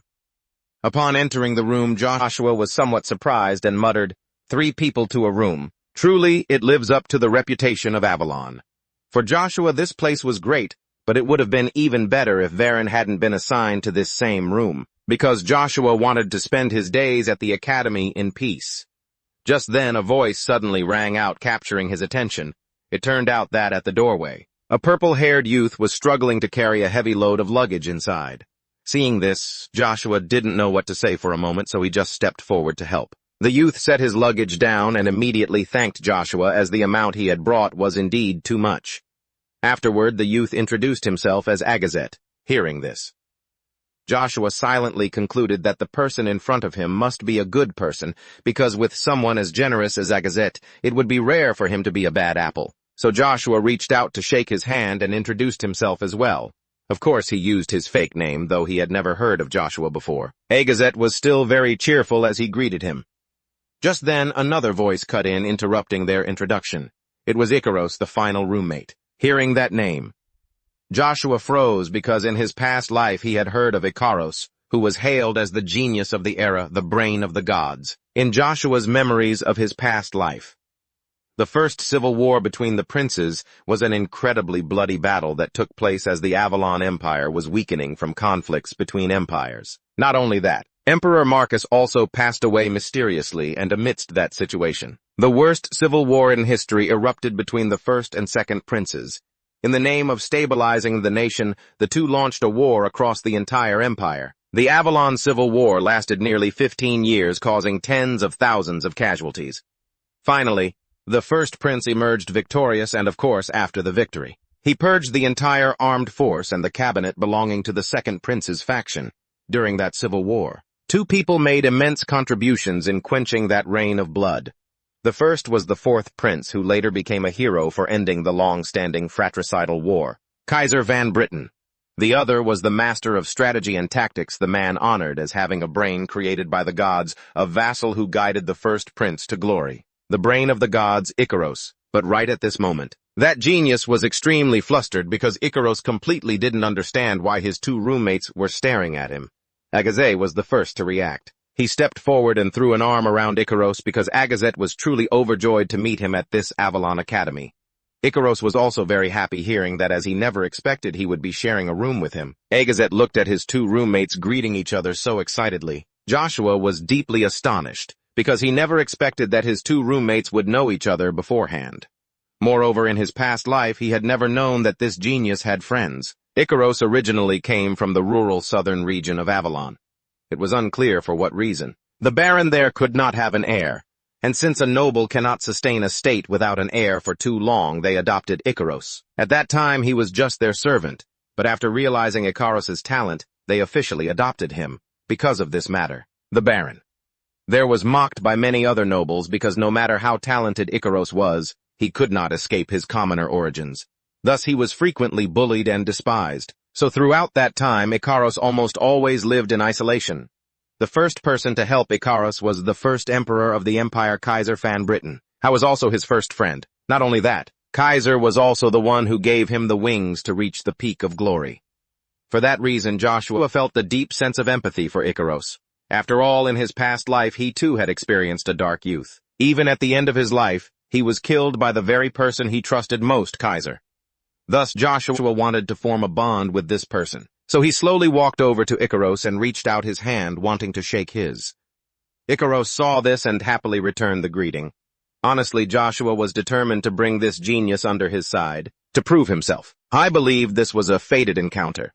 At the same time, at the Duke of Ednes's mansion, a woman wearing the spirit's tear was standing by the window, gazing at the scenery outside with a look of sorrow because she desperately wanted to see her son enroll with her own eyes, but it was impossible. If Lucia appeared, Joshua's fake identity would be immediately exposed. She understood this well, so Lucia was extremely grateful to have Ken there to serve him. Ken then said, "It is nothing, milady. On the contrary, I am always grateful to serve him as my master. It might be a bit impolite to say this, but the person who truly has an amazing son—" Lucia was overjoyed to hear that, for no one had ever said such a thing to her before. As the two were chatting happily, an imposing voice suddenly rang out. It was Duke Agnes. Upon seeing him, Lucia and Ken immediately bowed to pay their respects. Duke Agnes didn't seem to mind, simply saying that if there was ever anything that made her uncomfortable, she could come to him at any time. "Everything will be fine if you come to me when you need to." The Duke's subordinate greeted Lucia as well, then slowly followed his master as they walked away. Seeing this, Lucia and Ken didn't block their path, but just bowed their heads to see them off. Now alone, the subordinate was somewhat curious, unable to understand why his master had allowed Lucia to stay here. If word of this reaches Vanessa, she will certainly object, he thought. Duke Agnes didn't answer directly, but instead asked, "You know, why don't you—" In truth, the subordinate understood that Joshua had extraordinary talent, but when it came to natural gifts, Babel was no less impressive. Not only that, he also carried royal blood. Therefore, choosing an heir was not a decision to be made lightly. Duke Agnes knew exactly what his subordinate was worried about. It was a matter of royal lineage, and he couldn't deny it. After all, the legitimacy of a child born to a legal spouse could not be ignored. If he let Joshua inherit the Agnes name, the family would surely be plagued by countless rumors. Hearing this, the Duke began to say that if the family's integrity was tied to their bloodline, but he stopped himself, wanting to observe Joshua for a while longer. The subordinate didn't ask further questions. At that moment, the Duke's heart felt incredibly heavy, never expecting there would come a day he would be so bound by the legitimacy of a child born to a legal spouse.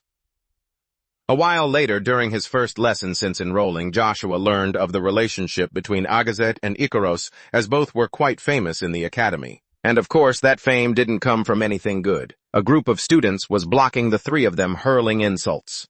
After all, in the eyes of these noble-born children, those two who ranked first and second were nothing but trash. So they always found an excuse to harass them whenever they could. The ringleader of these bullies was Amaru Brandstein, and this time was no different. He had brought his goons along to satisfy his hobby of trampling others beneath his feet. Seeing Amaru, Joshua was slightly surprised.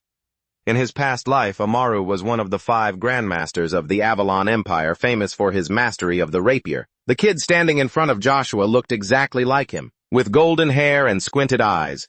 Amaru's group looked incredibly excited as they viewed Agazet and Ikaros as nothing more than chickens waiting to be slaughtered.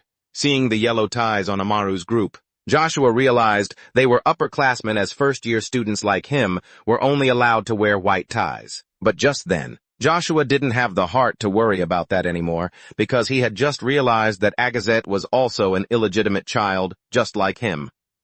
Amaru didn't bother paying attention to Joshua, as he was busy using a tone filled with contempt to humiliate Agazet, who could only hang his head, unable to utter a single word. At that moment, Ikaros seemed unable to hold back any longer and stepped forward to intervene because Amaru was spewing insults, directed at his friend.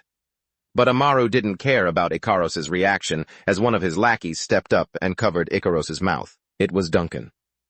Seeing this, Ikaros clearly wanted to reason with this underling, but before he could finish his sentence, Ikaros's handsome face was struck by a powerful punch. He fell to the ground. Duncan then sneered, "You think you'll become a noble just because some nameless baron from the countryside adopted you.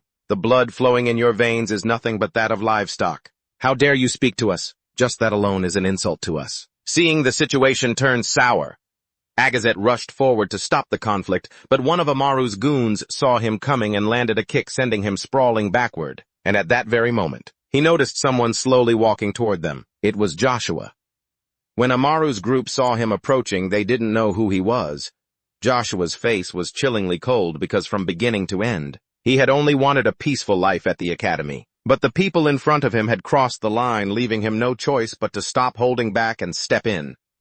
Just then, Amaru's group panicked and shouted, "Wait, why are you here?" Joshua didn't understand what was happening. Just then a voice rang out, "I wasn't mistaken, was I? Honestly, I've been waiting for you for a long time. Aren't you happy to see me?" The person who spoke was the 4th prince of the Avalon Empire, Kaiser Van Braxton. In another place, Mocker was distracted when he heard his young master sit up. It turned out Verjan wanted to know why Kaiser was acting as if he already knew Joshua. Hearing this, Mocker didn't contradict Virgin, realizing that Joshua's identity was absolutely not simple at all. No matter how hard he investigates, he can't find a single shred of information on the Jidazid clan. Yet now the news that Joshua knows the 4th prince suddenly surfaces. That is exactly why Varan wants to enlist the Moongate to look into this matter. I wants to find Joshua's weakness to deal with him once and for all. Hearing this, Mocker feels a bit awkward because when he met Joshua, the man told him, "I will return the ring to Varan. However, you must personally apologize to the Dika clan on behalf of your foolish young master, and you must promise to always put the clan and its honor above all else. Do not let that Varan guy continue to cause such trouble. If he breaks his word this time, the whole world will turn the Vmaxqui clan into a laughingstock." Hearing that, Varan flies into a rage and hurls his wine glass at Mocker because he thinks the promise has absolutely nothing to do with him, and even if it did, Varan wouldn't care because all he wants is to find Joshua's weakness at any cost. Mocker, having heard this, has no choice but to follow his young master's orders. Meanwhile, at the Avalon Academy, Joshua is sitting intently listening to the respectable professor drone on and on as is Ikaros. But there is one exception. Agazet is fast asleep with his head on his desk, which leaves Joshua feeling a bit sentimental as he originally never intended to draw any attention. But if Joshua wants to pull Ikaros to his side, he has no choice but to change his plans. Furthermore, Kaiser showing such closeness to Joshua must have made more than a few students curious. At that time, Kaiser sought him out just to show that he hadn't given up on trying to recruit Joshua to his side. Not only that, Kaiser even invited him to visit the Imperial Palace before graduation. Then again, even if he hadn't invited him, Joshua would have gone anyway because that is where the Royal Knights are, along with the palace's secret vault, where the thing Joshua is looking for exists. Just then, the professor notices Agazet nodding off, so he shouts loudly, making Agazet jump up in his sleepiness. I even thought it was lunchtime, which makes the whole class burst into laughter as they hold the son of the Das clan in utter contempt for being so stupid. The teacher sees this and speaks up, "Silence, Agaz, pay attention to the lesson if you don't want to be expelled," hearing that he can only offer a sheepish smile to get by. Now, seeing that the class has settled down, the professor continues. "Let us continue the lesson. That is why the sword is considered the greatest weapon. There is a reason why most famous knights use the sword as their primary weapon, even the current king. The ruler of the Avalon Empire has reached the rank of a master, and Duke Agnes, one of the 9 great stars and the strongest in the empire, also uses a sword, and of course the 5 great masters do as well. So why is the sword considered the most powerful weapon?" Amaru, hearing this, excitedly speaks up, because in his eyes any weapon other than a sword is just trash and if placed on a scale. Then Amaru believes that a user of any other weapon could never defeat a swordsman. Joshua hears those words and his expression slowly darkens, as he is a spear user. Moreover, he has even reached the rank of a master.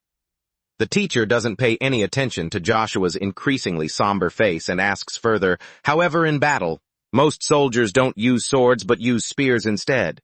Based on what you said, don't you think soldiers should be trained in the sword rather than the spear?" Hearing this, Amaru shows even more contempt, because in his eyes soldiers are nothing but cannon fodder on the battlefield, so they don't deserve to be treated as human beings. Joshua, hearing that, can no longer hold back and speaks up to retort. "In my view, the sword is the worst weapon, especially the rapier, which isn't even good for picking one's teeth." Amaru, having just heard that, is absolutely furious that Joshua would dare to insult the rapier like that. The teacher sees the situation and steps in to stop it, but Amaru won't let it go, because his family uses the rapier as their primary weapon, so Amaru absolutely cannot let it be insulted. Joshua acts this way for a reason, because he finds it extremely disgusting to see this kind of double standard, and himself looks down on others' weapons, but won't let anyone touch his own. Amaru hears this and says, "I am just stating the facts. If not, then prove it. One duel, and we'll know." Joshua hears this but refuses, because academy rules do not allow fighting. Amaru hears this and becomes even more scornful, because he thinks Joshua is just hiding behind school rules to avoid a fight with him. Joshua sees this and replies, "I just want to follow the rules. If you want to fight, why not wait until the practical lesson? Then it won't be considered a violation."